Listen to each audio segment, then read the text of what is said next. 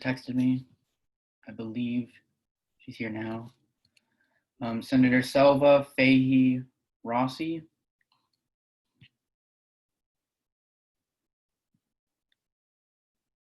Selva, Rossi, and Fahey. Awesome. Senator Mouget, Shaler, Promozic. Mouget, Shaler, Promozic. Oh, Nick Shaler just arrived. Okay.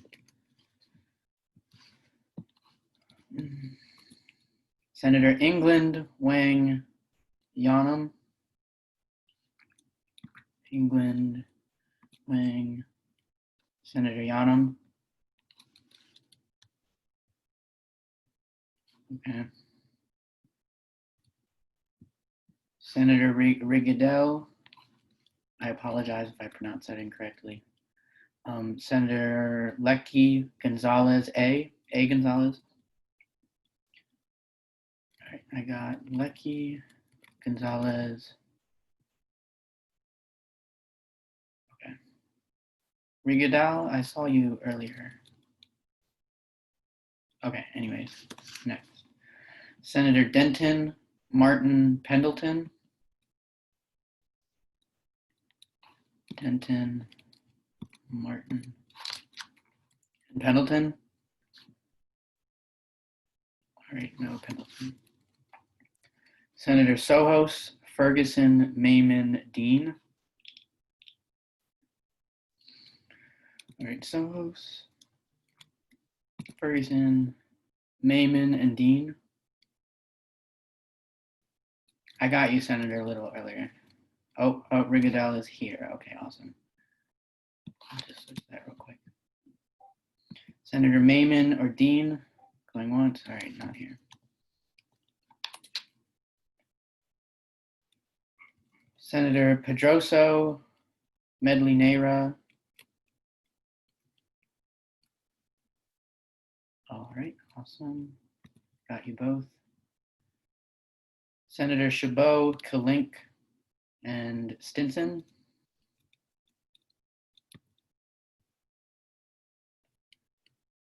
All right, no Kalink.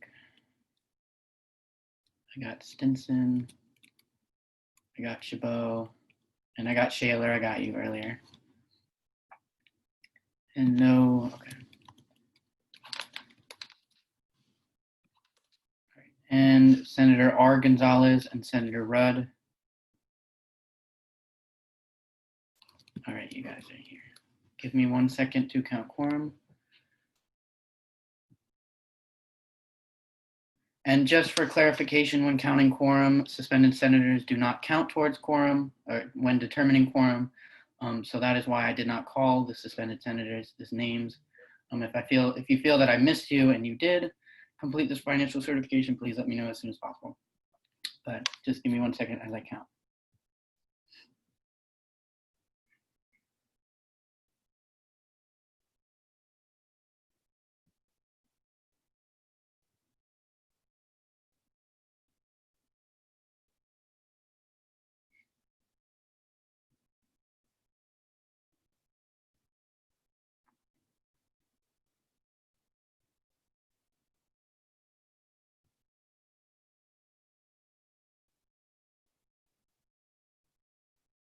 All right, we have 24 out of 31 senators that are not suspended. We do have quorum. Oh, I'm sorry, Senator Randall. I see you are here. Okay, my bad. And Senator Soto. My mistake. So now we have 33 senators and you guys are financially certified. So you guys are perfect. Awesome. We do have quorum, Mr. President. Thank you, Pro Tempore Harmon. With that being said, is there a motion for the correction and approval of the journal from 9/16/2020? Senator Gonzalez. Oh, sorry, I had my hand up for the roll call, but what was the thing? You motion for the correction and approval of the journal from 9/16/2020. So moved. Thank you, Senator Gonzalez. With that being said, Rudd, do you second? So seconded. Senator Rudd. With that, the journal from 9/6/2020 has been approved. We are now in student and non-budgeted RSO comments. I have not received any names in regards to the link. There's actually 2 names. So with that being said, we'll start with Ms. Shayna Cohen. Shayna Cohen, could you please raise your hand so I can unmute you?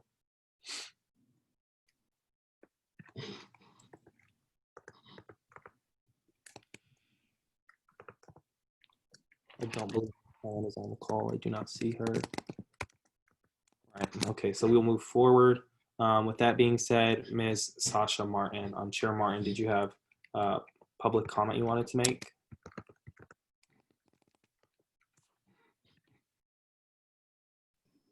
No, I don't know why my name would be on there, but I have no public comment. Okay, I did think that was odd as well. No worries. So with that, there is not a anyone who wants to speak in public comment in regards to signing up prior. But if there are any students or non-budgeted RSOs on the call who would like to make a comment, please raise your hand. Senator Sohos, did you have a point? Oh, no, I just wanted to make an announcement, if that's fine. Okay.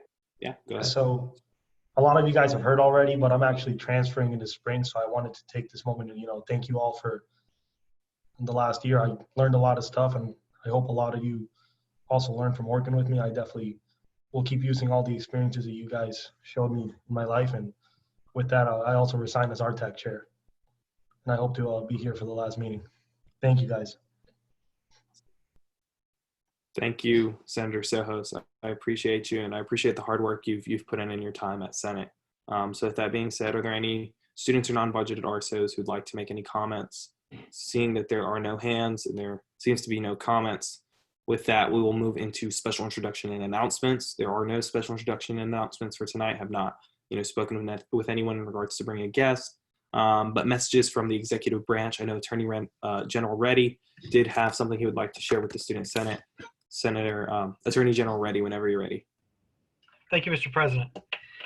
Good evening, Senators. I come before you tonight, unfortunately, to have to express my deepest objection and disappointment with a body that I called home for more than 3 years.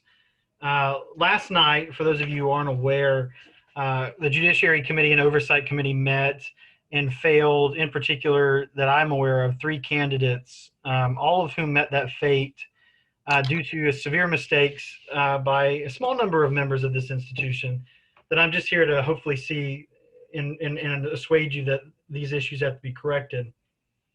And I start first with the failed nomination of the candidate for the Associate Justice of the Supreme Court.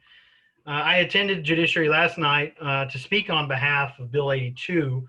Unfortunately, that bill could not be heard, but my time in the committee was well spent and it was not wasted. I witnessed 2 senators, one of whom is technically suspended due to a failure to complete financial certification, vote down and advocate for a nominee to the Supreme Court for the sole reason of having carried out the duty that every lawyer in this country must do. And that duty is quite simply ensuring that individuals have adequate representation in a court case. In the history of our country, I look no further than John Adams as an example of the standard, as the standard for why what was done in the Judiciary Committee shouldn't and can't be upheld. For even the likes of John Adams would not qualify under that standard, for he represented British officers at a time when doing so was seen by his peers as a betrayal of his fellow countrymen. And what John Adams understood, and what I hope every single one of you senators understand and the judiciary understands, is that every individual, no matter the reason for their case, deserves a fair trial, and secondly, competent representation. And to set a standard that because somebody represents a case that somebody doesn't like would set a bar that would make it very hard, if not impossible, to find law students willing to sit on the court and also advocate and defend students in the Supreme Court. And that is a very, very real issue, especially as it's hard enough to get involvement from the law school already. And that is a concern of my peers, as I am in my first year of law school. And I bring that to you tonight because there is no representative from the law school in the Senate. But I can tell you from the discussions of my peers, we are very scared of the precedent this would set. Now I also turn to the actions of the Oversight Committee last night, particularly the candidate for SOE. That was voted down.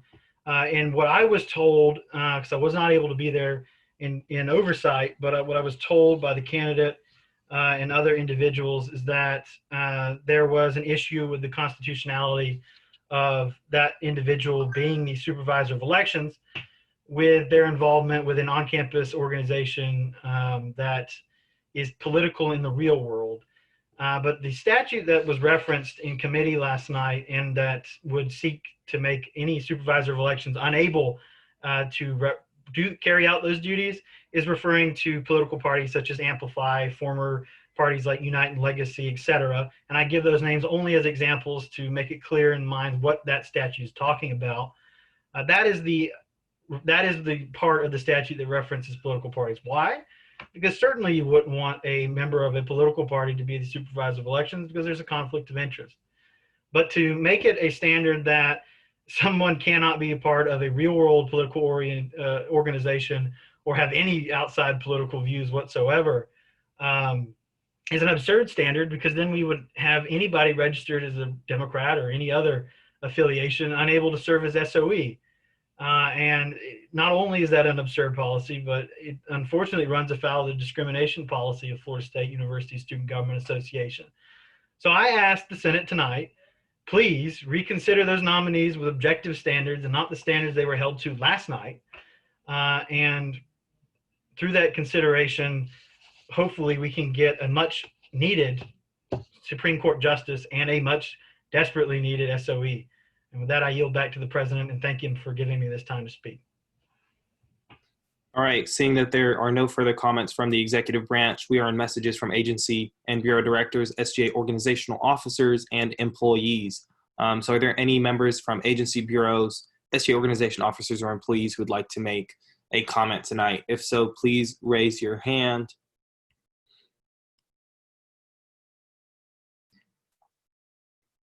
Seeing none, we are now in messages from the executive cabinet. Are there any members of the executive cabinet who would like to make a message?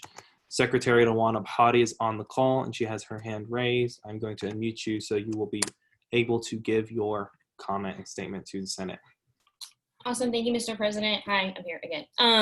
Hi, everyone. I hope you're doing well tonight. I did only have one announcement, but then the events, some events happened in Kentucky today, so I feel like I need to speak on two fronts. First one is there is a new SGA community calendar. It is up and ready. That calendar was created, with a couple of points in mind. One, given the coronavirus times, our online virtuality setting, even the smallest sense of community that can be created is huge. And I think that's what the community calendar is basically doing in consolidating all these information in one place. But the one that I think the point of another reason why it was made that speaks most to me is that it is trying to lower the gatekeeping that is held on SGA. I have heard so many people, I don't know when this event is. I didn't know if I was able to come. I didn't know Senate was open to me. I didn't know if agency events allowed non-identity affiliated people, et cetera, et cetera. So breaking down that barrier is huge to me. And that's what that Instagram page is for. There's 3 links in its link tree. If you have something that you want to be pubbed, send it. If like Oversight's doing something fun, if SLAW's doing something fun, we can pub it extra for you.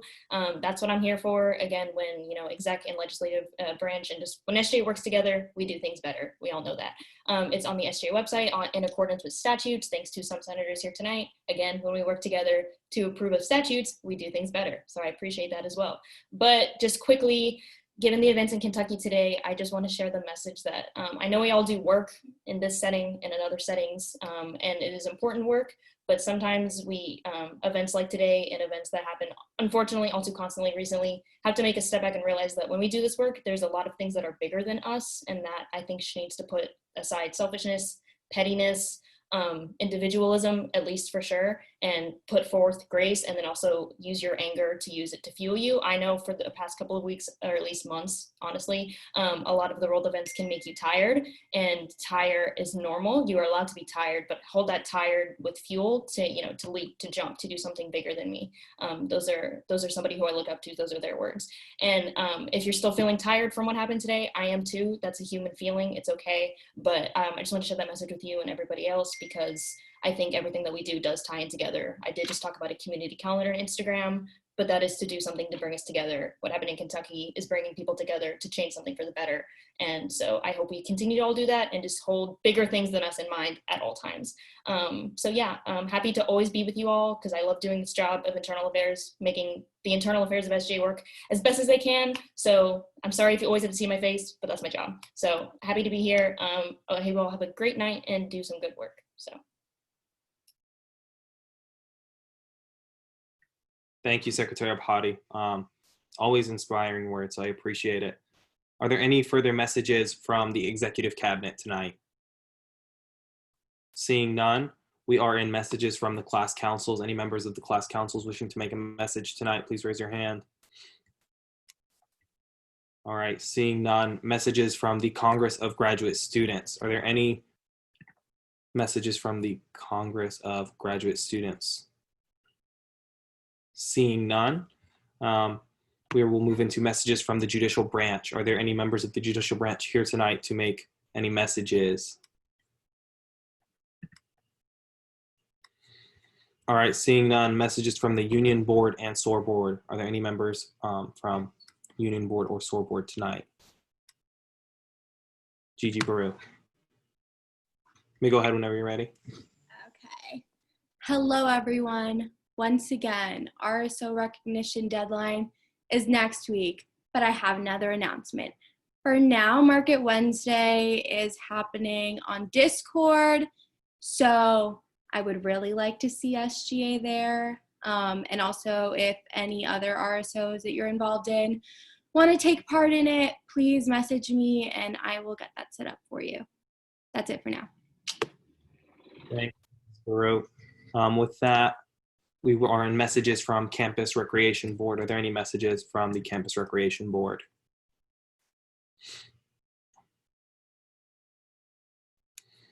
Seeing none, the report of the SGA Accounting Office. The remaining balance is for Senate projects, $32,000. For the Program Allocation Committee is $50,000. For the Resource Travel Allocation Committee, it is $60,000. And the Organizational Fund has $4,000. Are there any reports from Senate liaisons tonight? Any senators wishing to make a liaison report? Senator Silva. Hello, thank you. Hi, Senate. So I'm here on behalf of the Jewish Student Union, and they just wanted to express their deep sadness as we are all mourning the loss of the late Supreme Court Justice Ruth Ginsburg, a strong Jewish woman and advocate to many. If anyone needs anything or any support, please feel free to reach out to the JSU. And then just going off of that, I just did have some other announcements. So JSU is currently programming events for Yom Kippur, which is the end of the high holidays, in coordination with Hillel. If you know any Jewish students who would like to get engaged, please reach out. And details for a Jewish panel on research is currently being finalized with the Student Council for Undergraduate Research and Creativity. So keep an eye out for surveys to express interest in participation this week. The link should be available between Friday and Monday. And lastly, if any organizations you are part of are interested in working with JSU, please always feel free to reach out and contact them through their Instagram at FSUJSU or the exec's emails. Thank you. All right, Senator Yanam. Hi, everyone. So I'm speaking on behalf of ASU. They have a couple of events coming up in the next couple of weeks, as well as their affiliates do. So as I mentioned last week, Health Educated Asian Leaders is having a guest speaker, Dr. Danielle Lutz. She's an FSU alumni. She's speaking on her experience as an Asian student in medical school in America. That is on Tuesday, September 29th at 7 p.m. As well as AKD Phi, the Asian-oriented sorority here on campus, is having a sticker sale for breast cancer awareness. I have one of the stickers still on my laptop. They're very cute. I'm going to send all of this information in the Senate chat, as well as to Clerk Roy to have distributed within the Senate newsletter. But other than that, I'm done. All right, thank you, Senator Yanam. Senator Bateman. Thank you. I am the liaison to the Medical Response Unit, and I just wanted to talk about their partnership with University Health Service and a supportive role to for their Stomp Out the Flu program currently going on campus. You're able to get a free flu shot through University Health Services in the coming weeks, actually coming months as well, but the programs are currently going on through the next 2 months. So make sure to go get a free flu shot as soon as possible. And remember, like, COVID-19 isn't the only virus out there. So you guys have a good one. Thank you, Senator Bateman. So with that being said, are there any further liaison reports from senators? All right, seeing none, we are in the reports of committees. Chair Leckie from Judiciary. Whenever you're ready, you can make your report. Hey everybody, we met last night. We had 2 orders of business. We had the Supreme Court hearing where we did not pass the justice, and we had Bill 39, which we did pass. What I can say is I'm proud of the work that our committee does. We conduct oversight over both other branches of our government, and we provide advice and consent to the best of our ability. If anybody has any questions about what happened in our hearing, please read over the minutes. Our deliberations are in there. You can see what we said. And my committee members were respectful and did their jobs. And yeah, thank you, everybody.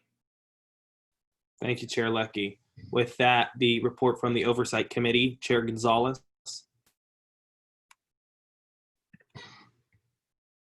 You can make a report whenever you're ready. Yes, thank you, Senate President.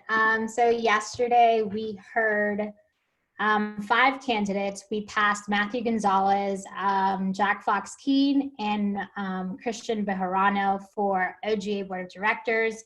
Really, really pleased with their interview and their overall, they were pretty amazing.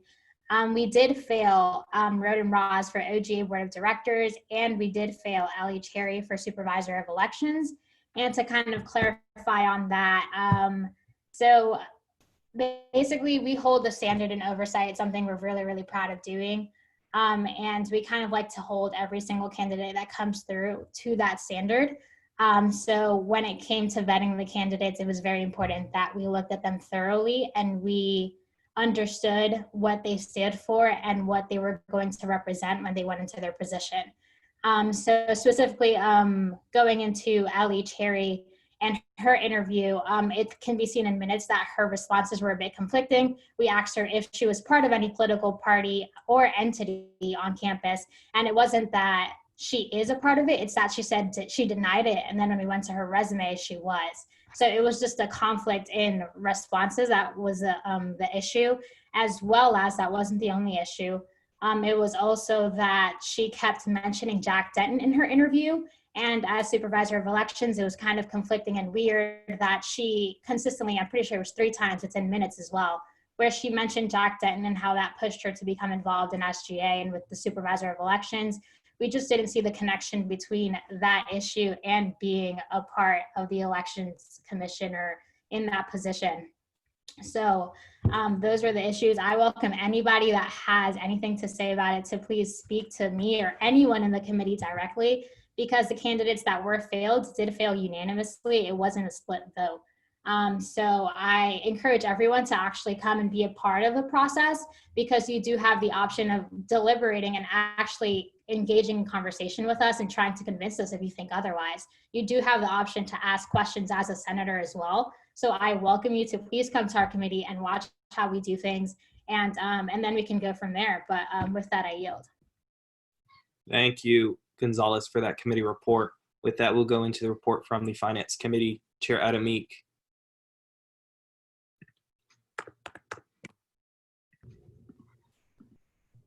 You can give your report whenever. Thank you, Mr. President. Finance met Monday at 8 o'clock at night. We heard requests, RTAC requests, and we forwarded both RTAC and PAC resolutions unamended. We also tabled Bill 87, and we heard 1 candidate for RTAC, which we forwarded unanimously to the full Senate, and she has our full support. All right, thank you, Chair Adamik. With that, Chair Gonzalez, or no, not Chair Gonzalez, I apologize. Chair Martin for Student Life and Academic Affairs. You can make your report whenever you're ready. Okay, thank you, Mr. President. SLAW met on Tuesday at 5:30, we passed Resolution 82, had really good debate about Suicide Prevention Month, looking into possibly having a sister bill to really talk about other things that are happening and really represent the voices of people, sorry. So yeah, that was the only resolution that we passed, and we are meeting this next Monday at 5 p.m. So anybody is welcome to come, and excited to see the resolution on the floor. Thank you, Chair Martin. With that, the Racial Inclusivity and Justice Ad Hoc Committee, I'm not sure if Chair Mercia is on the call. I believe Chair Mercia is still suspended, but we can go with Vice Chair Gonzalez. Yeah, so RIJ met Friday. It was a really, really brief meeting about updates about meetings and talking to student affairs, talking to FSUPD about different initiatives that we want to start on campus. But yeah, that's it. With that, I yield. Thank you, Vice Chair Gonzalez. The Rules and Calendar Committee met prior to the Senate. Pro Temp Harmon, you may make your report when you're ready. Hello, Senate. So we finally got through the bulk of our legislation. We were going to deal with a complaint, but after some logistical errors, we will probably be dealing with it next week. Resolution 78 was tabled and we were going to hear it, but the sponsor decided to withdraw it. Resolution 58 remains tabled. Resolution 60 was passed. Resolution 61 was passed. Resolution 69 remains tabled. Resolution 70 passed, and Resolution 81 did pass. And all other legislation remains tabled until the sponsors are able to make it. Other than that, we had a great meeting, good discussion, and we'll be meeting next week at probably 5 p.m. to just get through the bulk of it. And then after that, we'll move to 6 p.m. Because we probably won't have as much stuff. But yeah, hope to see you then in those weeks. Good night. Thank you, Pro Temp Harmon. With that, the Investigative Board Chair, Chair Chabot, would like to make a report. Whenever you're ready, Chair. Yeah, just to update you guys, we had one person come in last Friday to give testimony. All the others did not respond to the email we sent them, so we are requesting them to appear this Friday at 4 in front of the investigative board to give their final round of testimony. I hope that this will be the final time we have people come on, and then following deliberations, I hope to bring in members of the executive branch just to sort of see what's been going on and then wrap up the investigative board within the next few weeks. Thank you. Thank you, Chair Chabot. With that being said, the Budget Committee, I was told by the Chair of the Budget Committee, Chair Dean, that he did not wish to make a report. There was nothing that had occurred recently. The Survivor Advocacy Ad Hoc will be meeting later this week. And with that, we are now in Senate confirmations. We have 4 candidates on the calendar. We have 3 for the Board of Directors for the Office of Governmental Affairs, and we have 1 candidate for an RTAC seat within the RTAC committee. So for the OGA Director candidates, when I state your name, please raise your hand so that I can unmute you so we can begin this process for this. So we have Matthew Gonzalez for OGA Board of Directors, Jack Fox-Keene for OGA Board of Directors, Christian Bejarano for OGA Board of Directors, and then Gigi Baru for RTAC, for the RTAC committee. So with that, the 4 candidates, could you please raise your hands if you're on the call?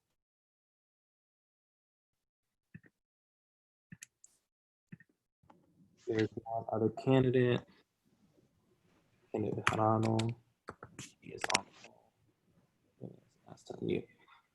All right, so for the 4 candidates, basically how this will go is, you're up for confirmation. So we will begin by giving each one of you guys an opening statement.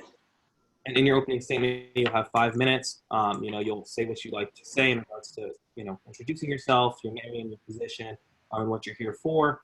Beyond that, whatever time you yield from those 5 minutes will go to your closing statement. And then you'll be given the opportunity by, senators on this call. They will ask you questions about your, for the position and your goals within the position, and just position questions as well as character questions. And then after that, you'll forward the candidates individually, and each candidate will be given an opportunity to make their closing, and then they will be voted on. With that being said, hopefully that clarifies the process for each candidate so that you guys are prepared to go through it. Beyond that, we will be starting by allowing each candidate to give their opening statement. Candidate Barreau, did you want to start us off for RTAC with your opening statement? And you have 5 minutes on the clock whenever you're ready. Okay. Hi again, guys. My name's Gigi. I'm a sophomore. I'm a political science and philosophy major. You've seen me make some announcements recently. I'm on what was formerly SOAR board, but is now Engagement Ambassadors. I do the finance. So basically, I kind of educate all the organizations on campus about how to get PAC and RTAC funding and money from organizational funds. And yeah, this will be my second year on RTAC, so that's fun. I've had a great year. It's been fun meeting a ton of new organizations and helping them get funding so that they can go on their trips and experience new things and bring their knowledge back to FSU.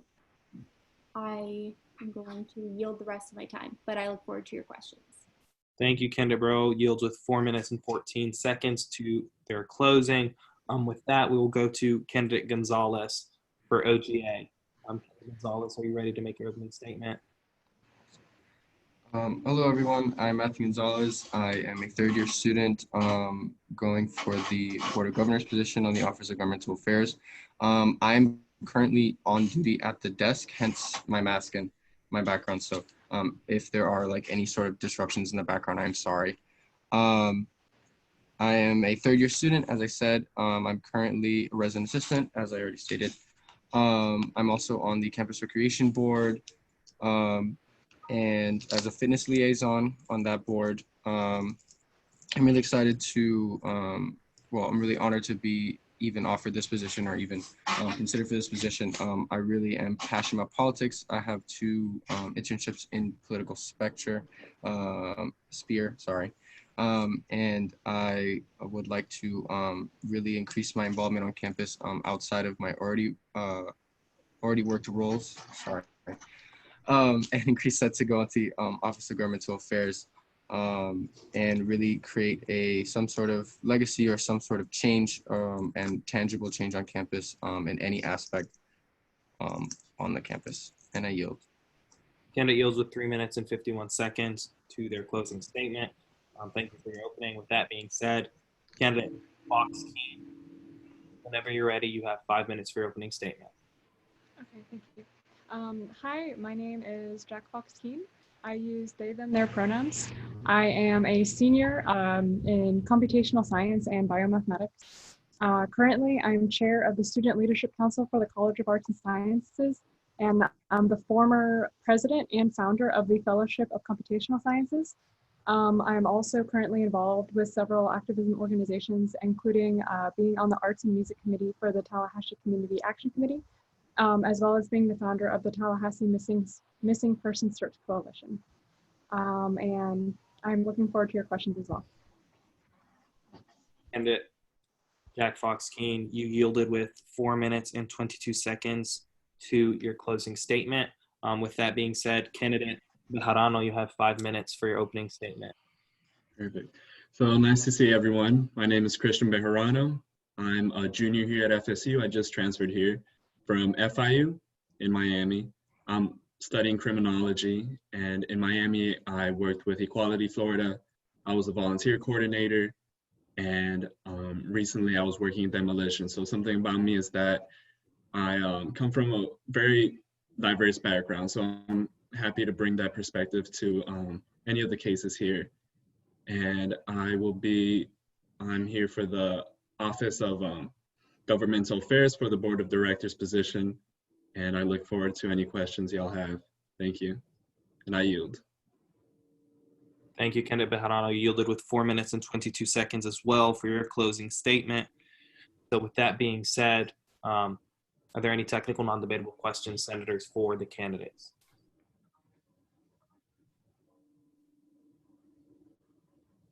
If there are no technical non-debatable questions, senators, I will accept a motion to go into questions in regards to position. Senator Gonzalez. So moved. Senator Wang. Senator Wang. So seconded. All right, so with that being said, are there any objections to going into questions in regards to the candidate's position? Seeing no objections, we are in questions in regards to the position for the candidates. Are there any questions about the candidates' positions?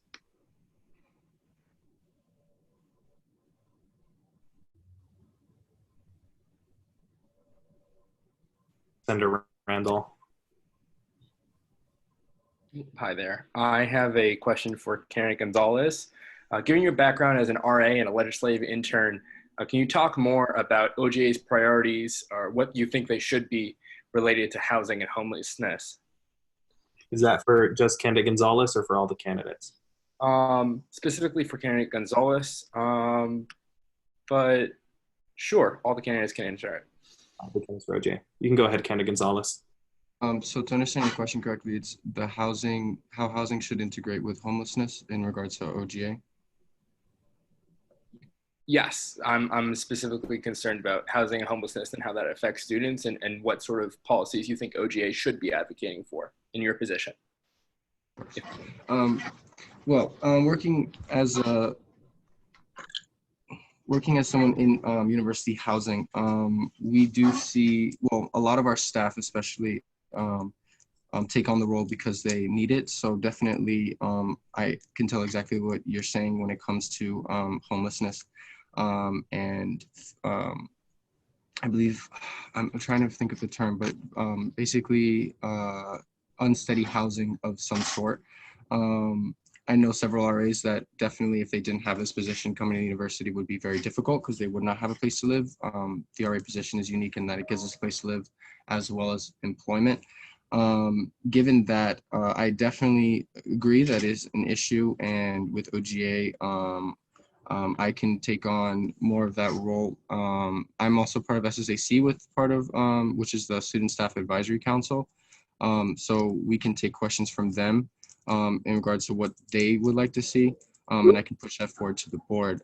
In addition to that, I can say that I think as part of an organization, we can really move forward with upper administration to really talk to housing, really get some more funds to help those that are in need of housing. It's very evident that the cost of housing on campus is kind of expensive, as well as the surrounding area. And we can definitely move forward and get more assistance with that to help students that are in need of housing. Thank you, candidate Gonzalez. Candidate Bejarano. Yeah. So at FIU, we had a program that had a grant set aside for individuals who were homeless, and especially those more at risk, such as minority students. And so I'll definitely be looking into what's the program here, if they have a grant set aside, and making sure reaching out to those in administration and push towards a grant if there isn't one already available for those who are at risk. Thank you. Thank you. Candidate Jack Fox Keene.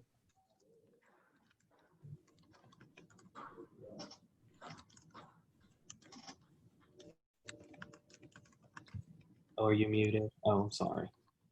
It's okay. Two things immediately came to mind for me. The first is Gender Odyssey has a transgender inclusive housing initiative and coalition. Right now, there is no student housing that is inclusive for the transgender community. So that would be something that I would want to push forward. And then the second thing is, as far as students who live in off-campus housing, and with the pandemic, for example, if you were a student that experienced a job loss this past summer, but if you weren't technically taking classes this past summer, you couldn't apply for financial aid. And I personally went through that experience as a student where I did lose one of my jobs, and then I had to end up moving and everything. And I feel like there isn't really a lot of resources that are available for students who aren't taking classes during the summer, but there are always still situations that happen during the summer, and you're still considered an FSU student during the summer. But you just suddenly lose all of your accessibility to resources. Thank you, candidate Fox Keene. With that, are there any other questions? Senators, in regards to position for the candidate. If there are no other questions in regards to position, I'll be entertaining a motion to go into questions on character for the candidates. Chair Gonzalez, So moved. is there a second to that motion? Senator. So seconded. All right, with that, are there any objections to going into questions on character for the candidates? Seeing no objections, we are now in character questions. If any senators have any questions in regards to the character of any of the 4 candidates up for confirmation tonight, please raise your hand at this time to be recognized.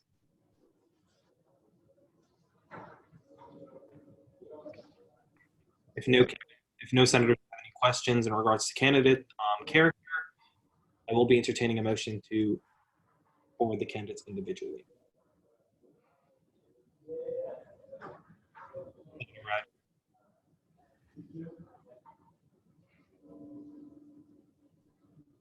I move to forward the candidates individually.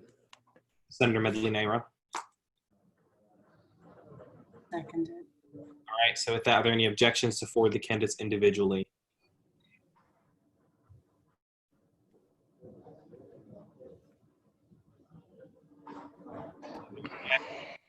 Each candidate is now been forwarded individually, so now we will go into the closing statements for each candidate. And after the candidates, you make your closing statements. Once all 4 of you finish your closing statements, we will go into individual voting minutes. So with that being said, we will start with candidate Bejarano. Candidate Bejarano, you have 4 minutes and 22 seconds for your closing statement whenever you're ready.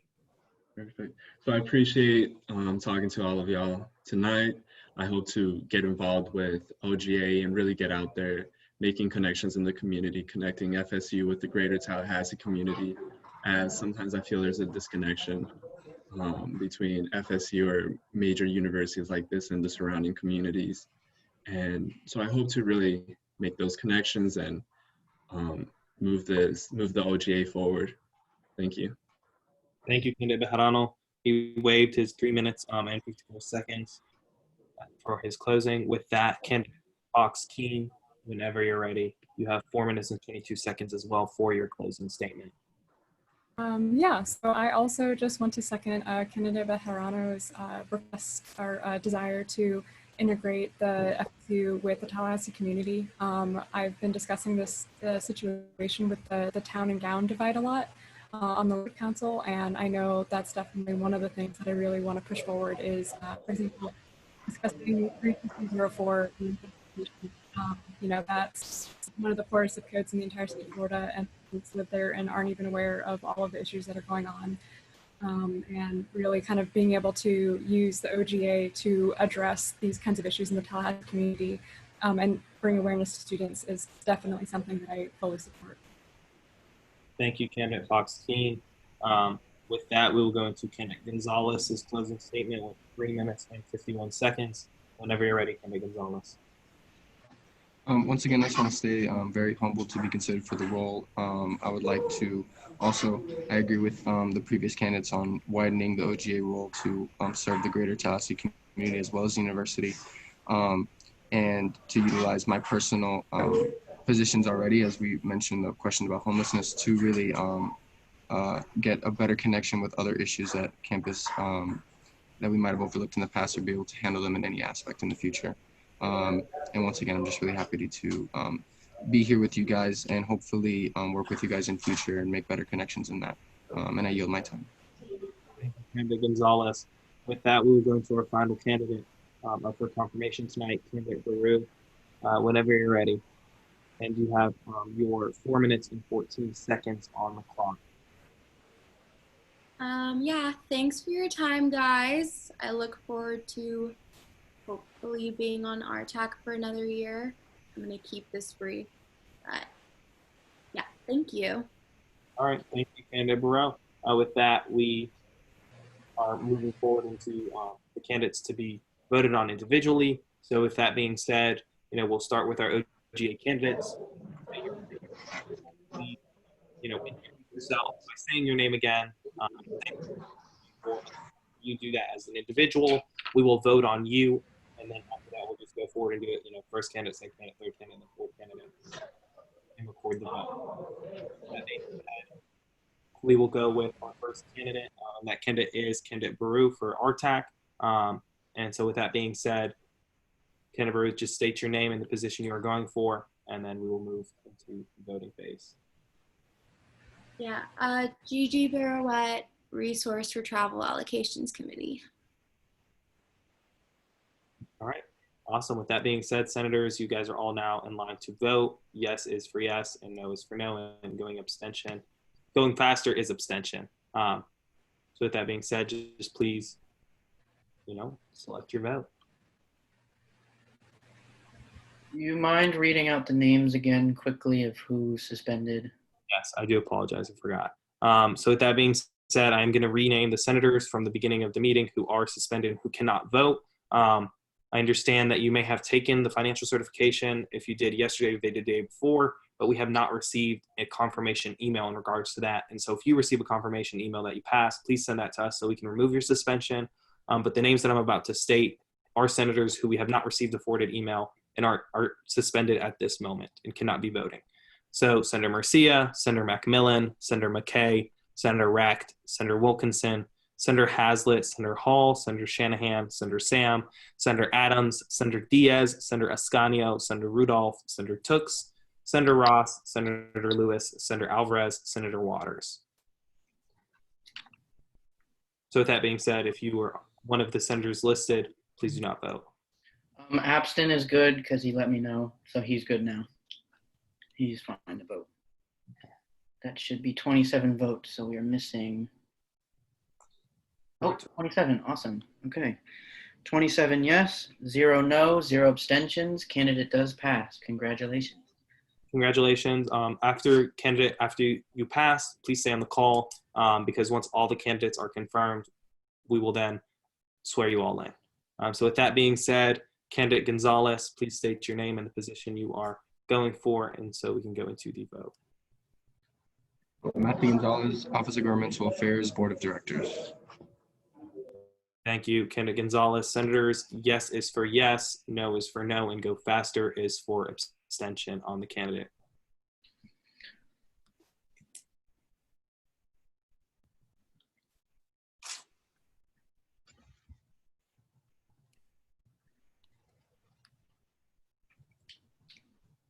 Senator Rossi. All right, awesome. We need 2 more votes. Senator Rigondeaux. Rigondeaux.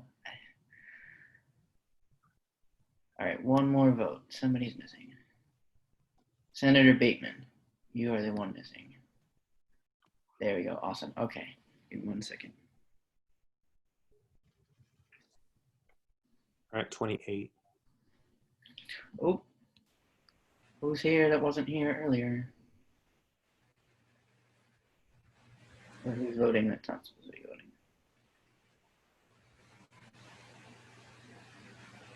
Senator Sohos, you also haven't voted. Okay, well, I'll figure that out, but let me just get the abstentions.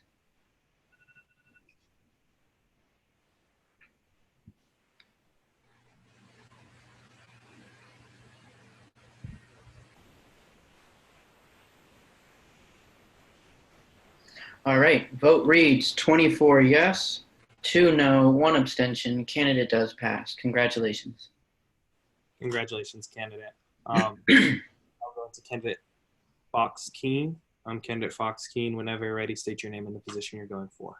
Yes, so Jack Fox Keene and the Office of Governmental Affairs for the Board of Directors. Awesome. So with that being said, senators, you are in line to vote on candidate Fox Keene. Yes is for yes, no is for no, and go faster is for abstention.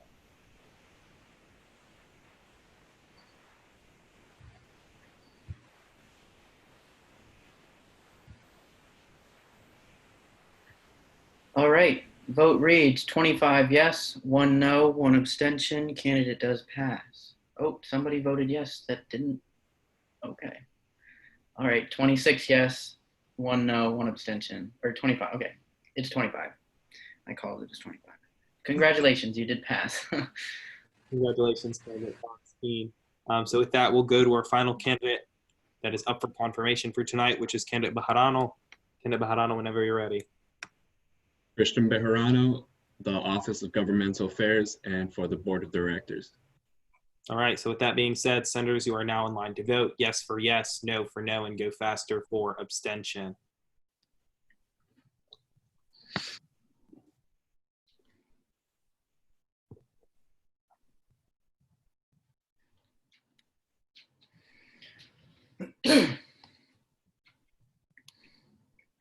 Senator, yeah, oh, you did it just as I said it.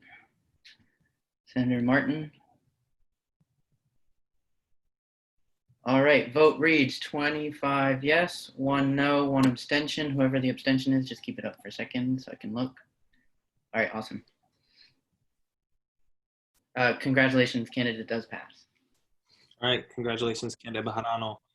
So with that being said, all 4 candidates up for confirmation have passed tonight. And so whenever you're ready, Pro Tem Harmon, you may swear them in with the oath of office. All right. Candidates for student body offices may choose to replace the words "so help me God" with "on pain of impeachment." Do you understand when taking the oath of office? Do you understand? All right. Are all the candidates unmuted currently? Okay, awesome. So can I have all the candidates raise their right hand, please? I, please state your name. I, Matthew Gonzalez. Promise to support and defend the Constitution of the United States of America. Promise to support and defend the Constitution of the United States of America. The state of Florida. The state of Florida. State of Florida. And the Florida State University student body. And the Florida And the State Florida University. State University student body. And I shall perform my duties to the best of my ability. And I shall And I shall perform my duties to the best of my ability. So help me God. So help me God. Congratulations. Thank you. Thank you. We appreciate your hard work. We appreciate you coming in tonight and being confirmed. We look forward to seeing the work you can do with OGA. I look forward to seeing the work you present with us when it comes to the legislative agenda and on our candidate bureau. So thank you guys for coming. All 4 of you can log off. You do not have to be on this call anymore. If you don't want to, you're welcome to stay, but you are not required to. So thank you all for coming. Thank you. Of course. With that being, you so it's a pleasure. It's an honor to have you guys. Senator Adamik, did you have a point? I have a motion. What's your motion, Senator? Pursuant to Senate Rule 10.14, I move to interjudiciary as a whole. All right. Is there a second for that motion? Senator Quinton England. So seconded. Are there any objections on the motion? Senator Lecky. I object. All right. So with that being said, I believe that this is like a motion that is non-debatable. I'm not 100% sure. I do want to check with the parliamentarian if he is on the call. If he's not, then I'll just have to look through statutes real quick. Parliamentarian Alvarez. The motion to enter committee of the whole is a debatable motion if there is objection. All right, so with that being said, we will treat it as it is a piece of legislation. So Senator Adamik, you will have 5 minutes to make your opening statement on why you believe this motion, why you made this motion. And then with that being said, after the debate and, treating like motion, pro con, technical non-debatables, all of that, we will go into allowing you to have a closing statement. And then after that, there will be a vote by the Senate in regards to whether or not to go into judiciary as a whole. So with that being said, you have 5 minutes on the clock, Senator Adamik, to, state what you'd like to state about your motion. Thank you, Mr. President, and thanks everyone. The Judiciary Committee has failed 2 separate candidates for the court in 2 weeks, which is probably a new record for them, but it begs the question as to whether or not we're even being reasonable with our expectations for these candidates. I can't speak to the first candidate because I wasn't present, but I was present for the hearing yesterday, and what I heard was a little worrying to me. The only 2 reasons I've heard so far the opposition provide for why the candidate for the Supreme Court shouldn't be confirmed is because first, he dared to do what good lawyers are supposed to do and provide strong advocacy for a friend in need in a case that certain senators had strong personal feelings about. And secondly, he failed to expand on questions that he was not asked in committee. I simply asked the opposition to present some reasons to the full Senate as to why we shouldn't even consider this candidate, because I heard their reasoning in committee and it was neither ethical nor legal for that matter. I take no joy in having to do this, but the events that unfolded have really given me no choice, because there is a wrong that clearly needs and deserves the opportunity to be righted. And with that, I'll yield. Senator yields 3 minutes and 48 seconds to their closing statement. With that, we're in technical non-debatable questions on the motion to go into judiciary as a whole. So with that being said, are there any senators wishing to make any technical non-debatable questions? Seeing no senators wishing to make a technical non-debatable question, are there any senators wishing to move into pro-con debate on the motion? Senator England. Yeah, I move to enter pro-con debate.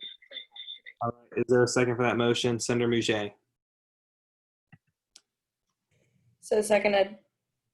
All right, we are in pro-con unless there's an objection to do so. Seeing no objection, we are in the, is there an objection? Senator Yonam, do you object? Your hand's doing a little something, I'm not sure. Is that a yes? No, sorry, I was trying to raise a point of information. All right, you can do that once we're in the first round of pro, which we are now because there's no objection. So Senator Yonam, your point of, was it point of information you said? Yeah, point of information for the sponsor. What was the vote, the vote for the Judiciary Committee's vote on the candidates? Senator Adamik, if you have that response, you can say it, but I know the vote as well if you do not. So you can go ahead, Senator Adamik. Oh, you're muted. I'm sorry.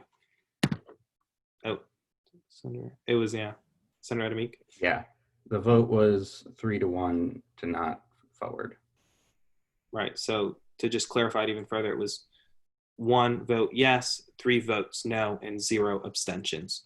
So with that being said, we're in the first round of pro in regards to the motion to go into judiciary as a whole. And just as a reminder for senators, for this motion to pass, it needs a 2/3 vote of the Senate to go into Senate as a whole. But with that being said, Senator England, if you'd like to speak in pro, there's 3 minutes on the clock. Thank you. Yeah, I just really want to say, those of you who served in the 71st Senate might remember the words of former Senate President David Higgins, who said that the main thing we're doing here is trying to get students involved, okay?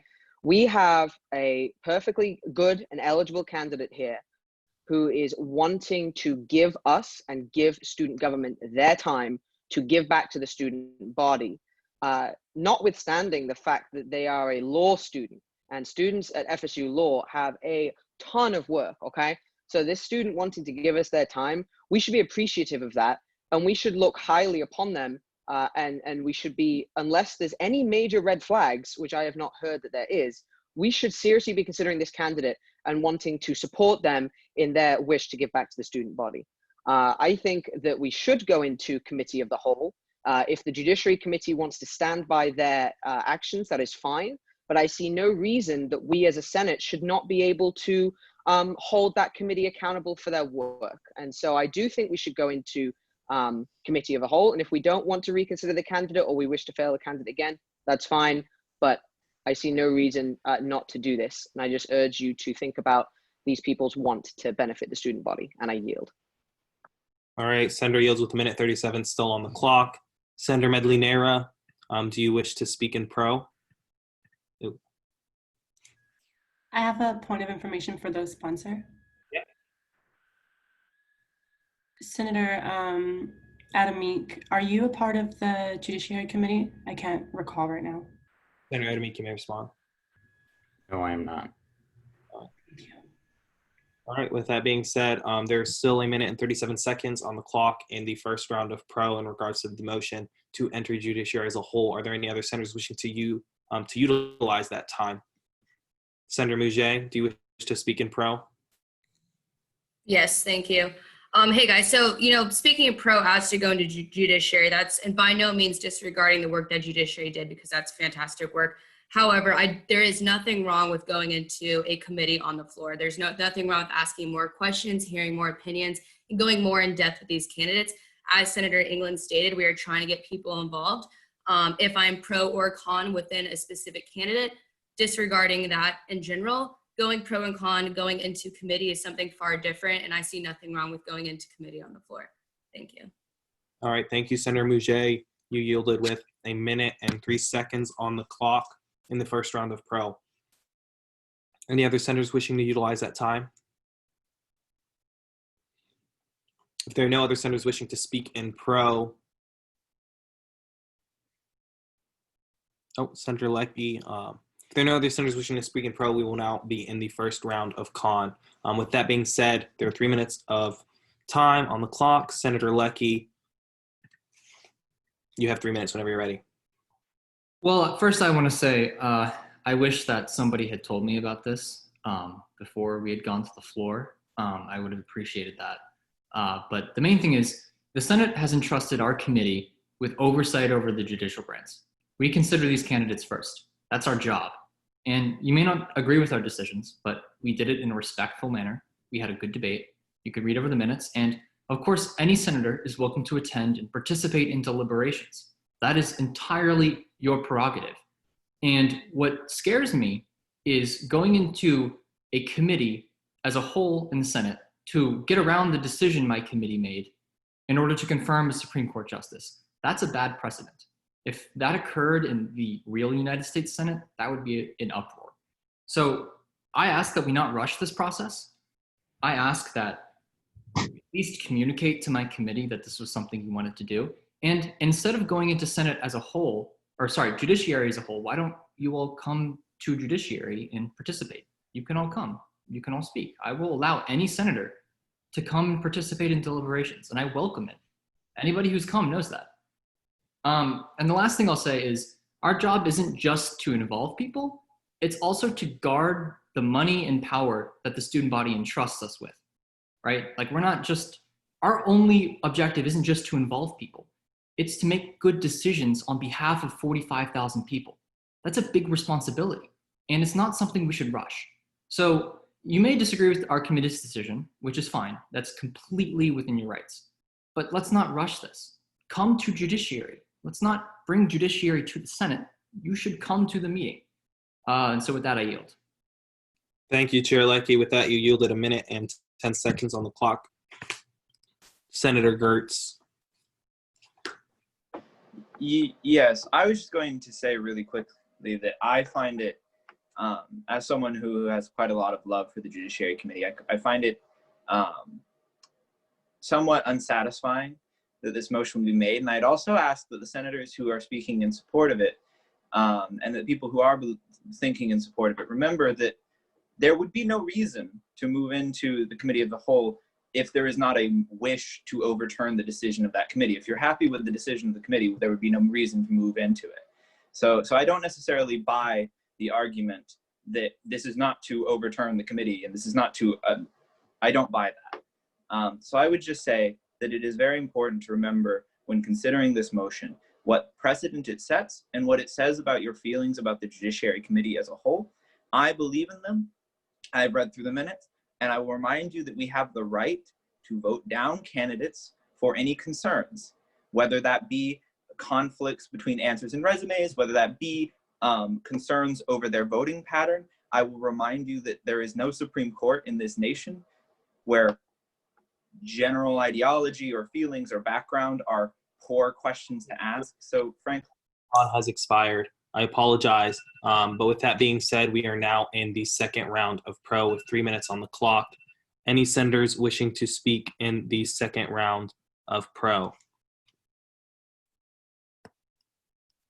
Senator Chabot, did you want to speak in pro? Actually, I have a point of information for the sponsor of this motion. Do you have any personal connection to the candidate that Judiciary failed? Senator, I do. Thank you.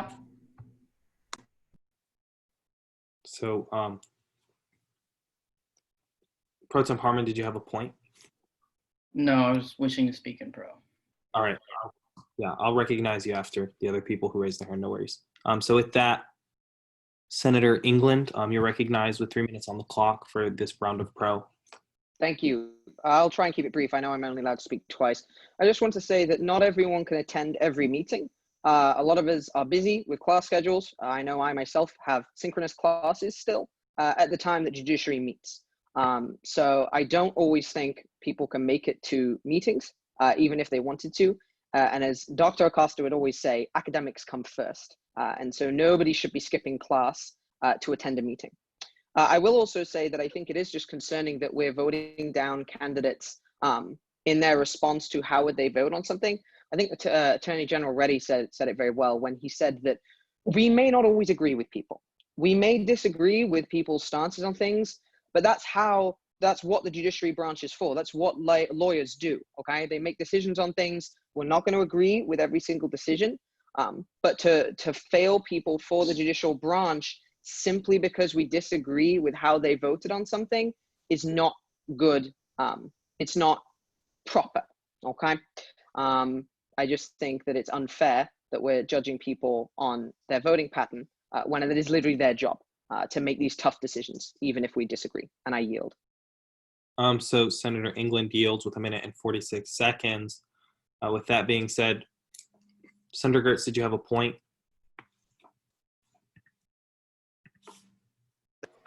Oh no, that just was left up from the last time. I apologize.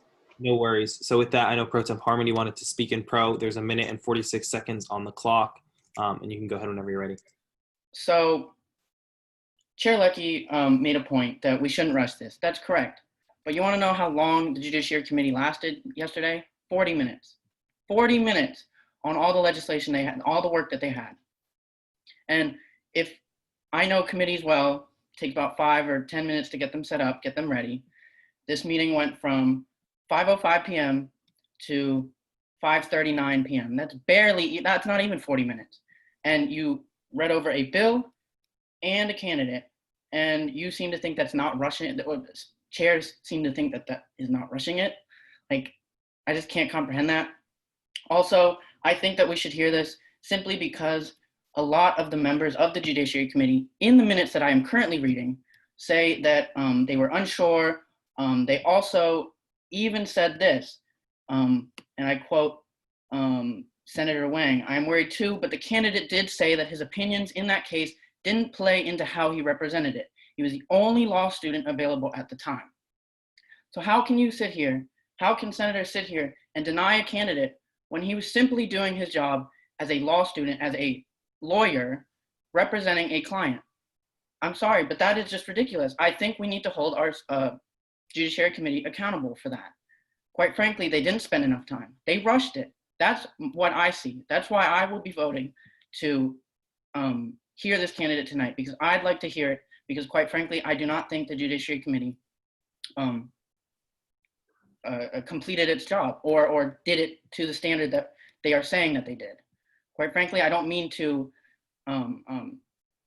attack the Judiciary Committee, but this is a matter worth looking into.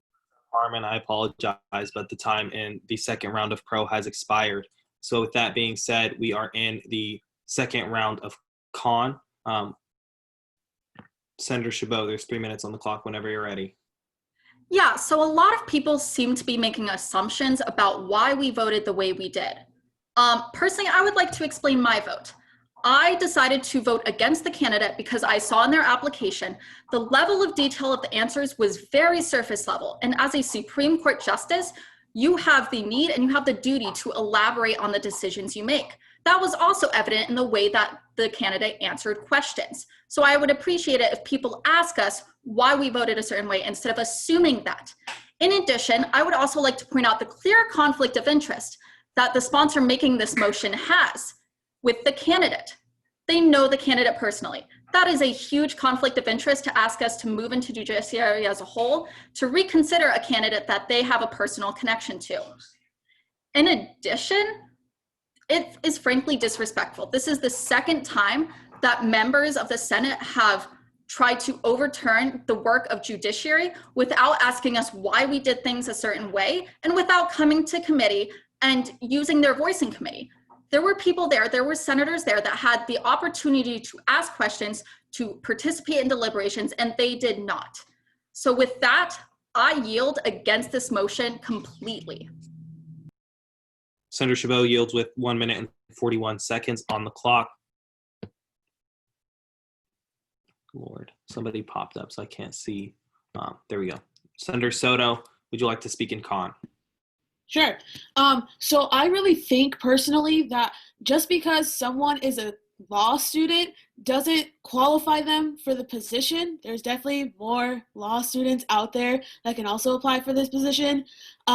So for that as like a reasoning to defend this candidate, to me, kind of like doesn't make sense. Also, it also doesn't make sense the fact that most of y'all just are completely bashing on the Judiciary Committee's work. And just because they met for a short amount of time doesn't mean that you can get a lot done like in a short amount of time, because you can. And they obviously got things passed, and they also voted on this candidate, which that to me is something got done. And yeah, that's it. With that, there's 52 seconds still on the clock in the second round of con. Senator Yanam. 52 seconds. I'm going to reiterate what a lot of people are saying really quickly, but the level of disrespect to try and overturn the decision of this candidate, especially from somebody who has a clear bias in terms of why they want to turn over the decision of the committee, is just astronomical. At the end of the day, Supreme Court justices can be approved or disapproved for any reason, any number of reasons. We have a right to look at their history, we have a right to look at how they would vote. That is the right of the Judiciary Committee. That is the right of anybody who comes to that committee meeting. Do I believe that you should not have to skip class to attend these meetings? Yes, I'm a student too. I understand Senator England's point as well. At the end of the day, this was not an effective way of communicating your grievances with the Judiciary Committee. This is very clearly a disrespectful motion in regards to how they conducted their business. With that, I yield. With that, the time in con has actually expired, so that was right on the dot. We are now in the third round of pro. However, Chair Leckie, you have a point, and you may make it. I was actually going to make a motion to extend the round of con by another minute, seeing as we have a few other speakers. I think it would be better if we went through this round of pro. All right. Then I withdraw. I appreciate it. So with that, we are now in the third round of pro with 3 minutes on the clock in regards to the motion to go into judiciary as a whole. So with that being said, are there any senators who would like to speak in pro? Senator Mouget, speaking in pro, this will be your second time speaking on this motion. So I just want to remind you that this will be the final time that you can speak. With that being said, 3 minutes on the clock. Thank you. I just kind of want to talk something out real quick. When people are speaking in pro to move to committee, no, and I don't want to devalue, how the committee feels bring about this bill. From a personal opinion, going back into committee, and I've said this repeatedly from meetings to meetings, I am by no means disrespecting the work in committee. I see absolutely nothing wrong. Me personally, I would like to see opinions from committee members or from senators who were unable to go to that meeting. I would like to hear those opinions before making a decision. At the end of the day, are we going to override what judiciary said? No. But if senators are unable to, for other obligations, not because they do not feel like going to committee meetings, would like to bring out another amendment or something changed from committee on Senate floor, I see absolutely nothing wrong hearing those opinions on Senate floor. Yes, work gets done in committee, and judiciary works every week. They get the most legislation. I see that week by week. You guys work extremely hard. But personally, I know senators who personally were unable to be there for other obligations, academic reasons, etc. And I would like to see those opinions and make a decision based off of that. Thank you. With that being said, Senator Mouget has yielded 1 minute and 48 seconds in the third round of pro. Senator Medley Nair, would you like to speak in pro? Thank you. Hi, Senate. I agree with, I'm not allowed to say people by name in debate, pardon me. I agree that the motion was biased. However, I feel like if senators do feel so strongly to share their opinions, let them I don't personally have any arguments. I don't want to disrespect the Judicial Committee. And I do think that it can be perceived as inherently disrespectful to call, to go back into Judiciary and Big Senate on Wednesday instead of going to the committee. But if people do feel so strongly, then please tell us. You know what I'm saying? I hope that made sense. Thank you, Senator Medley Neyra. With 59 seconds still on the clock in pro, are there any other senators wishing to speak in pro of this motion? Senator Gonzalez. Yeah, thank you. I'll try to make this quick because I only have 59 seconds, but I've been trying to unpack kind of where this motion came from. And personally, for me, IA, we take hours. When I tell you we take hours to interview candidates, to vet them, and to forward them, we literally take 3 hours to interview 5 candidates. So we literally take so long, and our deliberations especially are very, very, very long because we want to make sure that we are being fair and we are not being biased in any way. Obviously people have raised issues about us being long, whatever. Anyway, the point is that although I understand that it's disrespectful to go into Judiciary because I would hate for them to do that to me in IA, I understand that it looks biased, and because it looks biased, they deserved reconsideration. It's not an upfront. Senator Gonzalez, but the third round of pro has expired. So with that being said, we are now in the third round of con. Are there any senators wishing to speak in the third round of con? Senator R. Gonzalez. Yeah. I just wanted to say that I trust the Judiciary Committee, and we've already been here for an hour and a half, and we still haven't gotten anything done. So that's my piece. Thank you. Thank you, Senator Gonzalez. With that being said, Senator Oates, are you wishing to speak in con? Yes, but I actually wish to first make a point of information to Parliamentarian Alvarez. As far as I understand, in real, this actual Senate meeting, you can only overturn a vote at the end of the meeting. You have until the end of the meeting to pull that out. Seeing as the Judiciary Committee's meeting has already ended, is there any precedent or are there any rules relating to whether or not we are even able to overturn the decision of the Judiciary Committee to fail the candidate? Parliamentarian, the point was directed towards you, so I'll allow you to respond. In the situation where a standing committee makes a particular decision, whether it be passage or failure of a bill or passage or failure of a candidate or any other item on their agenda, if a senator were to move to reconsider, a motion for reconsideration would require that member having been on the prevailing side of the original vote or motion, and had they brought up a motion to rescind without 24-hour prior notice, that would require a 2/3 vote. And if they had given 24 hours notice for a motion to rescind, it would only be a majority vote. So just a quick clarification, you said that the person who moves to rescind has to have been on the prevailing side of the vote. For a motion to reconsider, they would have to have been on the prevailing side of the vote. For a motion to rescind, that can be made by any member of the body. And then the vote threshold changes depending on when notice was given for the motion. And that motion could be made now, should we enter the committee? Correct. Okay, thank you. I just wanted to make sure that we were debating about something that could happen. All right, thank you for the clarification. With that, we still have 2 minutes and 48 seconds on the third round of con for this motion. So with that being said, Senator Chair Leckie, this will be your second time speaking, so this will be your final time. However, you have 2 minutes, 48 seconds whenever you're ready. Well, I just want to say I have great respect for everybody here in Senate. I think that all of you are doing amazing work. And, I know we may disagree on this issue, but, I still have respect for all of you. But I did take some offense to the notion that Judiciary didn't take a lot of time on our candidates. My committee read the forwarding letter before we got to committee. They were very familiar with the application.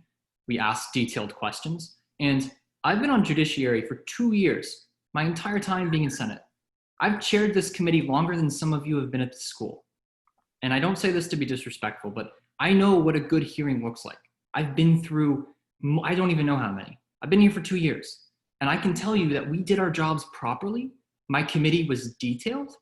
We considered every aspect of the application, and we took 40 minutes because we were prepared. We knew precisely what we wanted to ask. We deliberated. We talked to each other about the decisions we were making. And personally, I would have voted for the candidate, but I was chairing, so I wasn't able to. But I can assure the Senate that we did our jobs properly. I trust the decisions that my committee made, and to set the precedent that the Senate can enter a committee as a whole and overturn the decision of a committee, that's a bad precedent to set. If I disagree with a decision finance made, does that empower me to enter finance as a whole and then have the Senate overturn that decision? And the last point is, if people really did feel passionately about this particular situation, nobody reached out to me beforehand and said, hey, I can't make the meeting, but I feel strongly about this.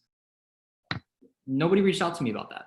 And so in the future, I encourage people, if you can't make a judiciary meeting and you feel strongly about something, tell me. I'll bring it up at the meeting for you. No problem. With that, I yield. With that, Chair Leckie yields 1 minute on the clock for the third round of con. Parliamentarian Alvarez, did you have a point you would wish to make? My apologies, I accidentally left my hand up. No worries. So with that, Vice Chair Chabot, this will be your second time speaking, and there's a minute on the clock. So this will be your final time speaking in regards to this motion. Thank you. So I would just like to address a few points that have been brought up by multiple senators. First off, the short amount of time that judiciary took to consider this candidate and also consider a bill. We took that short amount of time because we read over our legislation and read over our candidates beforehand, so we know what we're doing going in. The quality of the interview or the quality of the confirmation is not dictated by the amount of time that confirmation takes. Secondly, just because a candidate is willing to take a position doesn't mean they are the right candidate for that position, and it is our job to make sure that they are. Third off, if you have other obligations, if you have a class during that time, if you have another meeting during that time, please reach out to either myself or Chair Leckie, and we can see if we can work around that. We can ask our committee members, hey, there's a senator who really wants to come and hear this candidate. Do you mind if we push the meeting back an hour or move it forward an hour? We are more than willing to make those accommodations if we can. And third off, in terms of senators not being there, I apologize, Vice Chair Chabot, but the third round of con has expired. So with that, we are in the fourth round of pro with 3 minutes on the clock. Are there any senators wishing to make any statements in pro? Gonzalez? Yes, thank you. Oh, am I frozen? Hello? I can hear you.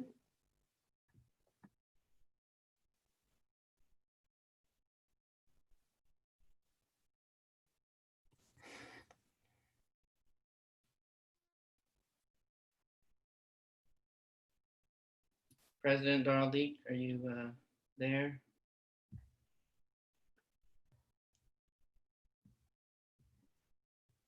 All right. I apologize. You're back. Okay, awesome. I don't know. I really don't know what happened. It started saying my internet connection's unstable, and then it just like everybody froze. I was like, uh-oh. Lord, I apologize. We still have 3 minutes on the fourth round of pro.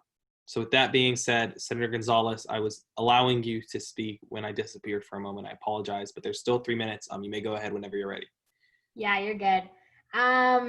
So I kind of just want to laugh right now because personally, right now, what I am hearing is that you don't think the Oversight Committee was prepared enough, and that's why we took so long. Maybe that's not what you're saying, but that's what I am hearing, which is definitely disrespectful to me and to my committee. But with that said, like I said, I was trying to unpack this, and although I understand, I read the minutes as well, and I understand you know, the restraints from this, because I personally thought the Culver case had nothing to do with his ability to be a Supreme Court justice. I saw it, and I mean, I trust the Judiciary Committee, I do, but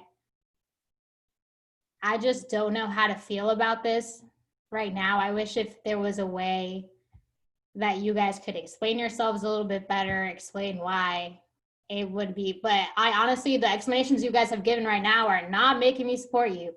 But yeah, what about you? So 1 minute and 51 seconds have been yielded in the fourth round of pro. I apologize, the fourth round. So with that, Senator Yanam, do you wish to speak in pro? Do you wish to have, no? Okay, nothing. Got it. A point, maybe? No? Okay. Senator Chabot, did you have a point? Yeah, point of information, since everybody seems to want to know this. Can the members of the Judiciary Committee please explain why they did not forward the candidate? Yeah, that's appropriate. That's an appropriate point of information. And I think this will clarify a lot of the disputes. So we can start with Senator Wang. Yes. Also, there is Senator Marcia here with me to explain her decision if we want, but she does not have rights right now, so I don't know how that would work. No, I would rather just hear from you, Senator Chabot, and Senator Wang, who are still, full-fledged senators on this decision. So with that, Senator Wang, you can start us off.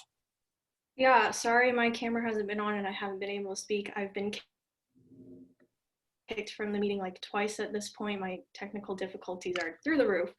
I'll just quickly explain my vote.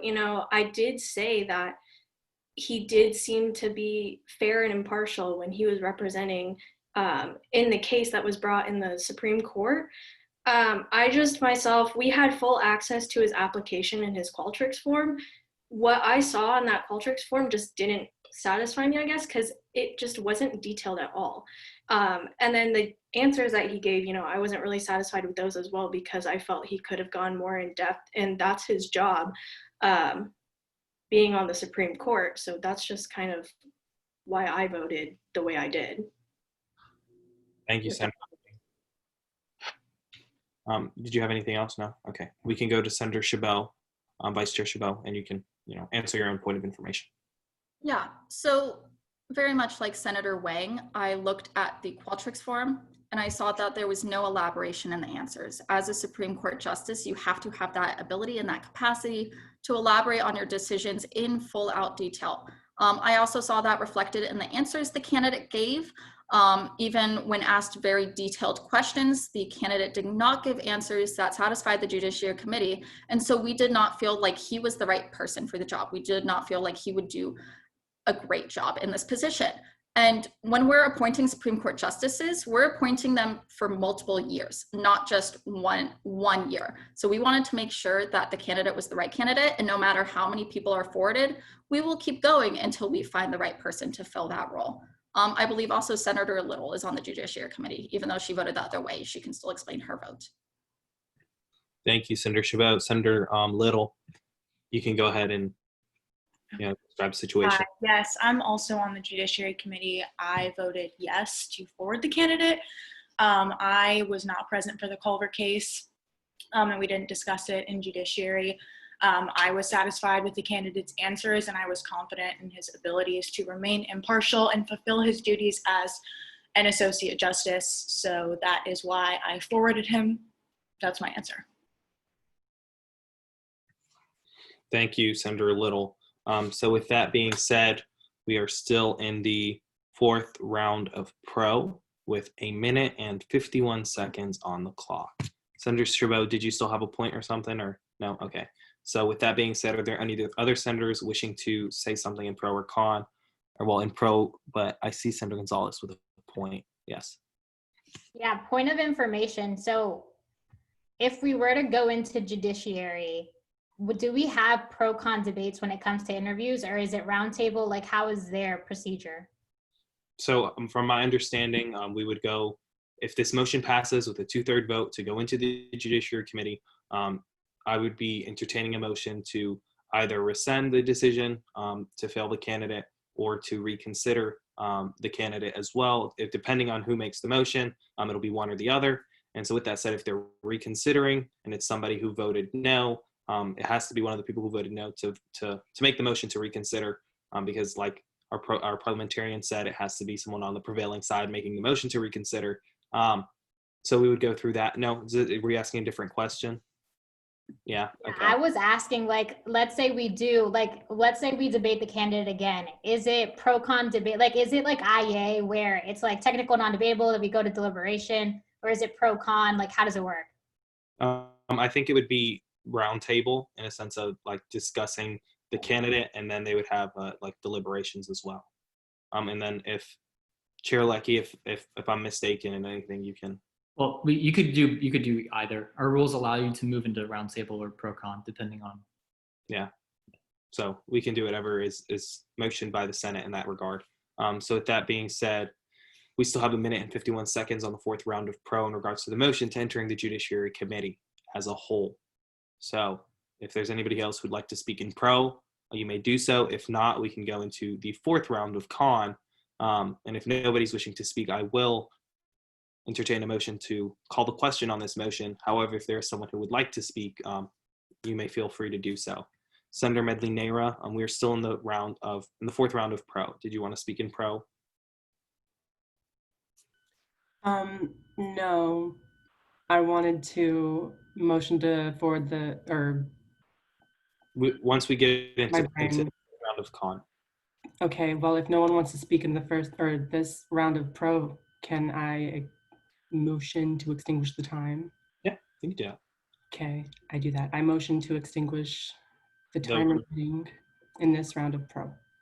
Senator England, do you second? Yes, sir, I do. All right, so with that, we are now in the fourth round of con. If there are any senators wishing to speak in con, please do so. If there are not, I don't see any, I will be entertaining a motion to call the question. Senator Gertz, are you wishing to speak in con? I have a point of information for the sponsor of this motion. All right, what is your point, Senator? My point of information is just a quick clerical one. To the sponsor, were you in attendance at the Judiciary Committee? And if so, did you debate within the Judiciary Committee? Where's Senator Adamik? Could you please raise your hand? I can't find you. Oh, he's unmuted. You can go ahead whenever and respond to that. Awesome. To answer your question, I was in attendance and I did not debate because I respect the autonomy of committees that I'm not a part of. So I did not want to interject my opinion then into a decision that was being made. However, I believe that there were some errors with the decision being made because of the reasoning behind why the candidate was failed. All right. Does that satisfy your point, Senator Gertz? Yes, it does. And if I could, I would like to speak in the final round of con. Hopefully, have you spoken twice yet? I've spoken once. All right. That's what I thought. I just wanted to be sure. So with that, there's still 3 minutes. You can go ahead and speak in this round. Yeah. Sorry. First of all, I know everyone wants to move on, so I will try to keep this as brief as possible. But I think it is very telling as to the feelings of this committee and as to the feelings of this Senate that we have listened to why the Judiciary Committee voted the way they did. They've told you their opinion. After 2 rounds of pro and con debate, they told you their opinions, which indicates to me that the people supporting this, did not ask them their opinions beforehand, which is disrespectful, not on a senatorial level, but on a personal level. On a personal level, that is very disrespectful to move to overturn the decision of a committee without asking them for their reasoning. Furthermore, I think it is highly interesting, is the word I will use out of etiquette, that we can respect the autonomy of a committee, but move to overturn its decision on the Senate floor. After it has been a long-standing precedent that any senator may speak in any committee, however, they may not all vote in every single committee. At the end of the day, people disagree with the decision of the Judiciary Committee and wish to overtake the power of the Judiciary Committee to confirm or deny Supreme Court justices. I think that is wrong. I think that is a poor precedent to set.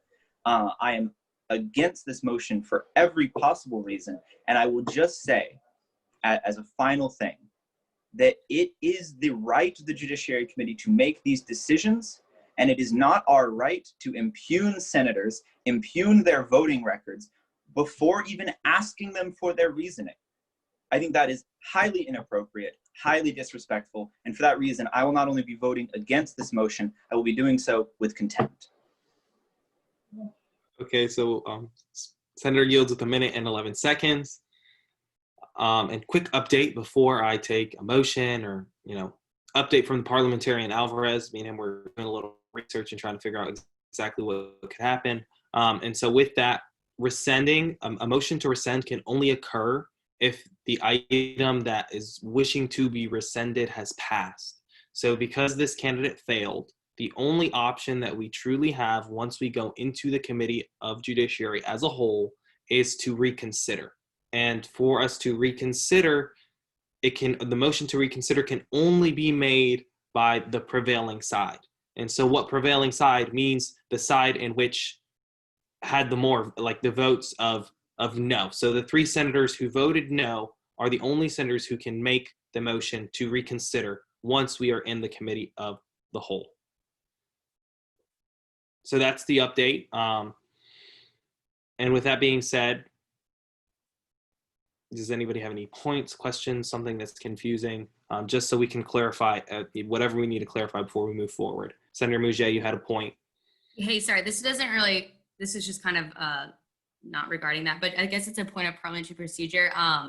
Like we're all passionate individuals, but I think when we were in face-to-face Senate, like we were never clapping or snapping, like when people were speaking pro and con, just because of the professionalism of it, and also like the gestures and the eye rolling when people are talking. I find it's very distracting when you're speaking, and like I just wish we could like respect each other when you guys are debating, because that's what Senate's all about. I love a good debate, but just like the gestures and the eye rolling, and I just kind of find I think we should keep it professional on that end. Thank you. Thank you, Senator Mouget. Just to echo the senator's sentiments, senators, please refrain from unprofessionalism, because that's not appropriate in any capacity in our positions. We're all elected and here to represent students, and not represent, pettiness, to say the least. But with that being said, are there any questions, concerns about how we're going to be moving forward? If there's any other senators who would wish to speak in con, with the 1:11 that are left, they may do so. If not, I will be entertaining a motion to vote on the motion to go into the committee as a whole. Does Brendan, you have a point? Yeah, I just have understanding the new rules. I have a point of information for those in the Judiciary Committee on the prevailing side. Are any of you willing to make a motion to reconsider so that we do not move into the committee and then find that we can do nothing? So I would just, yeah, I'll allow Senator Leveau and Senator Wang to both respond, because they're the only 2 senators who have that authority at this time. I apologize for the noisy background, but no, I will not motion to reconsider. I also will not. All right. So with that, I'll be entertaining a motion to vote on the motion to go into judiciary as a whole. And again, that motion to be passed needs a 2/3 vote so that we can go into that committee. It's a lot. That was long words. But with that being said, Senator Rihanna. I move to call the question. All right, Senator Randall. Senator Randall, do you second? So seconded. All right, so with that being said, are there any objections to the calling of the question on the motion to go to judiciary as a whole? Seeing none, we are now in line to vote, senators. However, the sponsor who made the motion originally, Senator Adam Meek, you have 3 minutes and 48 seconds on the clock for your closing statement whenever you're ready. Do I have to unmute you? I apologize.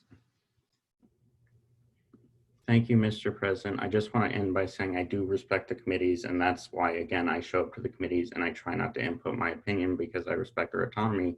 But I will also say that there's a reason this provision exists, right? I didn't make it up. It's in our rules to be utilized for situations just like this one. Also, I will address the fact that there was a lot of use of the phrase "I don't know" in committee, but there were never any additional questions asked.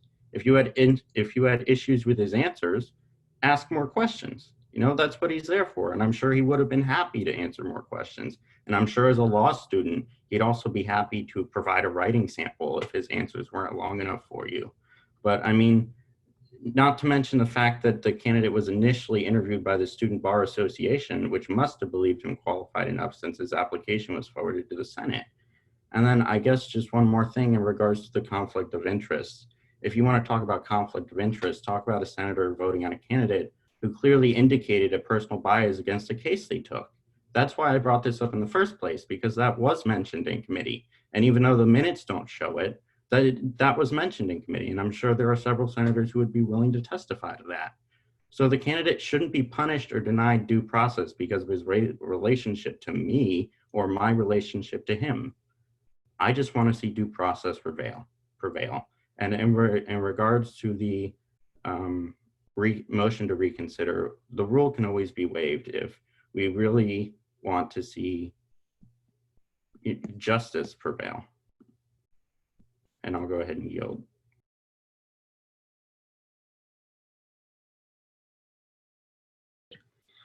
Senator yielded with 2 minutes and 8 seconds. With that being said, senators, you are all now in line to vote. Yes is you agree with the motion and think we should go into the committee as a whole. No is you do not agree and go faster means you have a moral obligation or obstacle in a sense that will not allow you to make a yes or no decision.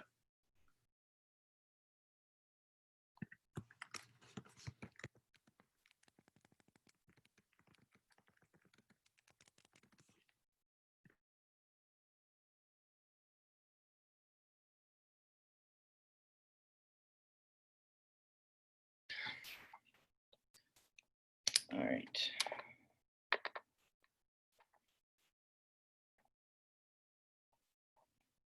We should have 26 people. That's 25. Someone is missing. Oh, Sohos is coming back in, so give them a second.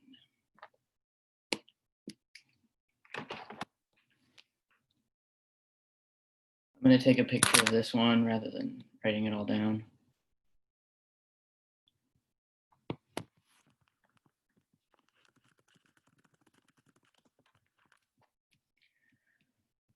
All right.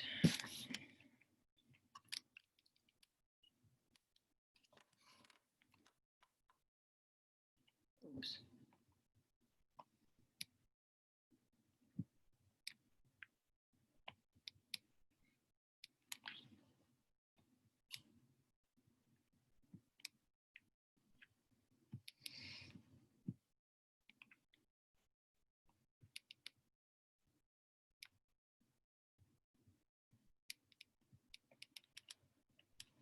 All right, vote reads 15 yes, 11 no, 1 abstention. I don't believe that reaches the 2/3 threshold. Let me just do the calculations, but I'm pretty sure that's correct.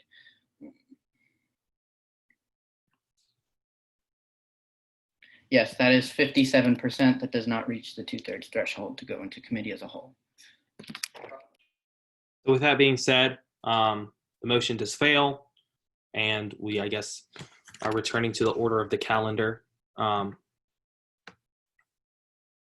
We are on the consent calendar. Consent resolution number 24. The Society of Professional Hispanic Engineers was zero funded in RTAC. It was referred to and heard in RTAC, and it had also passed finance. However, it was zero funded due to the fact that the people in charge of that organization, that RSO, ended up paying for the registration prior to the application for their RTAC. And basically that's not allowed because we can't kind of backtrack and fund, things prior to the date of them requesting funding. It was just a logistical error, which really stuck. We're not able to fund this organization because they made a mistake thinking that they were required to pay prior to making the application. But with that being said, I'm not sure. I don't think that we have to read this resolution in full because it was zero funded. But you can correct me if I'm wrong, Pro Tem Harmon. Do you think that we'd need to hear it and have a vote on it? To my knowledge, you do. I'd rather just play it safe than sorry, but totally up to you. it. Do you have a copy of the consent resolution that you can I'll pull pull up? it up in a second. Yeah.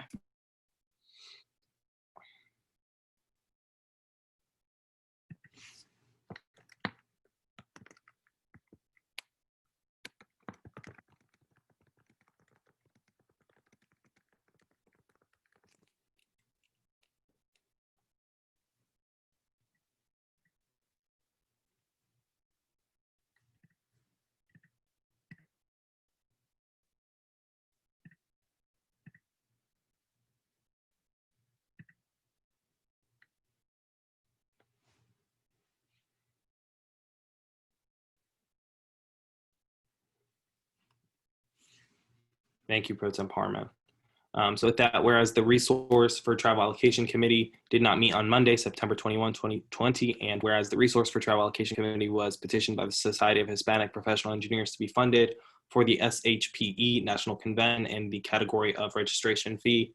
And group SHPE was planning to travel on October 26th to October 31st. I believe it was a virtual convention. There was 16 travelers. The expense was $0, reimbursement $0, and registration fee $0 for a total of $0 and a total of the consent resolution for $0. So with that being said, is there a motion to accept consent resolution 1?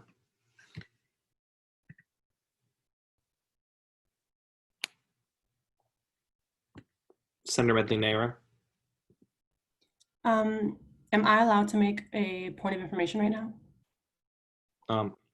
Yeah, sure. What's up? Okay. Is Senator Yanam still in charge of RTAC right now? Senator Sohos is, but he resigned as the RTAC chair at the beginning of the meeting. But he is still the sponsor, so he's still able to. Oh yeah, I'm sorry. He should be presenting and giving us an opening statement in regards to his resolution. Okay. Well, this is. Okay. Never mind. Thank you. Senator Sohos, because I believe the only way that the sponsor is supposed to give a presentation in a 5-minute opening would be if there's an objection to accepting the resolution. From my understanding, right? Okay. So, Senator England, you had a point. Yeah, I just have a quick point of personal privilege. So when we were in committee yesterday, Senator Sohos, I believe, referred to this as consent resolution 24, and it's just as consent resolution 1. Can we just double check that, can we just double check which one it is? Just want to be sure. It's 24.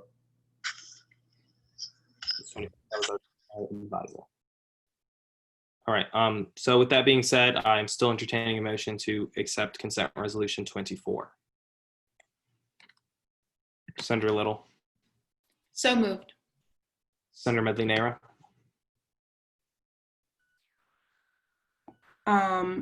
I had another point of information, actually. My bad. Sorry. We're in the middle of a motion. Yeah, why? Can I object? Yeah, you can object, but if you object, we'll have to go into the resolution as a debatable one in that regard. So Senator Sohos would have to discuss it and make his opening statement and then go into technical non-debatables and such. Did you want to withdraw your motion, Senator Little, so that way she can ask her point? Senator Little withdraws her motion. Senator Medley Neyra, you had a point of information. Yes, thank you.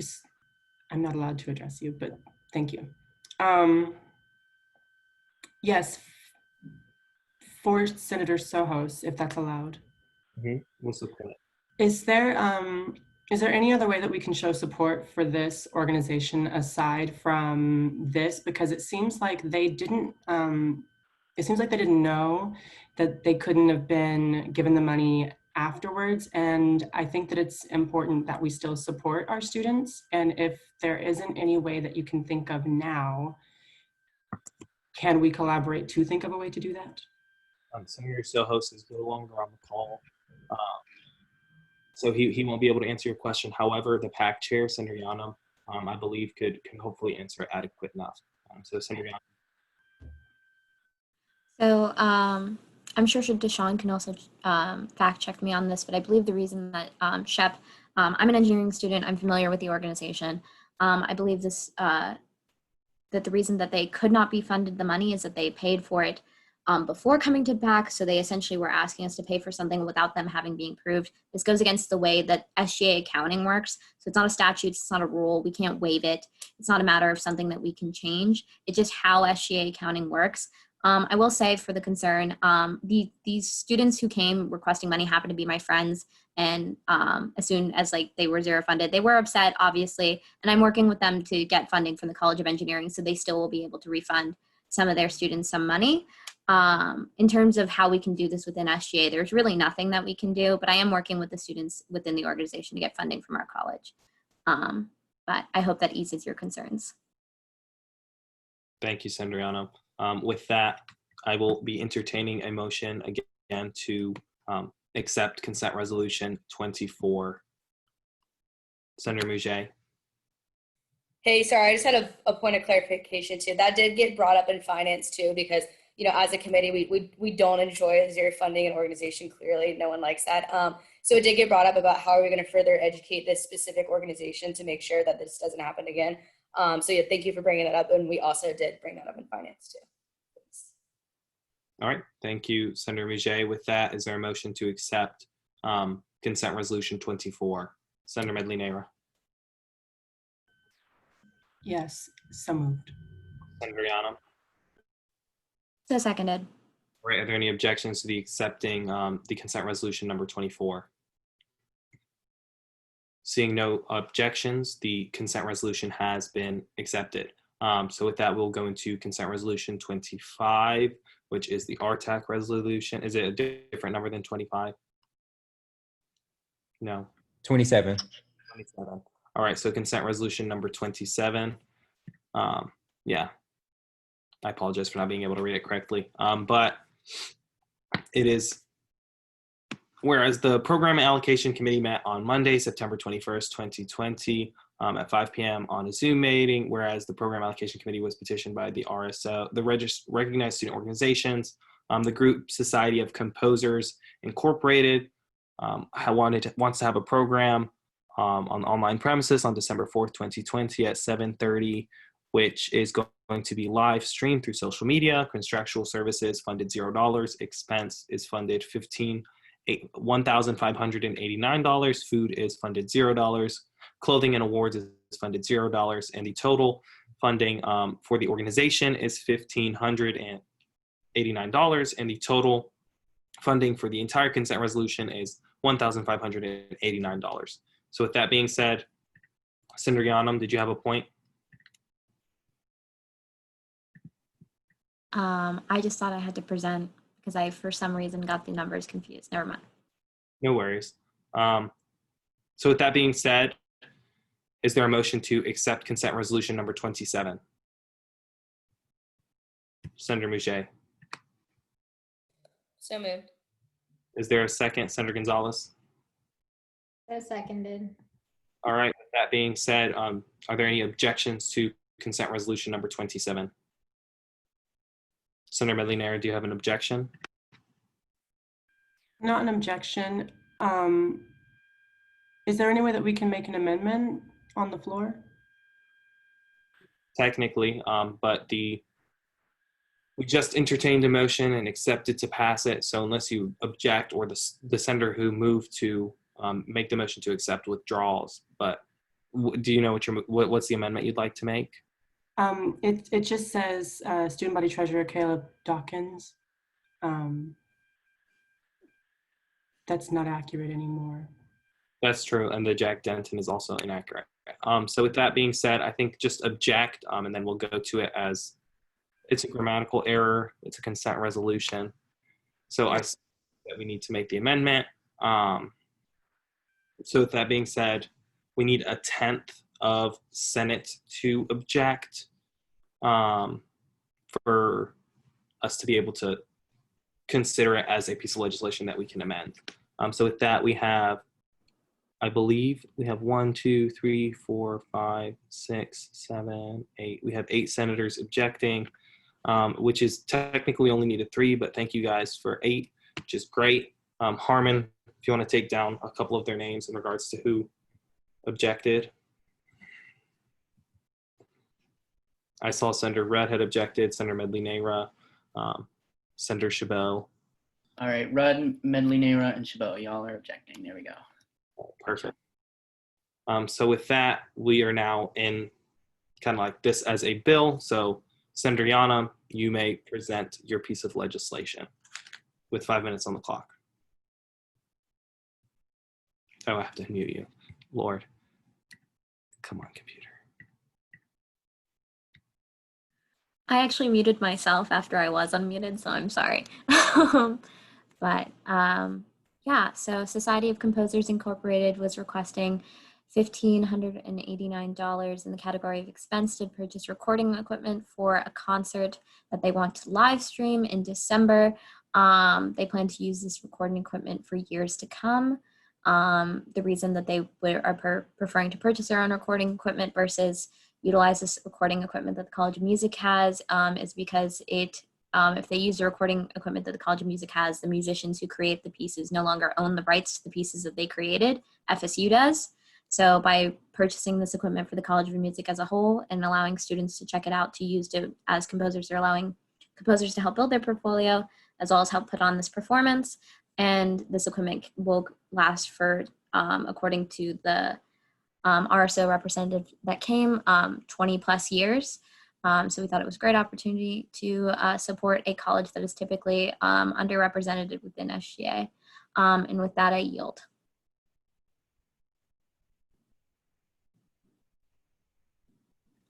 Three minutes and 57 seconds on the clock is what the senator yielded. So with that being said, we are now in technical non-debatable questions on consent resolution number 27. Are there any technical non-debatable questions, senators? Senator Chabot, did you have a technical non-debatable? I think it might have been from when she was objecting. Yeah, it was. So with that being said, is there a motion to go into pro-con debate on the consent resolution? Senator Medley Nera. So moved. Is there a second? Senator Randall. So seconded. All right, with that being said, are there any objections to going into pro-con debate on consent resolution 27?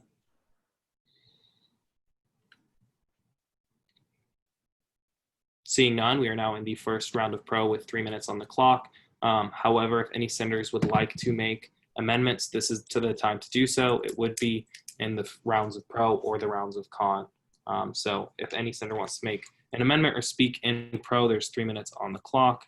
Senator Medley Nera.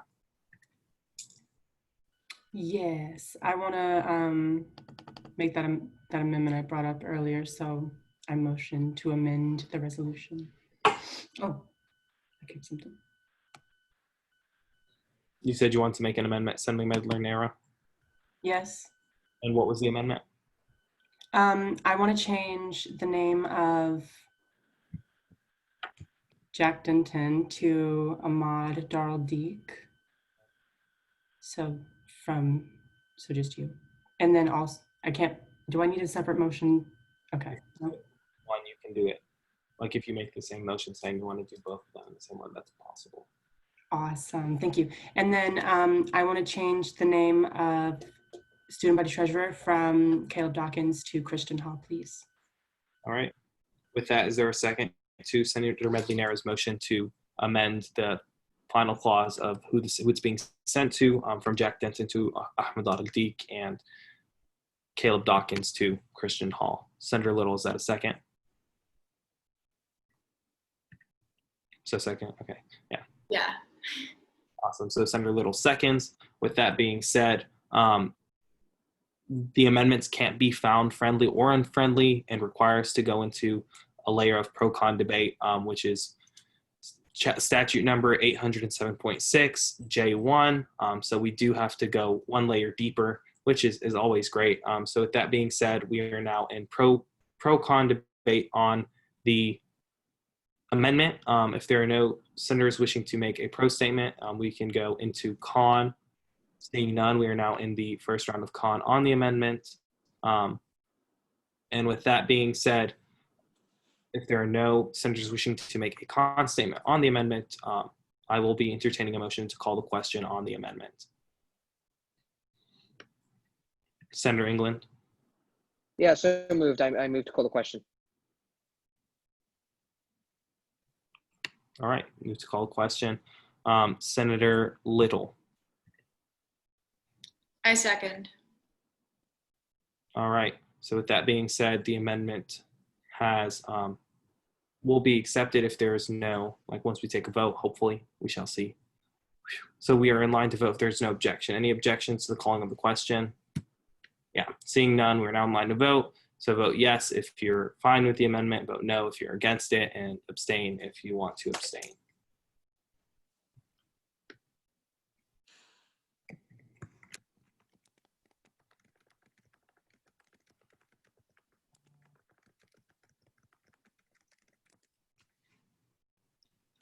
All right, keep voting.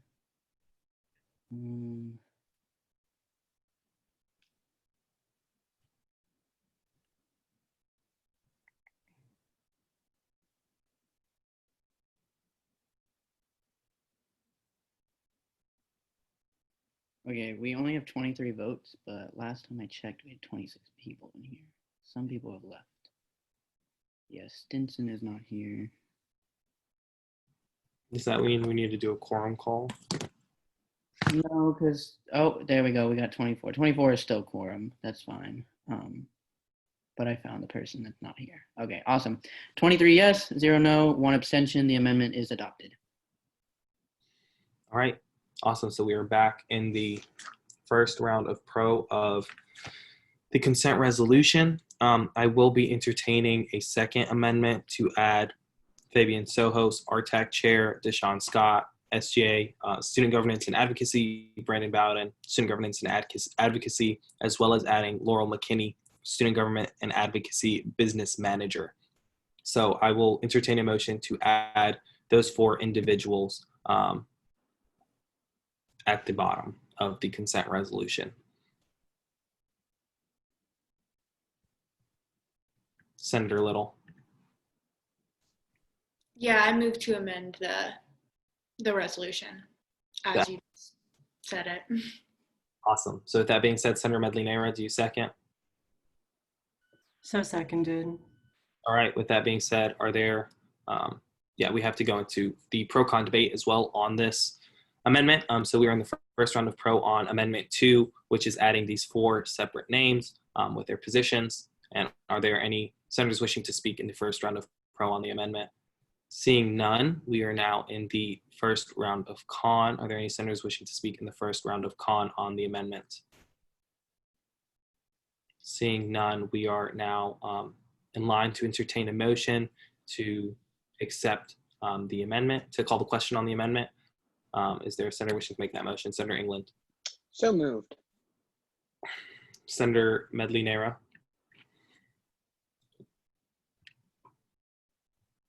So seconded. All right, are there any objections on calling the question?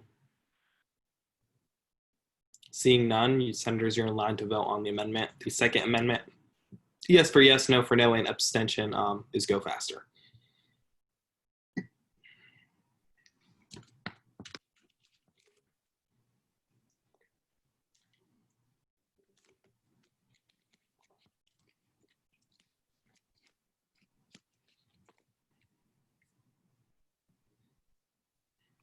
Senator Rossi, Senator Gertz, please vote. After that, you both will be okay.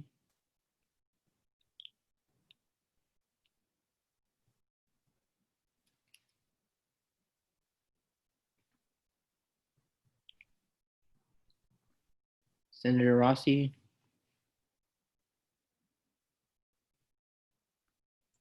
All right, Rossi, I'm going to put as a no vote currently. So that is, oh, he voted. All right, awesome. 23 yes, 0 no, 1 abstention. Amendment is adopted. Woo! All right, so with that, we are back in the first round of pro on the consent resolution number 27. If there are no senators wishing to speak, we'll move into the first round of con. Are there any senators? Seeing none, we're in the first round of con on the consent resolution 27. Are there any senators wishing to speak in con? Seeing none, I'll entertain a motion to call the question on the consent resolution. And a reminder, this consent resolution needs a 2/3 vote to pass. Senator Medley-Nera. I motion to call the question. Senator Soto. So seconded. All right, with that, are there any objections to the calling of the question on the, oh, could we motion to pass by unanimous consent? Actually, I apologize for asking for the incorrect motion. Senator Medley-Nara, could you withdraw your motion? Yes, I withdraw my motion. And do you motion to pass by unanimous consent? No? No, are we supposed to? Can I motion? You gotta. Okay. I was just confused. The parliamentarian said that we had to motion by unanimous consent, but we can just call the question just to be safe. So with that, we'll go back to, we're just going to go back to the calling of the question. Senator Medley-Nara, do you motion to call the question? I motion to call the question. All right. Thank you. Is there a second? Senator Soto. So seconded. All right. I apologize for the confusion. Is there any objections? Seeing none, senators, you are in line to vote. Yes for yes, no for no, and go faster for abstention.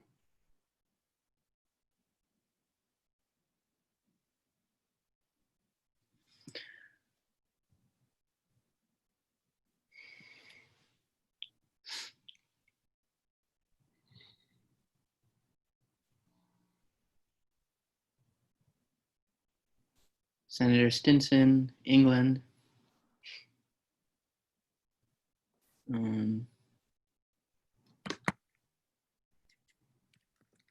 All right. Consent resolution 27. The vote reads 23 yes, 0 no, 0 abstention. Consent resolution 27 is passed. Congratulations, sponsor. Woo. All right.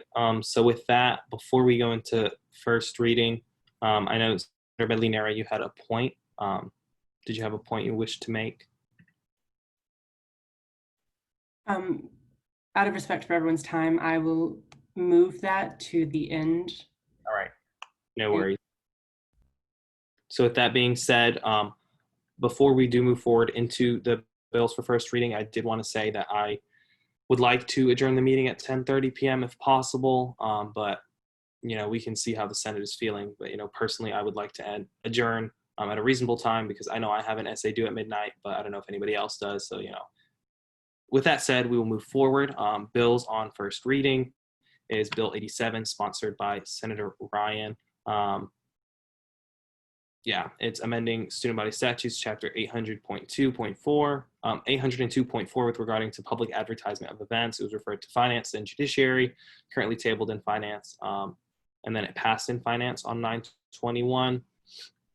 Bill 92 is sponsored by Senator Alvarez. Senator Adamic, did you have a point? Yeah, I wanted to say it didn't pass in finance. I was going to say, I thought that was odd. Yeah, it's still tabled. Okay, perfect. And then I did want to ask Chair Adamic, did you need it to have a caretaker sponsor added to it? Actually, I was gonna ask you if we could do that in committee. I think we should do it in committee since it's already assigned to committee. Yeah, you have that authority as the chair, especially when you're in committee. That would be fine, just because I know Senator Ryan has resigned.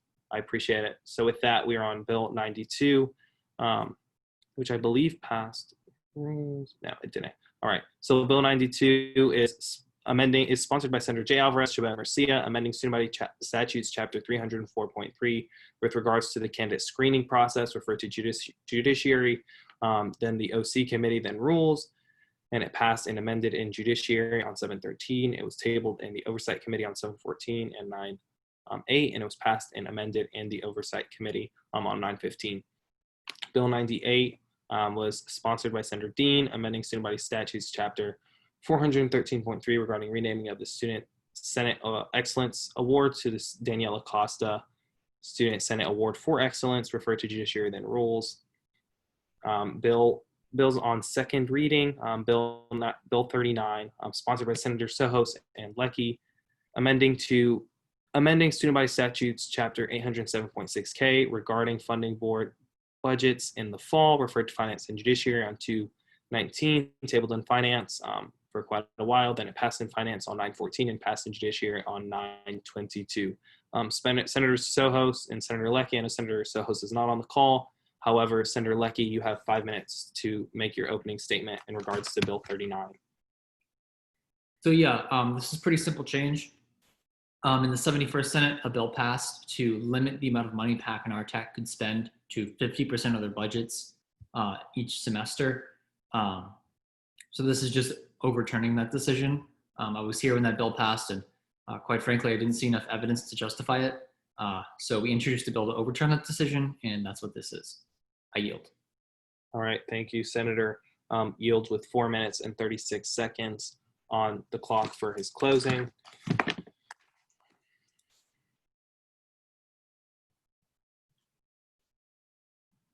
All right, we're in technical non-debatable questions. Do any senators have any technical non-debatable questions for sponsor Leckie? Seeing none, is there a motion to go into pro-con debate on Bill 39? Senator Mouget. So moved. Senator Emma Bella-Red. So seconded. All right, with that being said, are there any objections to going to pro-con debate? Seeing none, we're now in the first round of pro. With 3 minutes on the clock, if any senators would like to speak in pro, you may do so. Senator Mouget, would you like to speak in pro? Yes. Right. Hey guys, I was actually in Senate in finance when this passed for the first time. I was a young senator then. It didn't really sit well with me back then, but I listened to my fellow committee. But still to this day, I'm really glad you guys brought this amendment back up, this legislation. So fiscally, this amendment originally didn't make any sense to me. I'm glad others agree, so I definitely think this should be passed tonight. Thank you. Thank you. Senator Mouget yields with 2 minutes and 37 seconds on the clock for the first round of pro. Any other senators wishing to speak in pro on Bill 39?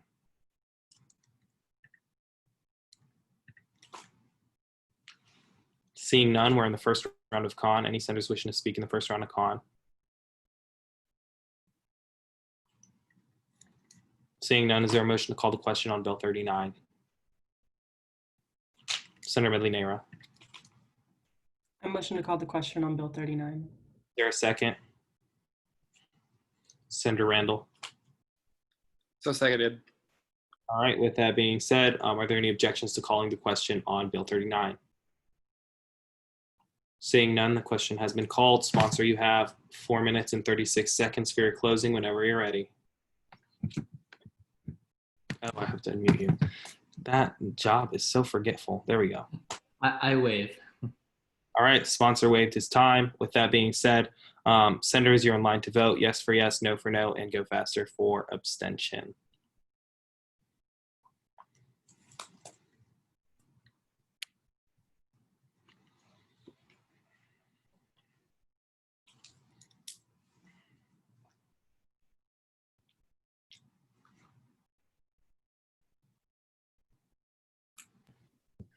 All right, we need one more vote.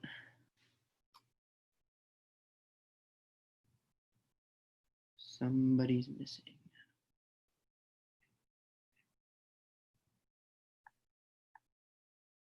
Senator Denton, you have not voted.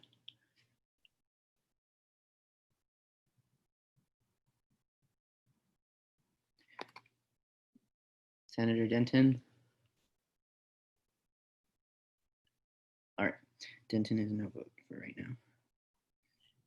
All right, vote reads 21 yes, 0 no, 1 abstention. Bill 39 does pass.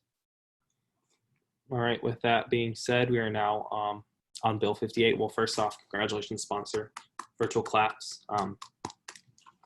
So Bill 58, sponsored by Senator Sohos, amending student body statutes 807.6G, clarifying funding to organizations, referred to finance and judiciary and tabled in finance, and passed in finance on 9/9, passed in judiciary on 9/14. Senator Sohos is not on the call, so Bill 58 is tabled. We'll be moving into Bill 82, sponsored by Senator England. Actually, we aren't going to that one because it's still in judiciary. It got remanded back to committee. However, the sponsor wasn't able to make it, so I will read it. Bill 82, sponsored by Senator England, amending student body statutes, chapter 300 to 302. It was referred to judiciary, it passed and tabled in judiciary on 6/1, passed as amended in judiciary on 6/23, and then tabled on the Senate floor 9/9, passed in SLAW. This just doesn't seem right. I don't understand. I don't think it was ever sent to SLAW. But yeah, it's were remanded back to Judiciary last week. So with that being said, we'll go into Bill 86, sponsored by Senator Dotson, Stinson, and Adams, amending student body statutes, Chapter 100.5 to add deputy treasurer and members of the executive office to the list of major positions, referred to Judiciary. Then the Oversight Committee amended past Judiciary, amended past an IA, and it was tabled last week on the Senate floor. Senator Adams is currently suspended due to not taking the financial certification exam. I believe Senator Stinson is no longer on the call. Oh, he is. Okay, perfect. Senator Stinson, you have 5 minutes to present your opening statement on Bill 86, if you're ready to do so. Could I actually table that? Yeah, no worries. Is there a second to Senator Stinson's motion to table Bill 86? Senator England? Seconded. All right.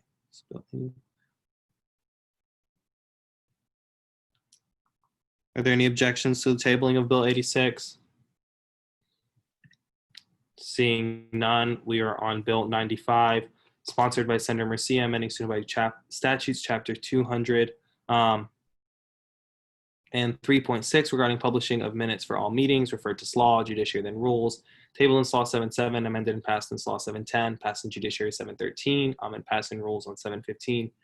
And it's on the floor. However, Senator Murcia is also one of the senators who is currently suspended for not taking the financial certification exam.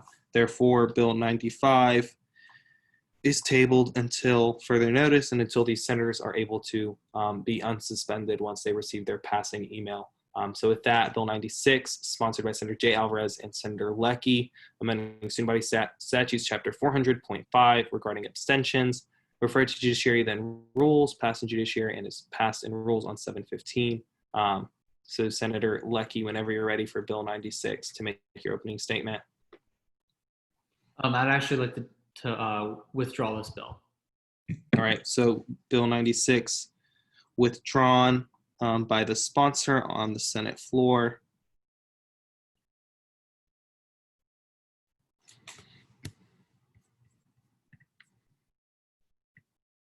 All right, all the other, we're on constitutional amendments. Constitutional Amendment 2, sponsored by Senator Murcia and Senator Chabot, amending student body constitution with regards to the number of student senators, was referred to Judiciary, SLAW, then Rules, amended and passed in Judiciary and passed in SLAW, currently in the Rules and Calendar Committee. Amendment 3 is sponsored by Senator Murcia, amending student body constitution to limit the number of students needed for a petition of recall, referred to Judiciary, SLAW, then Rules on 7.1, amended and passed in Judiciary 7.7, and passed in SLAW on 7.10, and is currently as well in the Rules and Calendar Committee.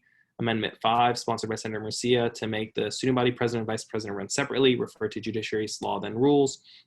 Amendment 6, also sponsored by Senator Murcia, was editing student body constitution with regards to the student body treasurer, referred to Judiciary, SLAW, then Rules on 9/16.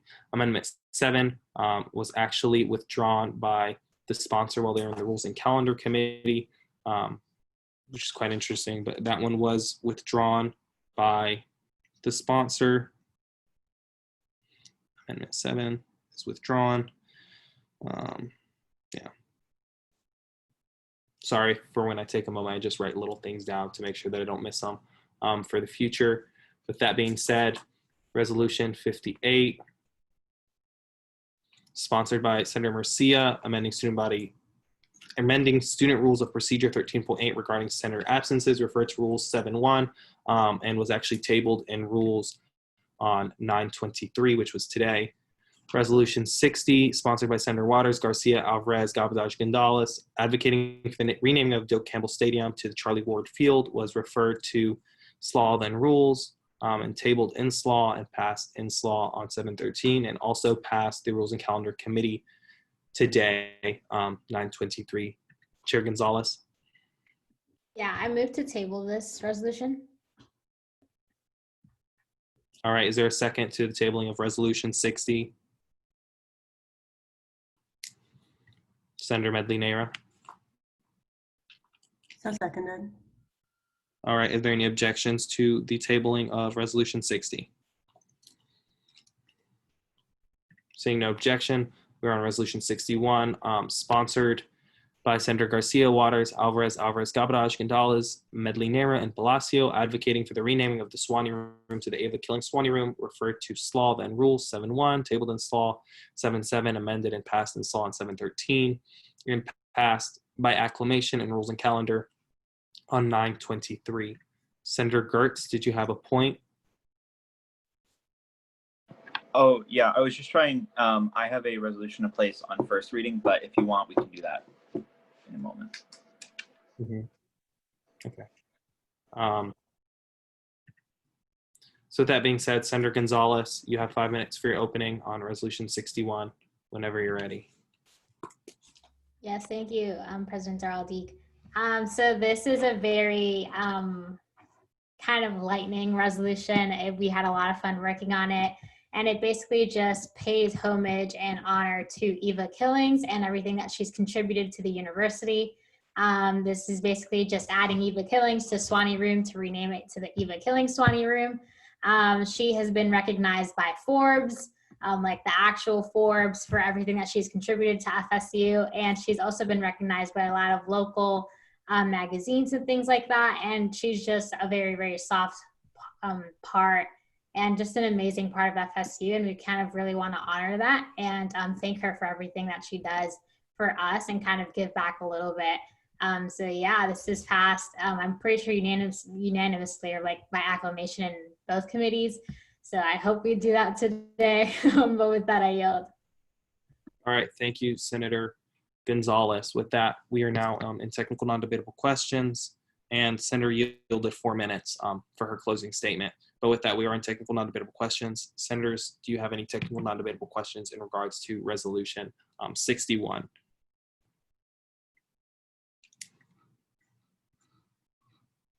Seeing no technical non-debatables, is there a motion to go into pro-con debate? Senator England. So moved. Is there a second? Senator Mouget. So seconded. All right, awesome. Are there any objections to going into pro-con debate on Resolution 61? Seeing none, we're in the first round of pro. There's 3 minutes on the clock. Any senators wishing to speak in the first round of pro? Senator England, do you wish to speak? Yes, thank you. I can't wait to support this resolution. I saw Miss Killings today at lunch, and you know what she said to me? She told me she loves me. Absolutely, I love you, baby, every time. She's still there at Swanee. Despite all the craziness in the world, she is still there and as passionate and as lively as ever. She has given so much to this university, and I really hope we pass this by acclamation. Shouldn't be a shadow of a doubt there, but I do yield in pro. Thank you, Senator England, with 2 minutes and 32 seconds on the clock for pro. Senator Mouget, did you have a point? Yeah, I just had a point of information, I guess, just out of curiosity. So when this is passed, once it's passed, like what is the next step to make sure like this goes into fruition, actually? Do we know? Senator Gonzalez, the point is directed towards you.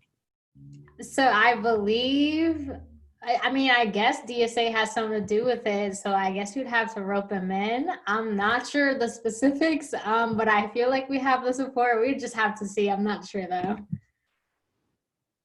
All right, with that being said, are there any other senators wishing to speak in pro? Senator Medlinera? I'm not going to speak in pro just because my name is on the resolution, but I don't know if you guys saw Dr. Bowden come on camera and do this. So Ashley, I assume you were correct. I'm so sorry. My bad. No worries. Thank you, Senator Medlinera, for your point of clarification. With that, Senator Gertz, did you want to speak in pro? Yeah, I just wanted to remind everyone, because we are in the fall semester, that when you go home for Thanksgiving, to always be thankful that we live in a world with people like Miss Killings, who is a wonderful person. And I would just say that I believe that this is very important, not just because Miss Killings is a wonderful, beautiful person, but because Miss Killings has, if I remember correctly, in the past not been treated as such at this university from time to time, and deserves all the recognition and love she gets because she had to fight for it. And also because Miss Killings is a wonderful example of how Black excellence helped build this university and continues to support this university. So I would just like to give a shout out to her there as well, and thank her very much for everything she's given me and all the joy she's given me. I would say a hug from Ms. Killings, only slightly less impactful than the University Counseling Center.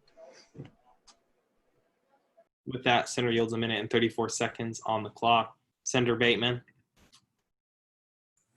Yes, I just wanted to say that, I look at our upcoming business, and when I was telling friends of mine and people I come in contact with about this resolution, I haven't met a single person who was not ecstatic and excited and couldn't wait to see her name up on that door one day.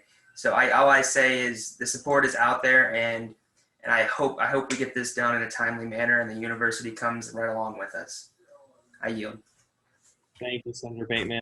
Yielding with 1 minute and 8 seconds on the clock in the first round of pro. Any other senators wishing to speak in the first round of pro? Seeing none, we're in the first round of con. Hopefully no senators would like to speak in the first round of con. If they do, you're free to do so. But if there isn't any, I will be entertaining a motion to accept by acclamation. Senator Leckey. I move to pass by acclamation. Senator England. So seconded. All right, with that being said, are there any objections? Fantastic. Resolution 61 has been accepted by acclamation. Congratulations, senators and Senator Gonzalez. And thank you guys for the hard work. With that, we will be continuing on with the business on our calendar. Resolution 65, sponsored by Senator Jay Alvarez, Leckey, Murcia, Chabot, Yanam, Hanks, and Wang, encouraging the university administration to expand the means in which student bodies educate regarding indigenous nations and reaching out to other nations that use the Seminole name as referred to SLAW than rules. I believe it is still in SLAW.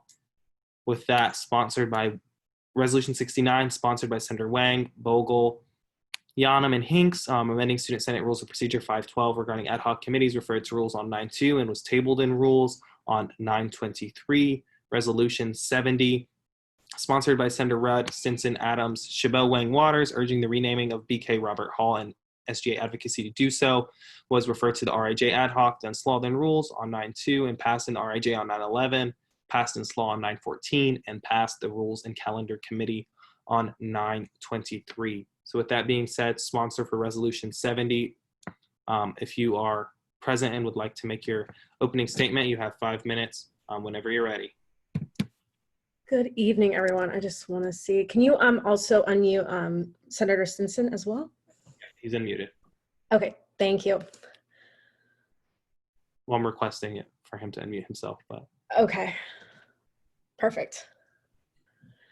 Well, good evening, Senate. I hope you all are staying healthy and well. Tonight we're here to talk to you about a very important and passionate resolution to me and also Senator Stinson and many students on our campus and university. BK Roberts was an open segregationalist, and he actually was named after the law school in 1973. And unfortunately, this is an extremely painful and offensive presence of this man who created divide and hate in a place that should be learning, justice, respect, and understanding. OGA and openly FSU have been fighting for this for a very long time, because unfortunately, because it was named by the state legislature, we cannot, as FSU administration, rename this hall. Last year at FSU Day at the Capitol, we as lobbyists, I fortunately had the opportunity to go and advocate on this issue, openly talk to some legislators that disagreed with this. And as a student at this university who also aspires to go to law school, and other students that want to go to FSU Law are openly disgusted and don't even want to come here because we are priding a man who obviously created space where there should just be learning and excitement. President Thrasher and the naming committee have openly said this defies the university's values and the rule of law, and that's outlined in this resolution. We need legislative action now by our state government and by the SGA Senate uniting in this way. We send a message to our state government. You obviously will see in the resolution the people we are sending it to, and that is going to send a clear message of what we want. We are paying to be here. We are excited to be here, so we should continue that. Yeah, I just want to continue off of what Isabel said. I think that the law school, it should have like a standard, and it holds a certain value to it that is not upheld by BK Roberts. And this is evidenced in multiple occasions where he blocked Virgil Hawkins from University of Florida Law School. He said that he created a precedent that he said that Black people would be a critical disruption to the university system if they were enrolled. And there's multiple instances like this where it's clear that he's a segregationist, and that has no place, and that does not correlate to the values of FSU Law School in any way, shape, or form. And with that, I yield. With that, the sponsors yielded with 2 minutes and 37 seconds to their closing statements. We're now in technical non-debatable questions for the sponsors. Are there any technical non-debatable questions, senators, at this time? Senator Randall. I have just a quick question for the sponsor. Is this on OGA's agenda to go ahead and lobby for this next session? So as of last year, it was on the legislative agenda, and I believe the legislative agenda for the 2020 and 2021 upcoming year is still in formation, but this resolution also speaks upon adding that to their legislative agenda. So we do cover that, yes. All right, with that, are there any further technical non-debatable questions? If not, I'll be entertaining a motion to go into pro-con debate. Senator Medley-Nera. Am I allowed to motion to pass by acclamation? In the first round of con. Thank you. Senator Gonzalez. I move to enter pro-con debate. Is there a second, Senator Little? I second. All right, with that being said, are there any objections to the motion to go into pro-con debate? Seeing none, we are now in the first round of pro. Any senators wishing to speak in the first round of pro for Resolution 70? Seeing none, we're in the first round of con. Any senators wishing to speak in the first round of con for Resolution 70? All right, seeing none, are there any motions at this time to call the question? Senator Medley-Nera. Oh, I think you unmuted me, but Oh, Senator Mouget. yes, I moved to pass by acclamation. All right, Senator Medley-Nera, do you second that motion? So seconded. All right, with that being said, are there any objections to the passage of Resolution 70 by acclamation? Seeing no objections, Resolution 70 passed by acclamation. Congratulations, sponsors.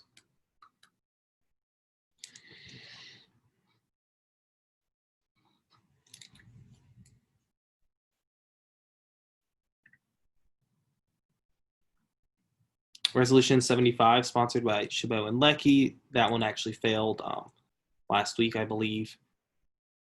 Resolution 78, sponsored by Sohos, Rule 1.8 and Rule 1.9, as currently written, inhibit the Student Senate and Senate President Pro Tempore from addressing Senate in their defense, other than during short rounds of pro-con debate, referred to Rules 9.2, tabled in Rules 9.9, and was withdrawn by the sponsor today in committee, I believe. Is that correct, Pro Temp Harmon?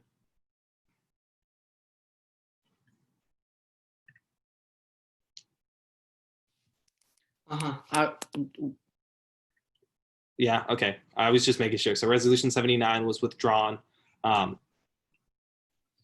Yes, to clarify, yes, it was. Withdrawn by sponsor and Rules and Calendar. So with that,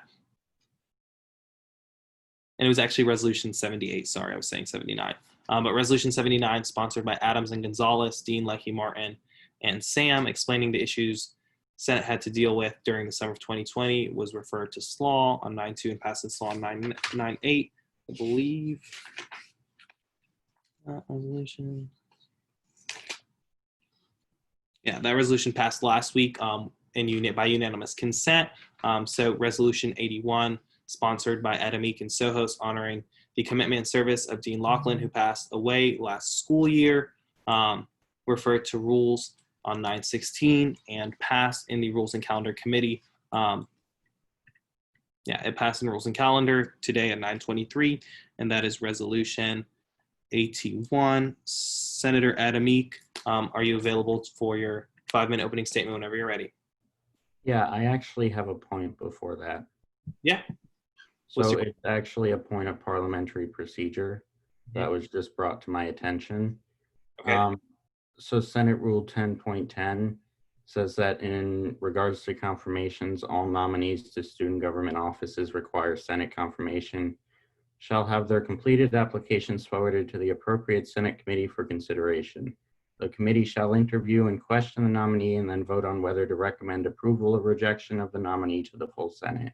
Following the vote of the committee, all nominees shall be called to the floor of the Senate at its next meeting and may be questioned by any senator wishing to do so for a period of time to be determined by the presiding officer. Following questions, any senator shall move to confirm the nominees individually. So I bring that up because reading that rule, I don't think candidates can be failed in committee.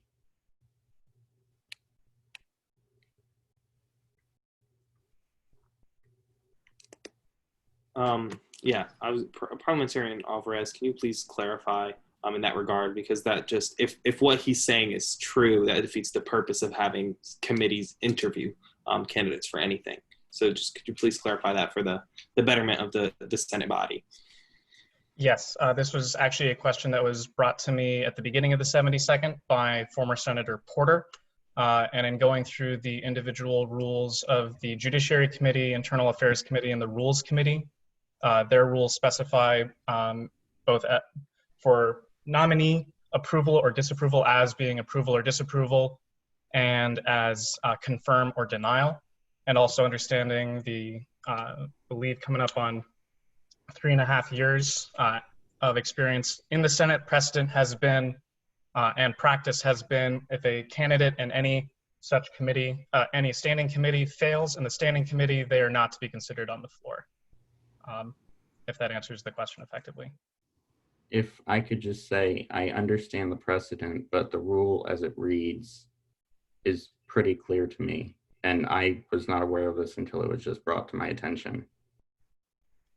I'm pulling up the conversation I had with Senator Porter about this prior. If you go to Rule 6.3c for the Judiciary Committee, it says to approve or disapprove appointments or nominations to the Supreme Court Defender's Office and General Counsel's Office, and also pulled up the examples from the Internal Affairs Committee up to confirm or deny nominees for appointment, and the Rules and Calendar Committee to also approve or disapprove of nominations. And so by going off of... You mentioned 6.3c and you left off a crucial part of that. The last part of that statement says, approve or disapprove appointments or nominations to the Student Government Supreme Court University Defender's Office and General Counsel's Office pending the approval of the full Senate.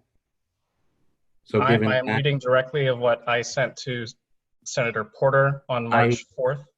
I understand you, but I'm reading the rules. Okay, Senator Adamik, so with that being said, do you have some type of motion or some type of action you're intending to take with Rule 1010? If not, I would ask that we move forward, but if so, I would ask that you make that at this time so that it can be considered. I guess I would move that we can reconsider any candidates failed in committee that happen to be on the call tonight and maybe try to address this issue with other candidates that have been failed. I mean, going by our rules, that seems like the logical thing to do.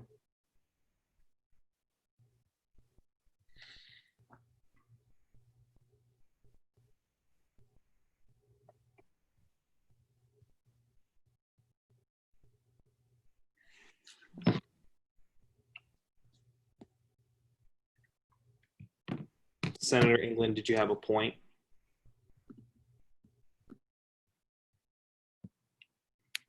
Lord. No. Not like I wanted to second the motion. seconding the motion. All right. So with that being said, are there any objections to this motion to reconsider the failed candidate that is on the call?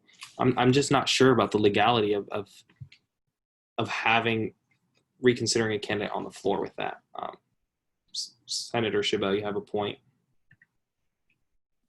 Yeah, I would be hesitant to do this considering for as long as I've been in Senate, if a candidate fails in committee, they are not heard on the floor. That would be setting an unfair precedent, not only to the candidates that were failed in IA this week, but the candidates that have been failed in every committee thus far, I don't know how long this precedent has been set, but I think that's unfair to the rest of the people who have been failed in committee and haven't had the opportunity to defend themselves on the floor. Senator Gonzalez, you had a point as well. Yeah, point of information. Oh, wait. Yeah, point of information. Chair Adamy, can you restate the entirety of what you were talking about, please? Yeah, so it's Rule 10.10. So it says that the committee shall interview and question the nominee, and this is any nominee for confirmation, and then vote on whether to recommend approval or rejection of the nominee to the full Senate. Following the vote of the committee, all nominees shall be called to the floor of the Senate at its next meeting and may be questioned by any senator wishing to do so for a period of time to be determined by the presiding officer. Following questions, any senator shall move to confirm the nominees individually. And to address the past precedent, I mean, I'm at fault as much as really anyone else here because I was not aware of this rule, but just because we have precedent that goes against the rule doesn't mean we can ignore the rule. I didn't put it in there.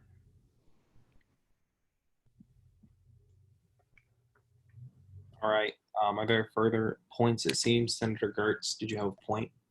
Understanding the long-standing precedent of the Senate, I move to waive Rule 10.10 due to the fact that the precedent and actions of the Senate for years have been to understand the appointment and confirmation of the committees as being just, and due to the fact that the current reading of this rule makes the entirety of the Oversight Committee and the Judiciary Committee's opinion on the Student Supreme Court mute.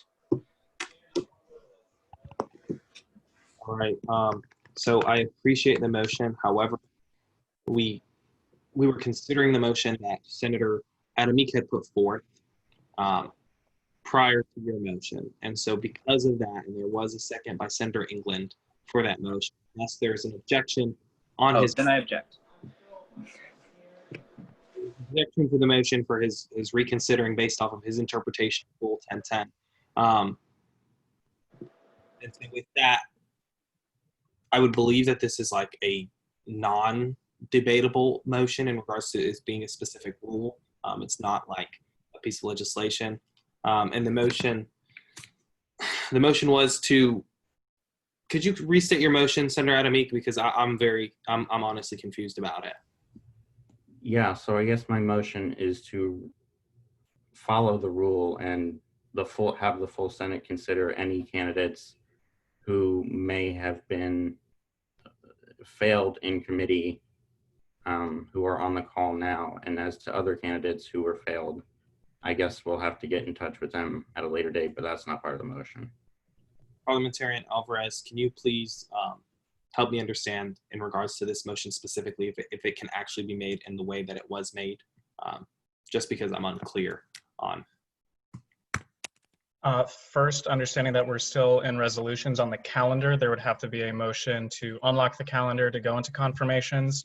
And then while during confirmations, the senator could propose a motion to, let me make sure I'm phrasing it correctly. They could raise a point of order to enforce the specific language of a specific rule, and then move from there. But currently, while in resolutions on the calendar, there would need to be a motion to unlock the calendar and move from there. And if there's a motion to waive that rule, could that motion be heard in this time, or we have to go to confirmation for any of these motions? One moment.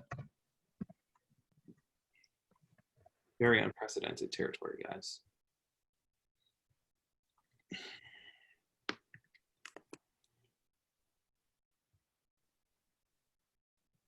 So by order of precedence of main motions to incidental motions, the motion to unlock a motion to unlock the calendar would be at the forefront, followed by a point of order, and then on to a motion to suspend the rules. And this is and for senators, this is coming off of the Robert's Rules of Order motions chart, which are ordered in by means of precedent for consideration by the body. So if one is listed before the other, that would have precedent before the one below it. All right. So with that, is there, I guess, a motion to unlock the calendar in that regard? But it seems like there's points. So if we can respond to the points prior, Senator Chabot, I believe you had a point. Yeah, just point of information. Should this point of order go through, how far back are you proposing that we contact candidates that have been filled? And what do you plan to do if those positions have already been filled?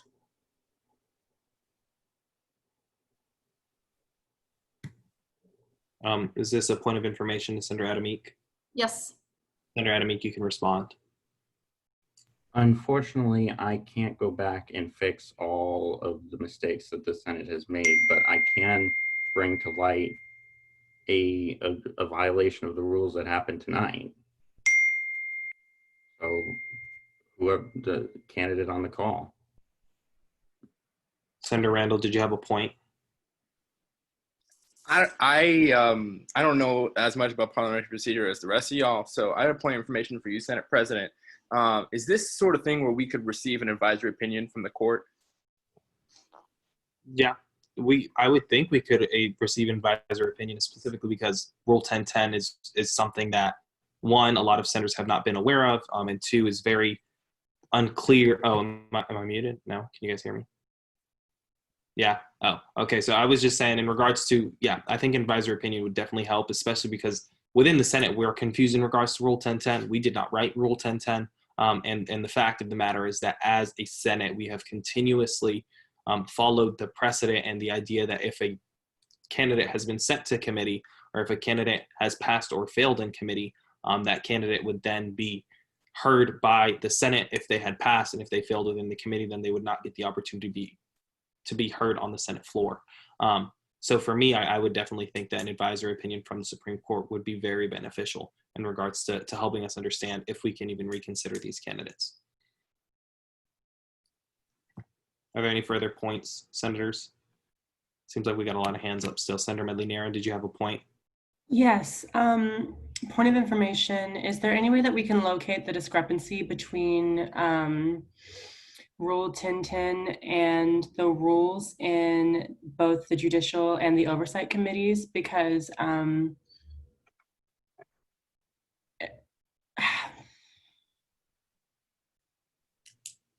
we have said no to so many people, you know what I'm saying? And if that's what we were instructed to do in our committees, and we were told that that's what would happen, you know, they would be failed, they wouldn't be forwarded, what on earth were we supposed to do? You know what I'm saying? So is there any way that we can locate that discrepancy? Like, where did it happen? What senator, who did this? I don't know when Rule 1010 was inputted into the rules. When it comes to rules for the Oversight Committee as well as the Judiciary Committee, Parliamentarian Alvarez did bring up Rule 6.3C under the Judiciary Committee that discusses how the Judiciary Committee, I believe, has the kind of the authority to deny or approve a candidate to then be confirmed by the Senate. So within the specific committees, within their rules, it gives them this authority. And Rule 1010 is kind of separate. And I think it may have, I'm not sure who wrote it and what their thought process was behind it. So I think that because, you know, Senate rules in a sense are supposed to, you know, trump precedent in a sense, they're supposed to beat them, like they're more important. I think that this is an issue that we as a Senate need to take more seriously and not rush in a sense and just start going back all over making motions and all this. Because for me, one, it's hard to manage. I honestly think that this is something I'm going to reach out to the Chief Justice of the judicial branch to get a court advisory opinion in this regard on this. I see you, Adamik, I see you. And so when I'm done, I will call on you. But with that being said, when it comes to the court advisory opinion, I will be reaching out to the judicial branch personally. If any motions are made to try and reconsider and do anything in regards to candidates tonight, I will not approve it in the sense I will consider it out of order just because I want to have an official advisory opinion from the Supreme Court in regards to Rule 1010. Because if we as a legislative body are not able to understand why this has been written and why it's confusing our own procedures. We need to, one, get the court advisory, and two, if it's an actual problem and is making an issue in regards to everything we've been doing is in a sense wrong, it needs to either be removed or we need to start following it. And so with that being said, I really think the best step forward is getting this advisory opinion from the Supreme Court before we can make any decision. But with that being said, Senator Adamik, I see you, and you have a point of some sort, so you may make your point. Yeah, I guess it would be a point of clarification, maybe. But I like the idea of an advisory opinion. However, the court cannot sit until it's fully staffed, and we also have the Chief Justice on the call with us tonight, so we can hear her opinion on it. Is Miss Ducey on the call? Miss Ducey? Oh, that's beautiful. Hi, yes, I'm here. Great to see you. Great to have you. So I don't know if you've been listening in on the discussion in regards to Rule 1010 and if you've had the opportunity to look over Rule 1010. But Miss Chief Justice Ducey, my question for you is in regards to your interpretation, if you're able to look over Rule 1010, which we have shared on the screen. You know, I personally would still want an official advisory opinion from you in regards to, so we can move forward. Oh, I'm sorry. I do. Before you speak, Miss Chief Justice, I need to get a motion for non-senator to speak because you are not a senator at this time. So, Senator Gonzalez, Senator England. So seconded. All right. This is kind of like Ms. Ducey, before you speak, I did want to say that this is going to be not necessarily an advisory opinion because, you know, an advisory opinion would be fully written, but this would be kind of an informal, your interpretation, just to help us understand it a little better before I request a formal advisory opinion on this rule. Okay, yes, so that was something that I wanted to say in answering the question, that we cannot meet as a court to issue any decision without a full court.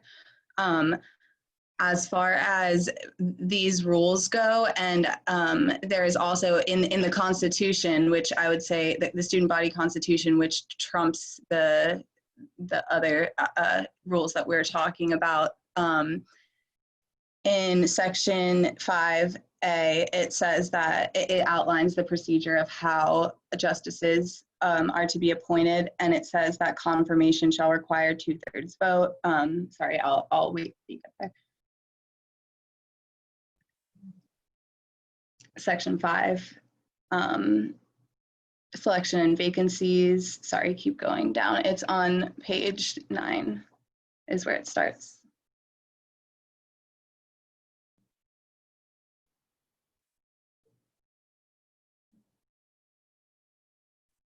Right, yeah, and then so section 5A, justices shall be appointed by the student body president, confirmed by the Senate as follows. And then if you go down to 2, the student bar shall interview each candidate, submit a written opinion. The student body president shall then forward one of the candidates to the student senate for confirmation. Confirmation shall require 2/3 vote of the Senate. These and the Senate Rule 6.3, the Senate Judiciary Committee shall, sorry, I'll wait till you get there. Just so everyone kind of has a background of all of the rules that I looked up all of these just to kind of have the background of what I think applies here. The Senate Judiciary Committee shall, and then if you go to C, approve or disapprove appointments or nominations to the student government Supreme Court, and then pending the approval of the full Senate. Pending the approval of the full Senate means that there cannot be any approval or disapproval of the appointments or nominations unless the full Senate approves that. So the Senate must approve an appointment or must approve a confirmation to the court, and a Senate must also approve the disapproval of a nomination or the rejection of a candidate in order for that to be valid. And then if down to 10.10 for confirmations.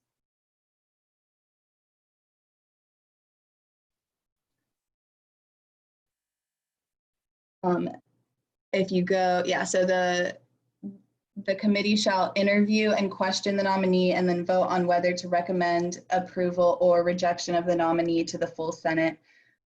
Following the vote of the committee, all nominees shall be called to the floor of the Senate at its next meeting and may be questioned by any senator wishing to do so. Following the questions, any senator shall move to confirm the nominees individually.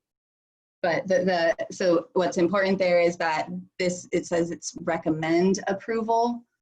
And so that means that the Judiciary Committee rules, I would say, the Judicial Committee's vote, I would say, is a recommendation to the Senate.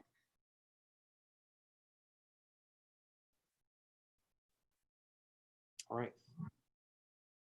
So with that, senators, do you have some points? I believe Senator Leckie. Yes. What's up, Senator Leckie?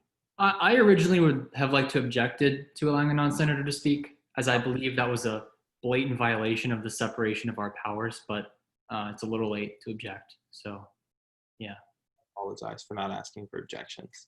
That's my bad. Senator England. Oh, yes, thank you.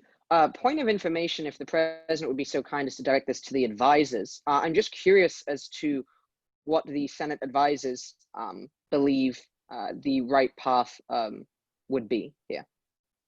That's an inappropriate question because, you know, the lawsuit that we're currently facing, one of the key things is that the stuff that happened in the summer was something that that our advisors were coercing us to do.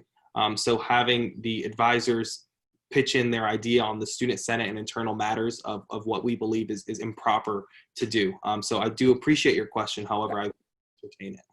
I have another point, if that's okay. Mm-hmm. Point of information for the chair. What is the point of an advisor if not to advise? The point of an advisor is to help us on, you know, specific instances of rules of procedure and stuff like that. However, I don't think it's appropriate for them to give us, like, we can give an opportunity to the advisors if they'd like to say something. I personally think it's improper to do so, you know, because they're not senators.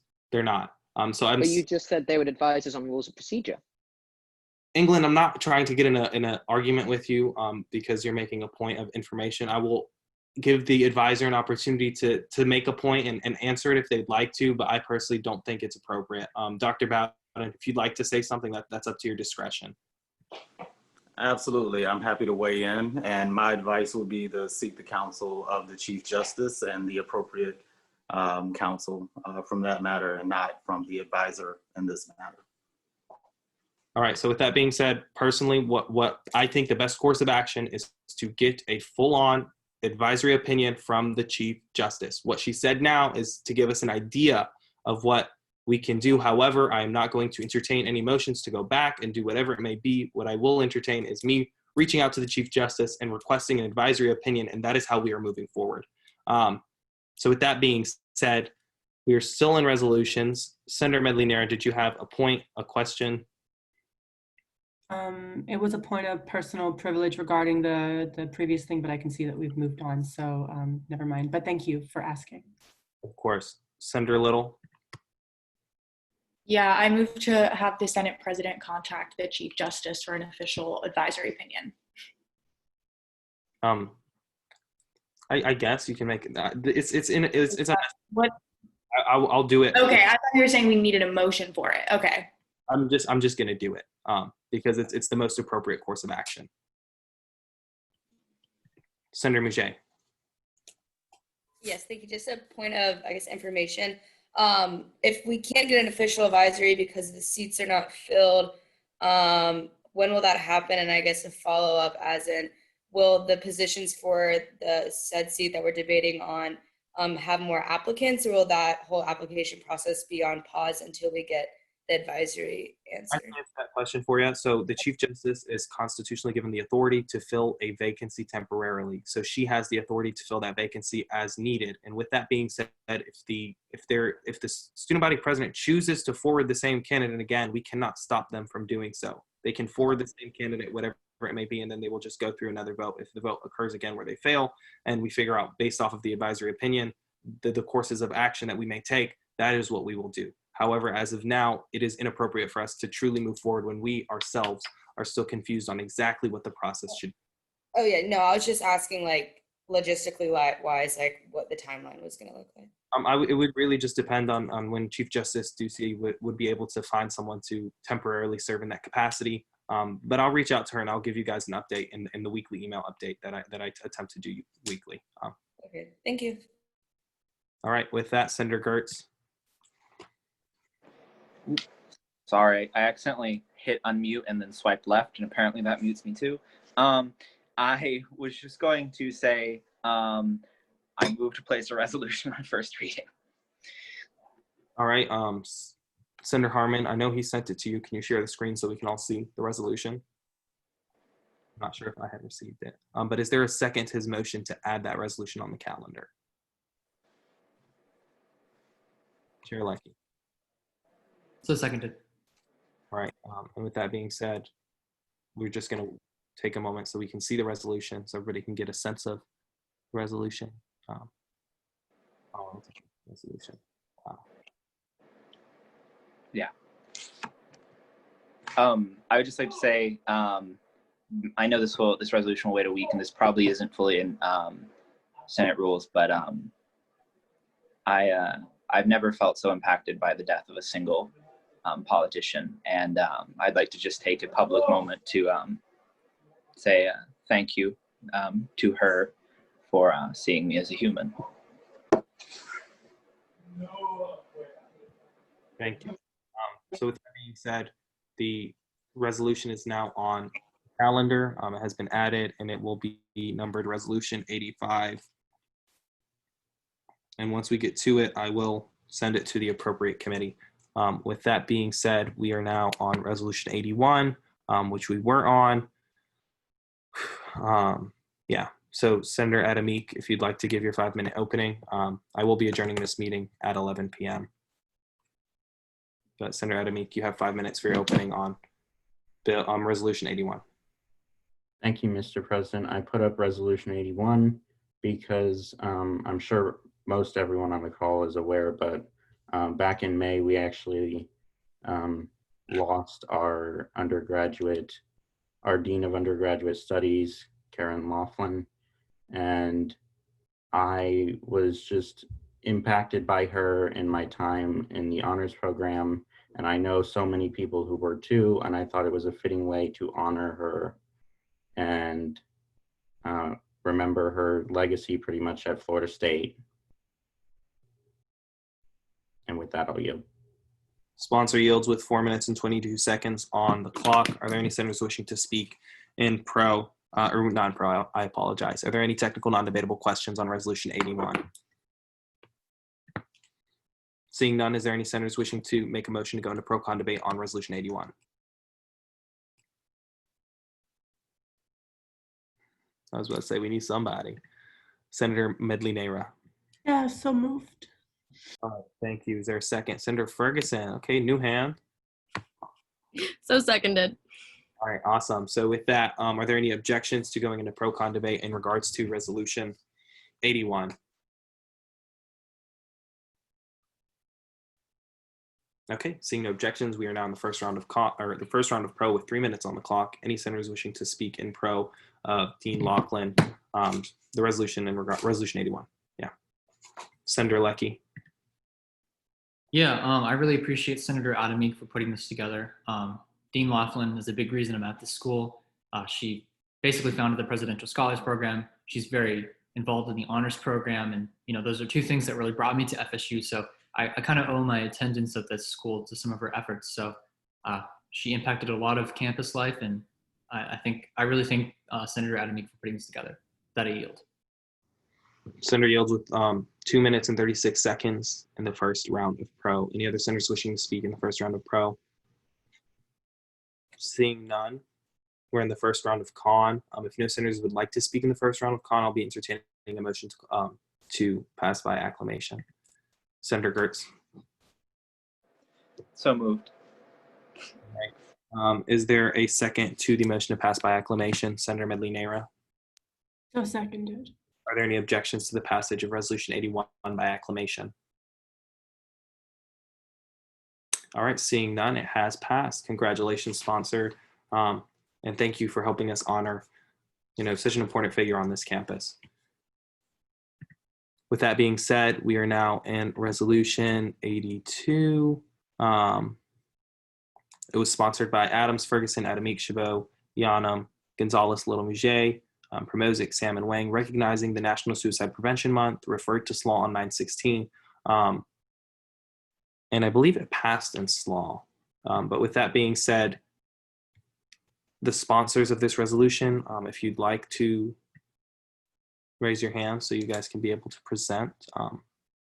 Senator Ferguson, Senator Adamik. Yes. There's 5 minutes on the clock whenever you guys are ready. Okay, so this resolution basically is just bringing awareness to Suicide Prevention Month and just recognizing that we as a Senate recognize the month and appreciate it, and it's fairly straightforward. The resolution is fairly concise. It was written in conjunction with the Mental Health Council and CHA. Kenley worked really hard with them to make sure that this resolution was what they wanted it to be. We had a really meaningful conversation about this resolution yesterday in SLAW. And yeah, with that being said, if there are any amendments that want to be added to this resolution, I will find them friendly. But yeah, other than that, it's an important resolution, and with that I yield, unless anyone else wants to say anything. Did the other sponsor? No. All right. So with that, sponsors yield with 4 minutes and 10 seconds on Resolution 82. And so we're in technical non-debatable questions on the resolution. Any senators wishing to make any technical non-debatable questions? Seeing none, I'll entertain a motion to go into pro-con debate.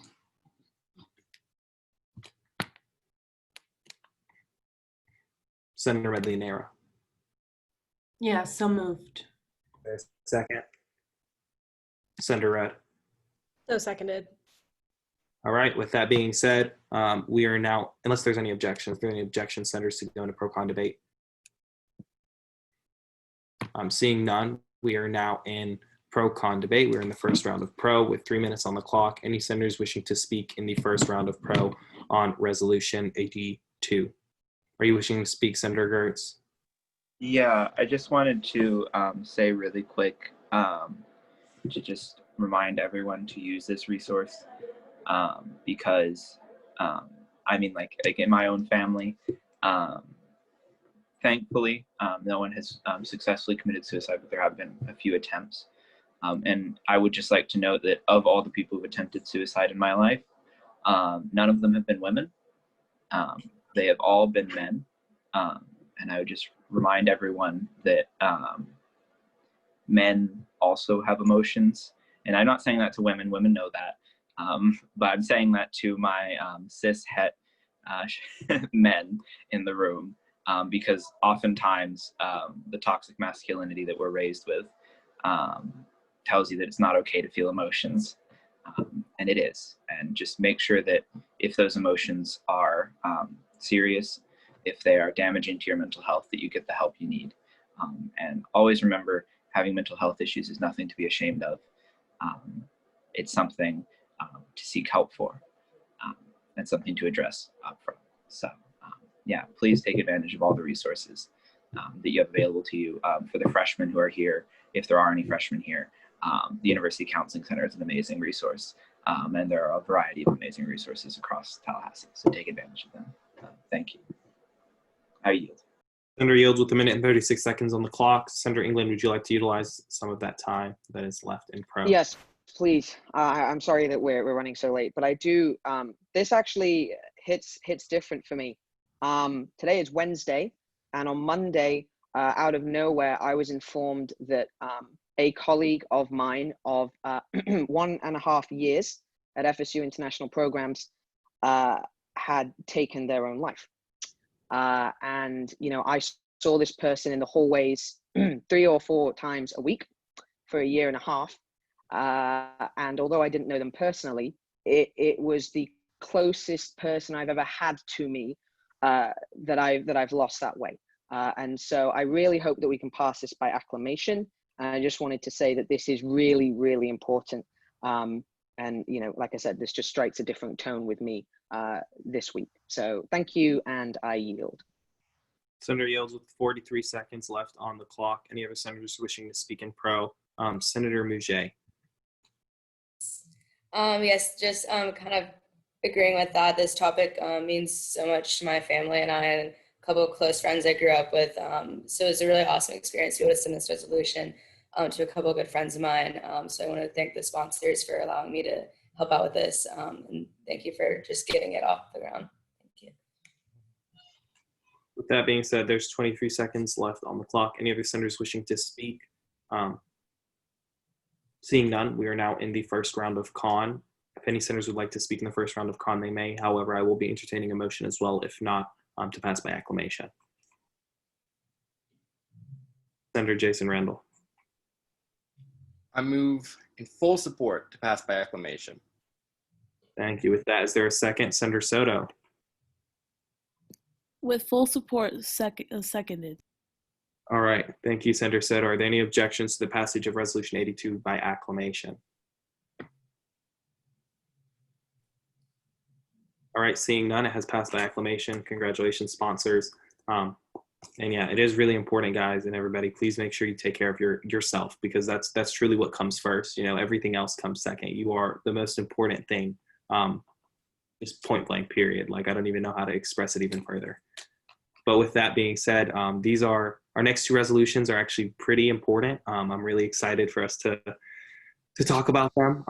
Resolution 83 is about reapportionment, and Resolution 84 is talking about changing the election date. And these are very, very necessary for us to look at. But with that being said, that is the final thing we'll be doing for the night, because we need to do these. But with Resolution 83, sponsored by Pro Tempore Harmon, verifying the reapportionment of Senate seats for the 2020-2021 school year.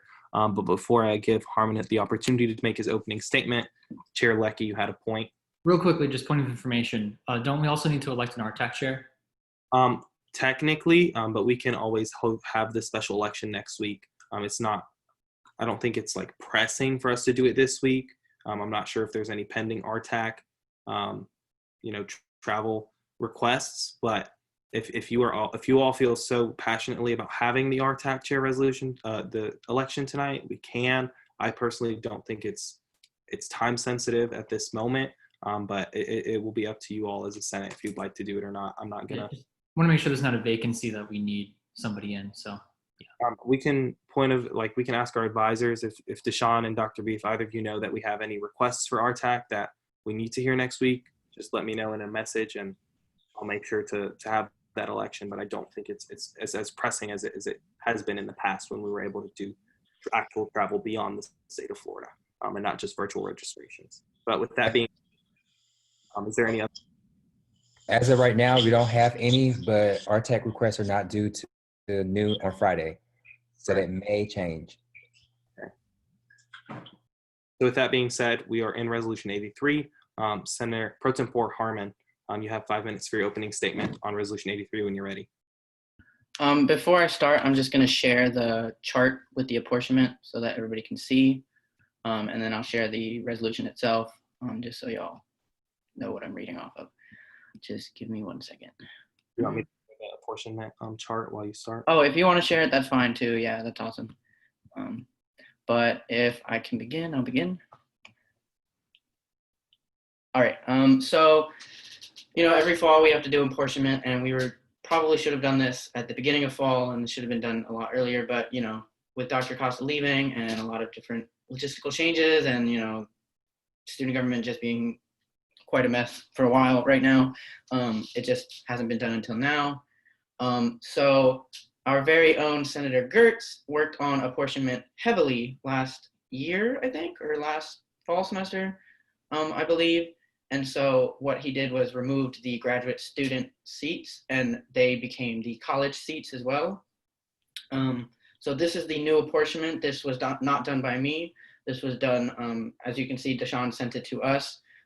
This was calculated based on the number of students in each college and whatnot, and by the proportion that they're supposed to be.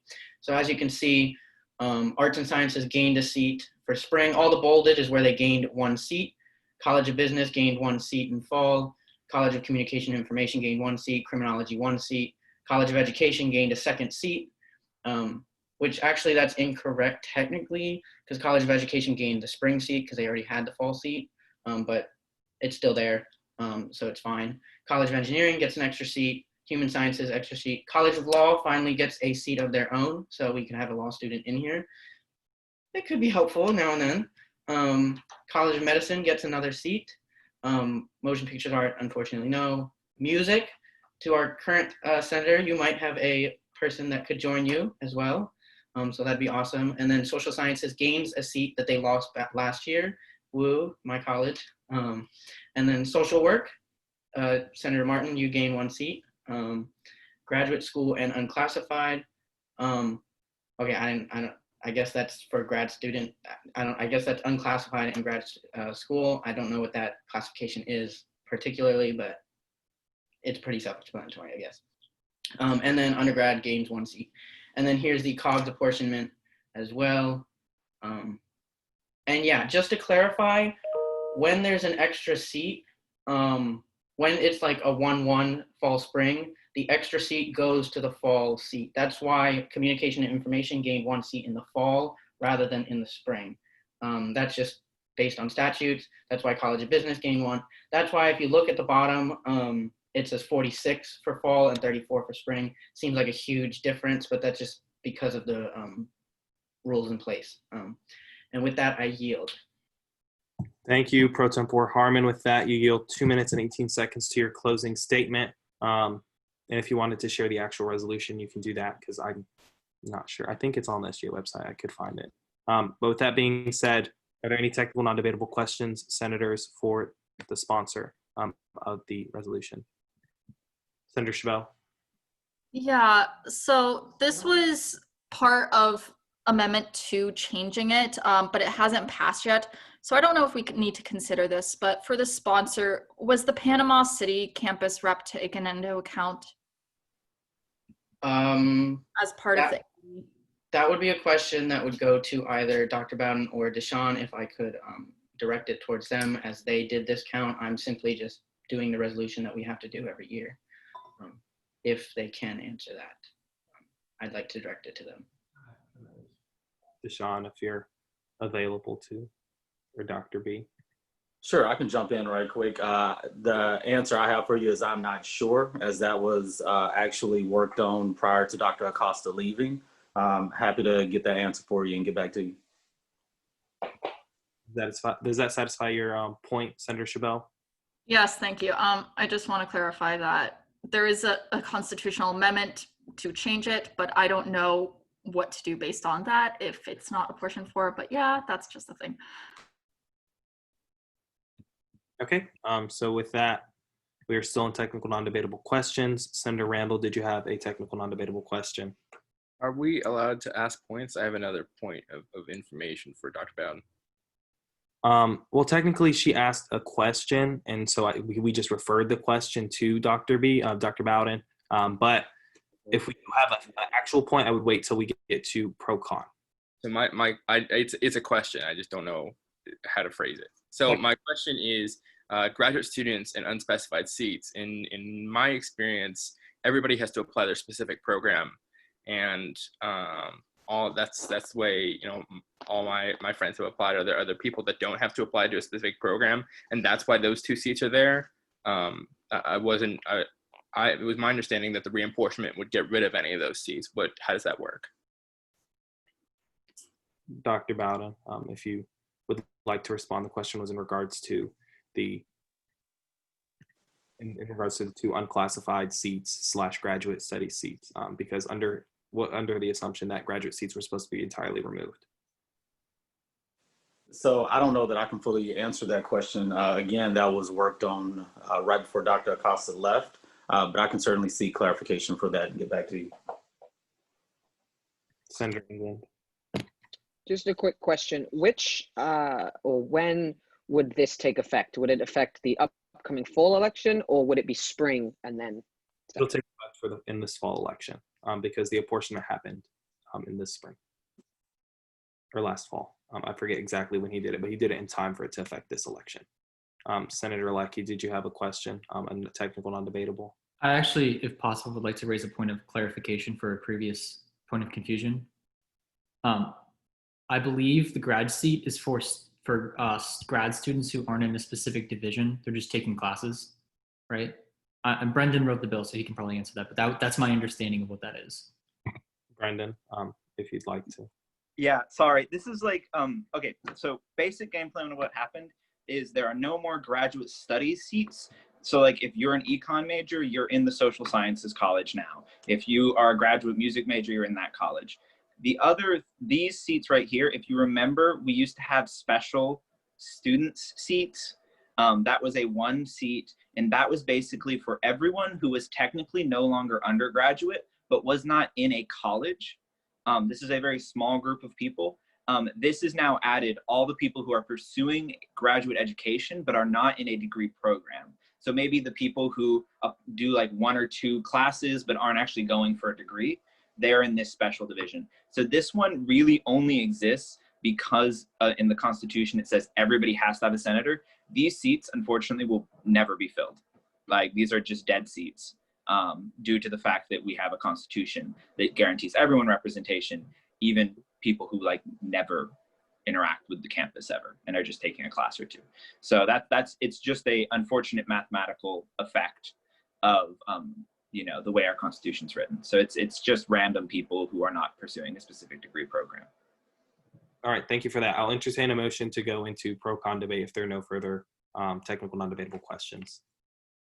Senator Gertz, are you making that motion? Yes. So is there a second?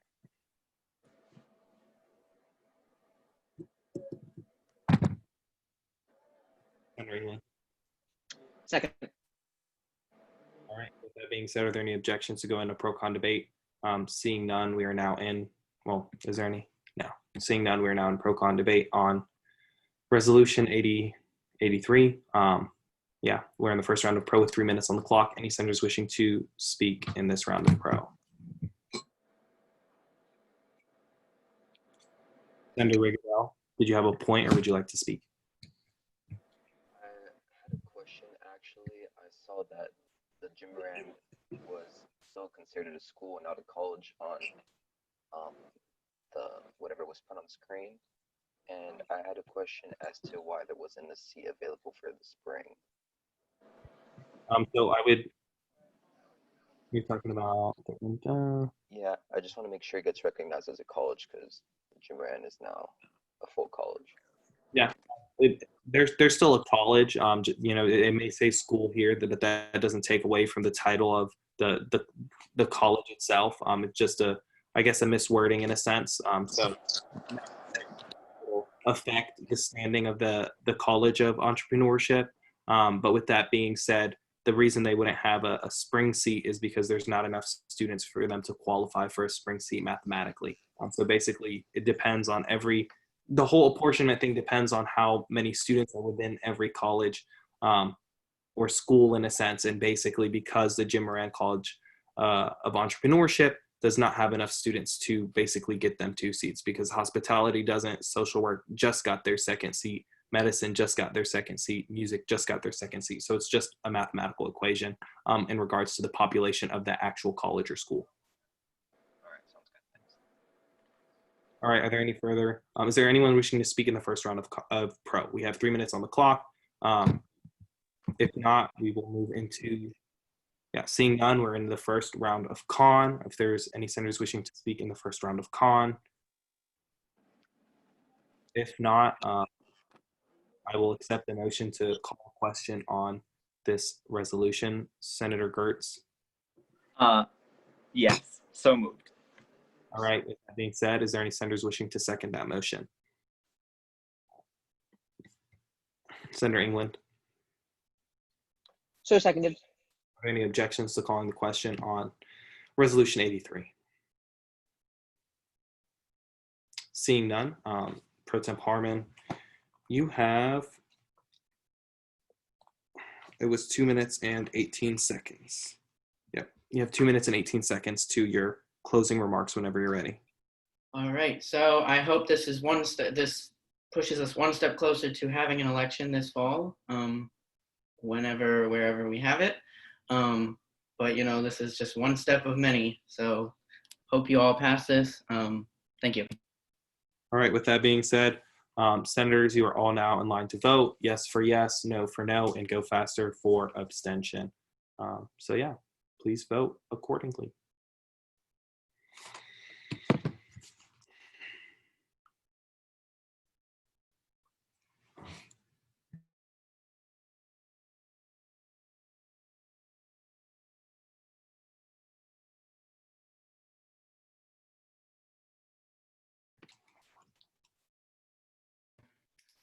All right.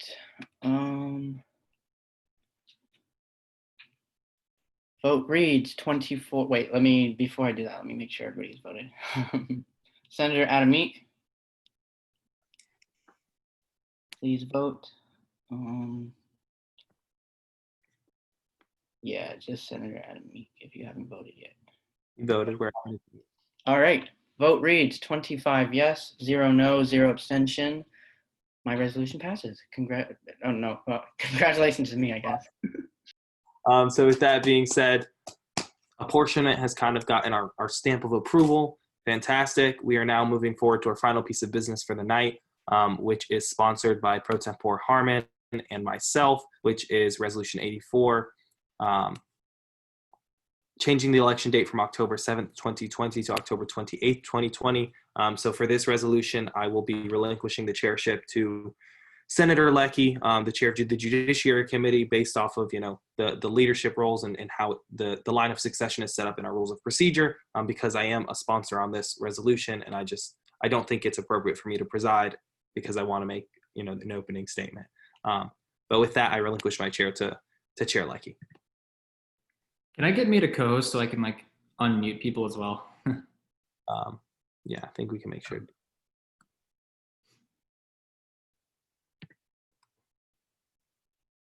Like, I think Deshaun has to do that for you. But I can help you unmute. I'm giving to you right now, Leckie. Okay. Thank you. You're welcome. There you go. Perfect. Okay. All right, cool. So sponsors, you have 5 minutes for your opening and you can begin whenever you're ready. I guess I'll go first. I know whatever I don't say, Darrell Deek can fill in. So we don't have a supervisor of elections. It has not been appointed. They have been appointed. They were appointed late. And unfortunately, the Oversight Committee decided that it was the supervisor elections did not live up to their expectations, which is awesome, or fine, not awesome, but you know, up to their discretion. And so this wouldn't leave us enough time to install a supervisor of elections in the time frame that we have already set. October 7th is way too soon. That's 2 weeks from now. It takes 2 weeks to even get the supervisor of elections the ability to work.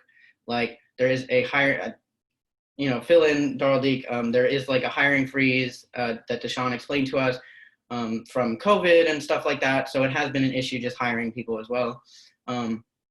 And so even with that 2 week period, by the time they're hired, it'll be the election, and parties, candidates, everything, they all need to submit these things to a supervisor of elections. We can't just submit it to the advisors because that is not their job. They are not students. They cannot handle this. This is the election of the Student Government Association. So we felt that October 28th was a good enough week. That pushes it back 3 more weeks, gives us enough time to find a supervisor of elections. Possibly this was before we knew that the supervisor elections wouldn't make it. So, you know, it might be different now, but this is the one that we believe is right, or is a good enough date, gives the parties and candidates enough time to do their work and get settled. Now that apportionment is passed, they can probably slate their stuff and whatnot. Also, there is no statute, rule, or constitutional role, like a standard that is set for us to actually move it ourselves. There's nothing in any of our rules that allow us to move it. But let's be real, we cannot have this election without a supervisor election. And there is no precedent for this. Like, we don't know what to do. And the only thing that we can think of is having the Vice President of Student Affairs, Dr. Amy Heck, move it. She is the end-all be-all of basically everything in student government. She oversees it all. She signs everything after the student body president. She is even above the student body president in terms of signing things. So Darlik, if you have anything else. So with that, basically, Pro Tem Harmon covered it. We've been in a lot of conversations, him and myself, in regards to how to kind of figure this all out, because this kind of falls on us as the leadership of the Senate, because we kind of, in a sense, play a part with the Election Commission, making sure all of that occurs appropriately, as well as with the SOE kind of getting forward to us and all of that. And, Harmon discussed most of it and he talked about it. And honestly, one of the biggest problems is when the SOE is even confirmed by the Senate, SG administration, the admin assistant has to fill out an exemption form because of the hiring freeze, because of COVID-19. And that hiring freeze and the form process literally takes a minimum of 2 weeks before we can get this person into the job.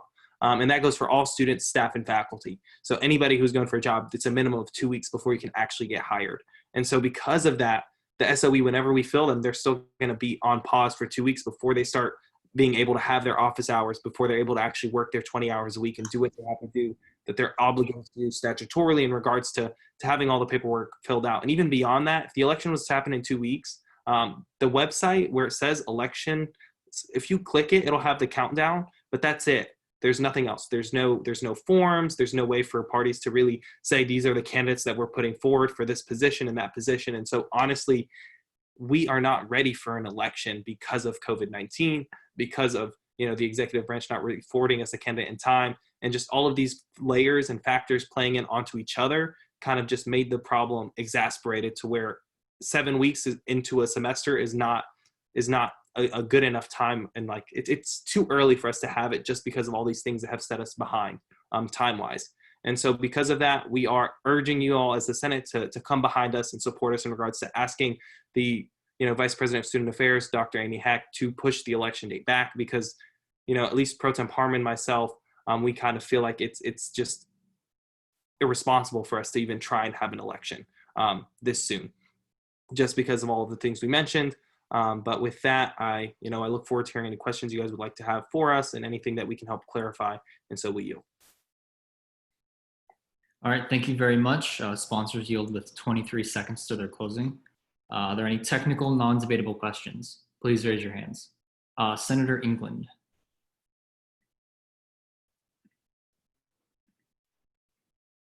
Thank you.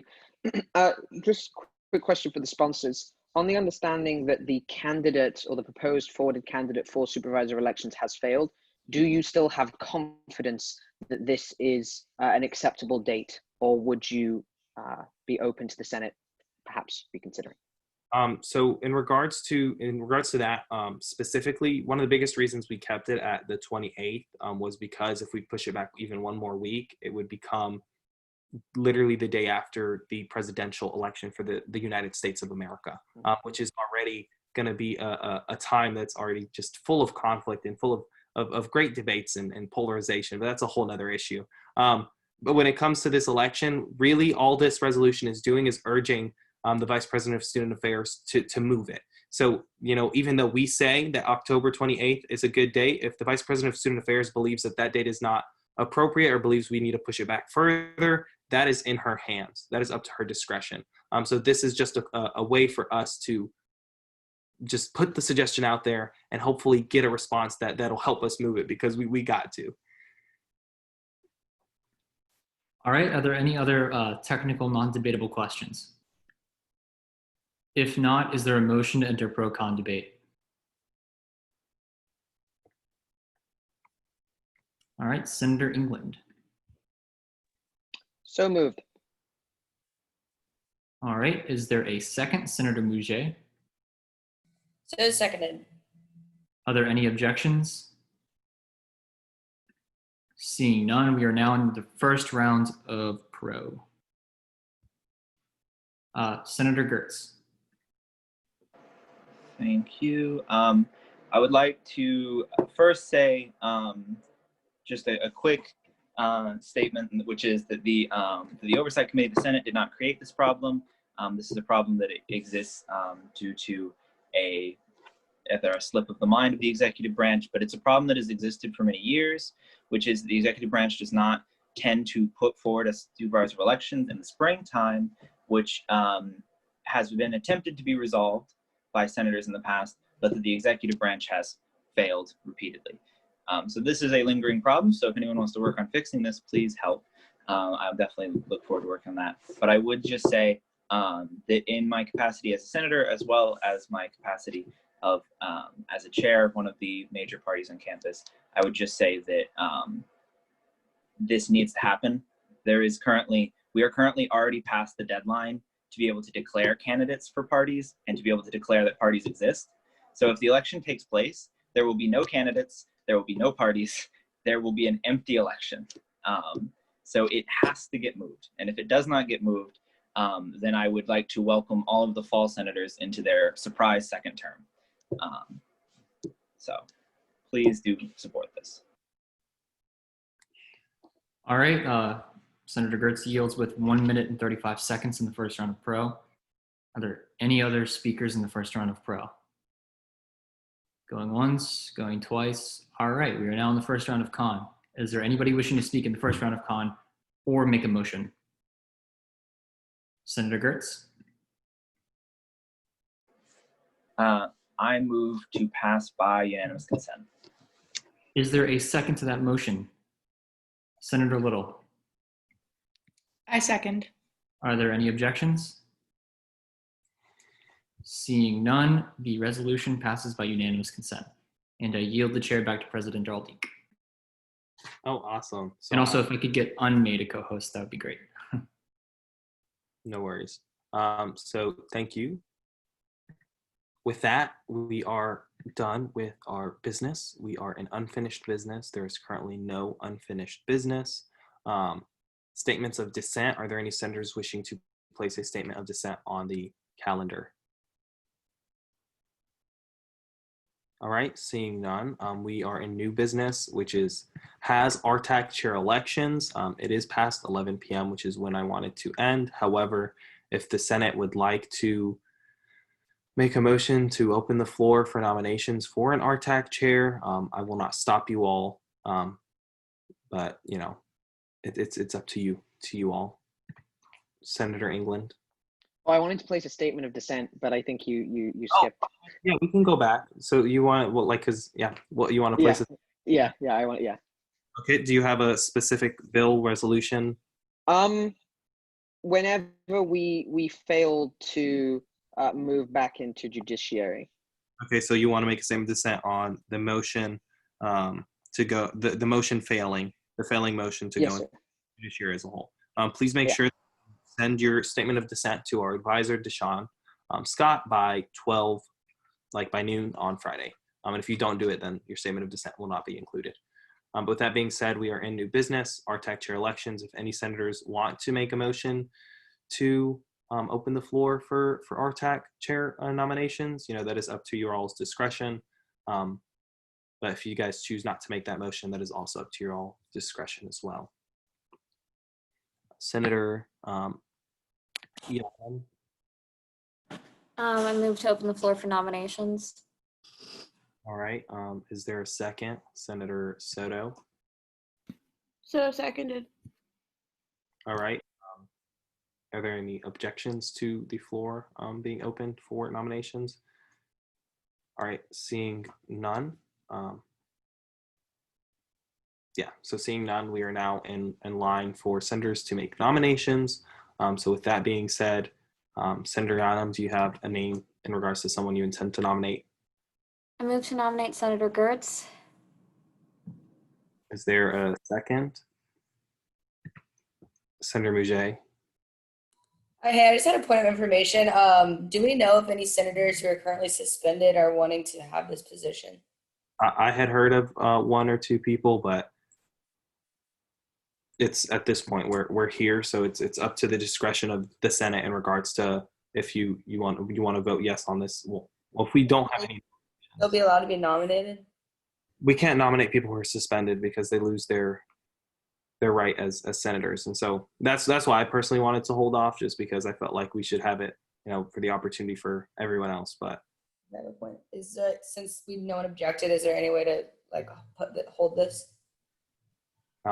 If the senator who made the nomination of a candidate chooses to withdraw the candidate's name, just in that regard, I think that would be a way to push us backwards. And then if someone makes a motion to close the floor for nominations without any nominations on the table, then I think that way we can kind of avoid having anybody being put into the position. But if Senator Yanam's motion gets a second, and if there are no other nominations, and then we close the floor for nominations because there's no other candidate, Senator Gertz will automatically get it uncontestedly. So that's up to the discretion of Senator Yanam in regards to if she chooses to withdraw her motion. And then it's also to the discretion of the senator that she nominates if he chooses to decline or accept the nomination. But with that, is there a second to Senator Yanam's motion?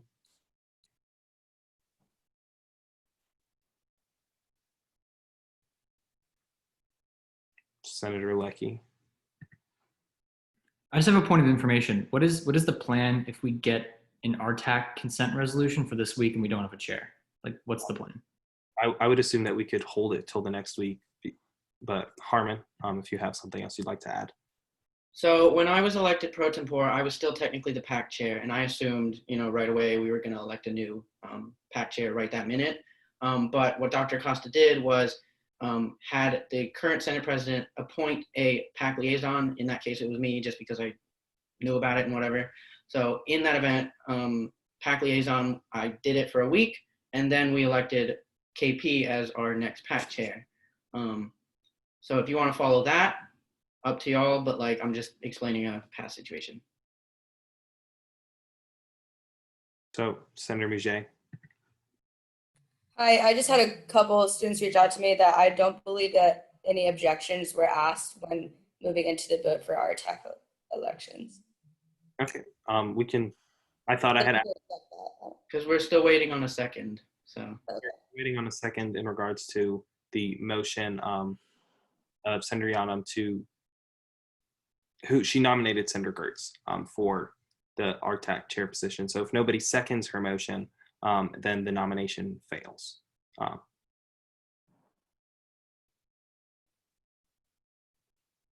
Senator Mouget, were you seconding her motion or no? All right. So with that, seeing no second to the nomination of Senator Gertz, his nomination is not accepted.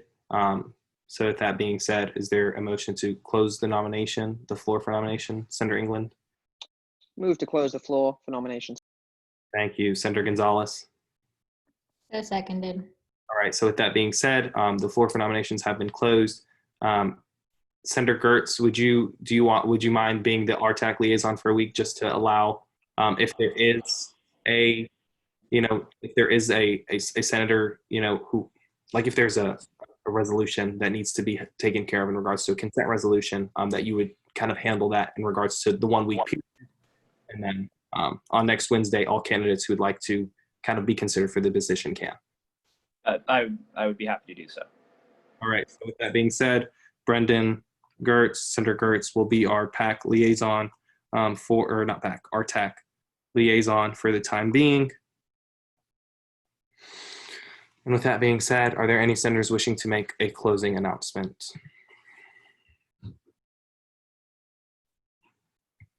Senator Medley-Nera. Mine's going to be a minute. I apologize in advance, and I'm sorry for keeping you all a little bit later. Yesterday, the Oversight Committee met, and we were in debate for one of our candidates, and I made a joke. It was a lighthearted joke. And for a moment there, I saw everybody laugh, and I saw everybody smile. And I remembered why exactly we got into this. I could remember sitting in the lobby of Magnolia with Chair Gonzalez and Senator Waters, and I got so frustrated because we've been so hateful to one another, including me, especially me. And I prepared a list of people where I come from. If you publicly disagree with someone in a way that is harsh, then you should also apologize publicly in the event that you may have potentially publicly embarrassed them. So I'm going to do that in keeping with my own morals. Am I allowed to, point of information, am I allowed to address the senator at this point? You're fine. You can keep going. You're good. Senator Denton, this summer was very tough. And I wanted to apologize for not considering your opinion heavily enough and for not considering your perspective of Christianity, especially where I invalidated your perspective of Christianity in comparison to my perspective of Christianity, where we're both Christian and we can't compare that to either one of us. And I'm so sorry if I hurt you, and not gonna cry on recording, but I pray that you forgive me. And then Kinley Adams was the chair of the Internal Affairs Committee this summer. I was so blatantly mean to her in the position that she sat in, and she didn't deserve it. And I have no clue if she's in here, but if she is, Kinley, I am so sorry. You didn't deserve that. And thank you for being patient with me. And then Kandavi Yanam, I wanted to apologize to you. I can see you just showed up. You were really supportive of me before I ever became a senator. And when we disagreed, I was disrespectful. And you didn't deserve that. And I'm sorry. Quentin, I know that I called you already. I just wanted to reiterate that I'm so sorry. I'm so sorry for what I said in the Senate chat when I... Don't disrespect your fellow senators. And then I don't know if Chair Martin is here, but Chair Martin and I were in Peace Jam together last fall, and I did not have a good time. I was going through a very rough time in my life, and she was so supportive of me. And I don't know if she's here, but I was disrespectful to you as well, Sasha, and I'm so sorry. And I hope that moving forward, all of you, I hope that you accept my apology. And if ever there was anyone else that I hurt, I'm so sorry. And I hope that moving forward, maybe we won't be so harsh on one another. Maybe we won't hold contempt or be petty or disrespectful. And I know that we disagree. Trust me, I know. But it hurts when you realize you were wrong. You don't want to be sitting here crying on recording for that, for any reason. So I hope that those who I apologize to heard me. And if ever I've hurt anyone else, I'm sorry to you too. And I'm sorry for not remembering. And I look forward to an even better semester and a spring semester and hopefully re-election with you all. Have a good night. Senator Medley Nara, I appreciate you. Just thank you for being so strong and sharing your truth. With that, Senator Jack Denton said he had a closing announcement he would like to make. Whenever. Yes, thank you, Senator Darrell Deek. That was probably one of the most beautiful moments I've experienced in my 3 years of Senate, Senator Medley Nara. I wholeheartedly accept your apology, and I hope that we can move forward together and work as a body, and that we can be an example for the rest of our generation. No doubt that this is one of the most difficult times in our country, in our generation, and recent history. And we're all, yeah, I'm truly at a loss for words as to how to express the hope that I have moving forward when I see this when I see this body here come together and unite. And I hope we can continue to do so. And thank you. God bless.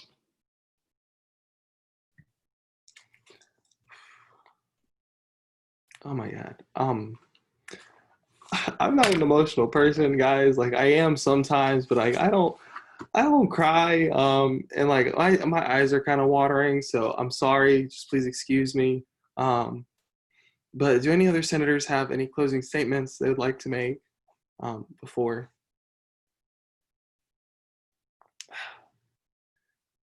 Okay. So seeing that no other senators have a closing statement to make, I did want to say just a few words that I had prepared prior to everything that was said. You know, senators, we're all here to support each other. We're here to support you all and make sure that we're all okay. You know, we've been in unprecedented times and we've been through so much together as a legislative body. You know, from the entirety of the summer to this beginning of the semester, and just, you know, throughout our realities of being senators, we've just been through so much. But the thing I want to ask all of us to do first and foremost is, you know, I ask that we all take care of ourselves first, you know, because a lot of times we forget that we are important. You know, these chambers in the past months have not been a safe space.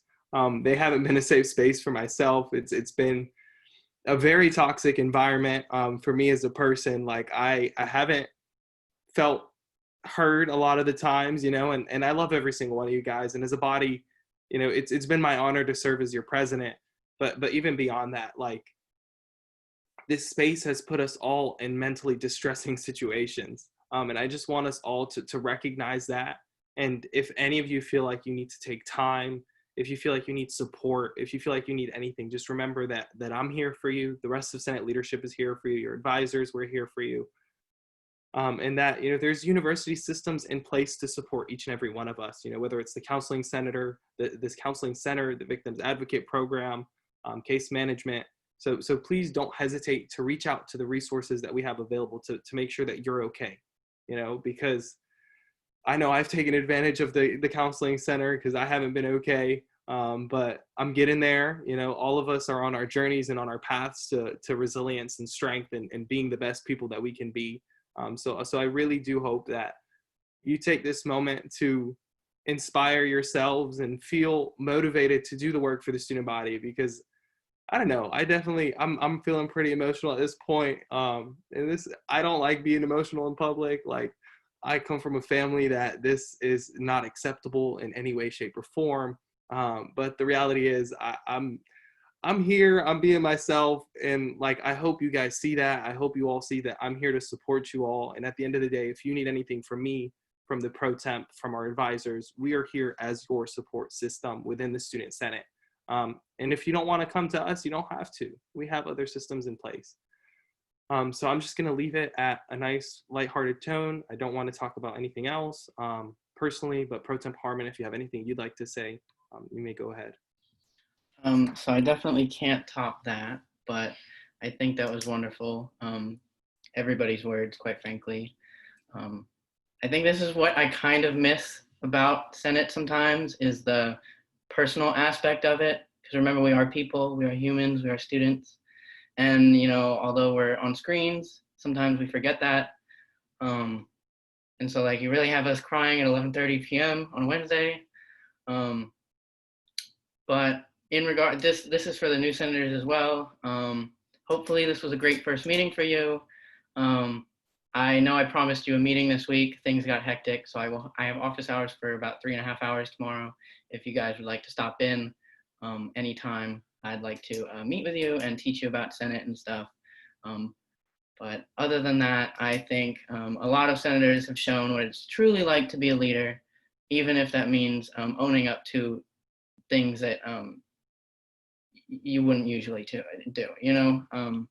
So I commend Senator Medley Nehra for saying those kind words to a lot of people. And I hope you use her as an example of what a senator should be. Okay.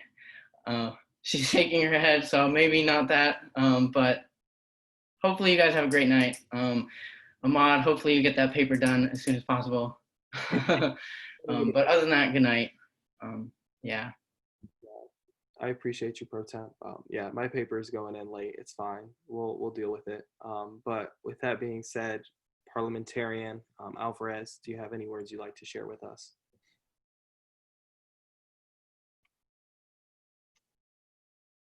Oh, hold on. I don't want to have this on in the back. There we go. Okay. I'm not normally on camera. I wanted to dedicate my time as being a parliamentarian to not be at the forefront. It's not my job to conduct business. It's the job of the senators. And so before my closing announcements, I just want to run through some things that I had written down through the duration of the meeting. First, shout out to our veterans and active duty service members, particularly our firefighters out west, who are currently attempting to control 77 different named fires, 48 of which are still uncontained. And also for EMT and medical personnel, such as Breonna Taylor, who we lost sadly almost half a year ago today. On a procedural note, I'd like to apologize for not finding the exact nature of some specific motions in time that could have helped settle some debate that went on longer than it should have been had I been able to find the relevant information sooner. And also would like to reiterate the message that I sent in the Senate that during debate, you are not to refer to senators by name through Rule 12.5. And so I've been in Senate for a really long time, and before I go into this, I want it to be known that this is something that I decided good half an hour ago. So I'm not attempting to steal the thunder from you, Senator Medley Nara. That was a beautiful example of how the Senate should function going forward. But in my time working as the parliamentarian and for a time working as a summer senator for the duration of the 72nd Senate, I think that I have come short of the goals and standards that I've set myself to. For my 3 years of service, one of the primary initiatives that I've strided for was not only making professional connections with fellow senators, but also personal ones. Through those professional relations, making sure that the traditions, precedents, and understandings of how business is to be conducted is respected. And then on the personal aspect of making sure that we're friends before, during, and after our meetings. I was proud to serve as the eternal chair of the Senate Meme Caucus for the better part of the last 2.5 years. I was proud to serve as a member of the Internal Affairs Committee for the duration of my 2 years of service. I was proud to be nominated as the new Senator of the Year for the 70th Student Senate and the most ethical Senator of the 71st Student Senate, and ultimately inducted into the Senate Hall of Fame. However, over the last 1.5 years, in the latter part of the 71st Senate and for the duration of the 72nd Senate, I don't think I did enough. And it's been shown in a lot of different instances, and it feels as though the more that I try to bring the standard forward and make it clear, the more difficult the job becomes. I've said time and time again during my closing announcements, my job as parliamentarian becomes easier as the members of the Senate have a greater understanding of our Constitution, our statutes, our rules of procedures, and our precedent. Understanding the current practices put in place by the different chairs of our standing committees and by the current elected leadership of the 72nd Student Senate, I am hereby resigning from the position of Senate parliamentarian. I have sent a full letter to the Senate President pursuant to Statute 405.5F, and I hope that going forward you can also come to me as a resource, as a private citizen, unaffiliated with any political party, partisan movement, or ideology on how the student government is to conduct itself. If anything, I would hope that the members of the Senate see my resignation not as an indictment on the Senate, but as an opportunity for the new guard to take over the old. Whether it's myself, the former Senator, now Attorney General Reddy, and soon the former Senate President Jack Denton, we were all the three of us came in along with several other senators, such as Dean and Adamik, came in at a time when the Senate was consistently meeting in physical space. We were present with the great Maddie Durham and Danielle Morgan Acosta, but times have changed. And with that, I hope that going forward, positive precedents are set. There's a good saying from, his name escapes me, he was the Speaker of the House, that members of the legislatures of the United States do not serve under an executive or under a presiding officer, they serve alongside them. And while that was a precedent that I hope that I was able to instill into the members of the Senate, if that can't be upheld, then so be it. And with that, good night.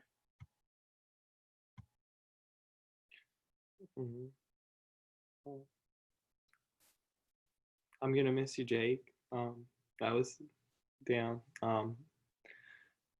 Press Secretary Shaw, did you have anything you'd like to say?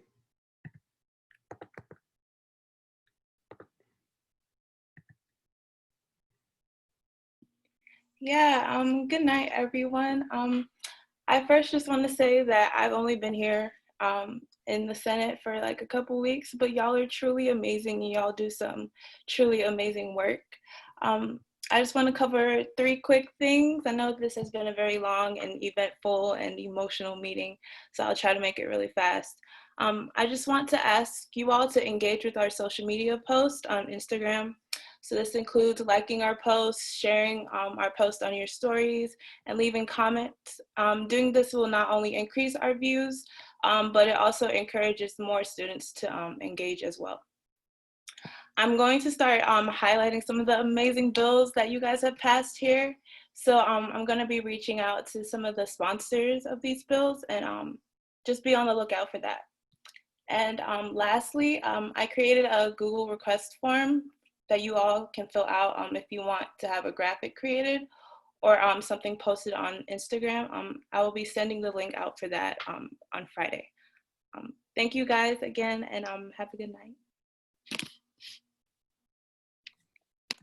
Thank you, Press Secretary Shaw.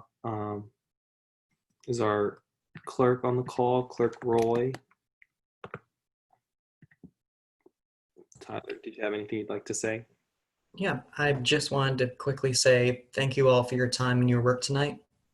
And there's definitely a lot of stuff that's happened in this last 30 minutes. I know first off, I just would want to say it's been on and off since November when I've been serving as clerk alongside Parliamentarian Alvarez, or former parliamentarian. And just wanted to say thank you for always having kind of shown me some of the ropes and always been there to discuss, even when we were sitting at the same table before that got separated and we no longer have in-person meetings. And with all of the things talked about today, it definitely does seem like a day where we are moving forward, even in the small ways. And in regards to that, I want to leave a quote that's by the late Ruth Bader Ginsburg, that real change, enduring change, happens one step at a time. I hope that everyone feels confident with the steps taken today. Thank you all for having been here, for having been open, and I do hope you all have a great night. Thanks for your time. Thank you, Clerk Roy. Beautiful quote. With that being said, are there any other further closing announcements from senators or members of the Senate? No? Seeing none, we are in advisor announcements. To any of our advisors, do you guys have anything you'd like to say? To Sean or Dr. B, if you guys have anything you'd like to say, you can go ahead at this time. So I'll jump in real quick. First of all, I just want to say thank you to all of you all. I know that these make for some very long nights and we're carrying some pretty heavy weight, but I just want you to know that I'm here with you. I'm not always on the camera, but I'm listening the entire time. I think for those few senators that have reached out to me, you found that I've been easy to get in touch with. And although I've been with you for only 7 weeks and I've been learning your Senate rules and procedures fast and furious, certainly know that I always have somebody on the call as well that can offer some insight as well. So happy to be here. And I think I'll end on a good note as well. Previously, Senate President mentioned that we were having trouble getting students passed through our hiring exemption committee. So a small victory for us today, effective in about 20 minutes at midnight. Our all OPS students will be exempt from the hiring freeze, which means we will no longer have to send any of our students through the hiring freeze. And so whenever you put forward an SOE, we will be able to expedite them and get them through, as well as any other position that you want to put through. And I'll be happy to also leverage my position to expedite any of those so that you can do the business of the Senate. And so if you need me for anything, please don't hesitate to reach out. Not always on camera, but I'm always here. So I hope you have a good night. Thank you, Dr. Bowden. Deshaun, did you have anything you'd like to say? Or The things I was gonna say was similar to Dr. B, but a lot of you all have read my message and grouped me, and I stand by that. Like there's so much going on with Senate, FSU, and the community. But after tonight's meeting, I am remaining hopeful in you all. So thank you all for the work that you all have been doing so far and continue on doing. And I know we're not Danielle Acosta, but we're still learning the ropes. We're still here to be a resource for you. And I know it's hard to build those connections virtually. So if anybody want to have a Zoom call, feel free to email me and we can set some time, because I am a relationship builder. So we can try our best to create those relationships virtually. And I'm here if you all want to talk to someone or express your concerns with anything. So thank you all and have a good night. all right, so with that, we're going to go into the final roll call. Pro Tempore Harmon. All right. 1 second. Let me pull up the. All right, there we go. All right. There we go. Before I start, just remind your fellow senators to get financially certified so we can see their wonderful faces back here. Also, okay. Senator Adamik, Akonda Bateman Gertz. All right, Adamik, Akonda Bateman, got you. Gertz Little Selva Fahey. All right. Got Little. No Selva. Got Fahey. All right. Senator Rossi Mujay Shaler Promozic.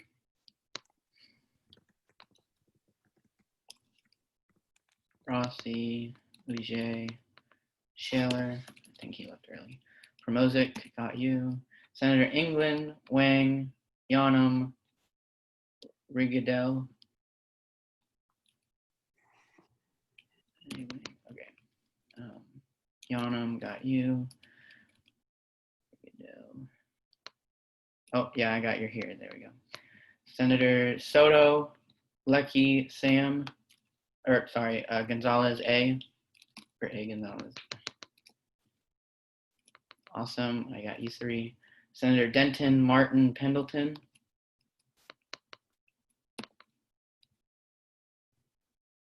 Martin. All right, I got you, Denton. Pendleton. No, Pendleton. Sohos, Ferguson, Mayman, Dean. No Sohos. Ferguson, Mayman, Dean. Pedroso, Rudolph.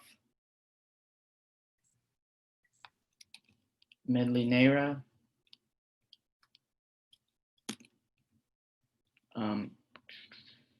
Chabot, Kalink. Oh, I got Pedroso. Wait, yeah, I got Pedroso. Okay. Chabot, Kalink, Stinson, Gonzalez, and Rudd. All right, got Chabot. No Kalink.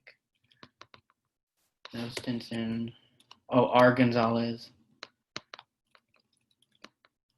And I got Rudd. Okay. And Senator Randall. I did not forget you this time. I see you. All right, awesome. Oh, and Senator Kill. Oh no, she's suspended technically. All right. Soto, did you get Soto? I'm sorry?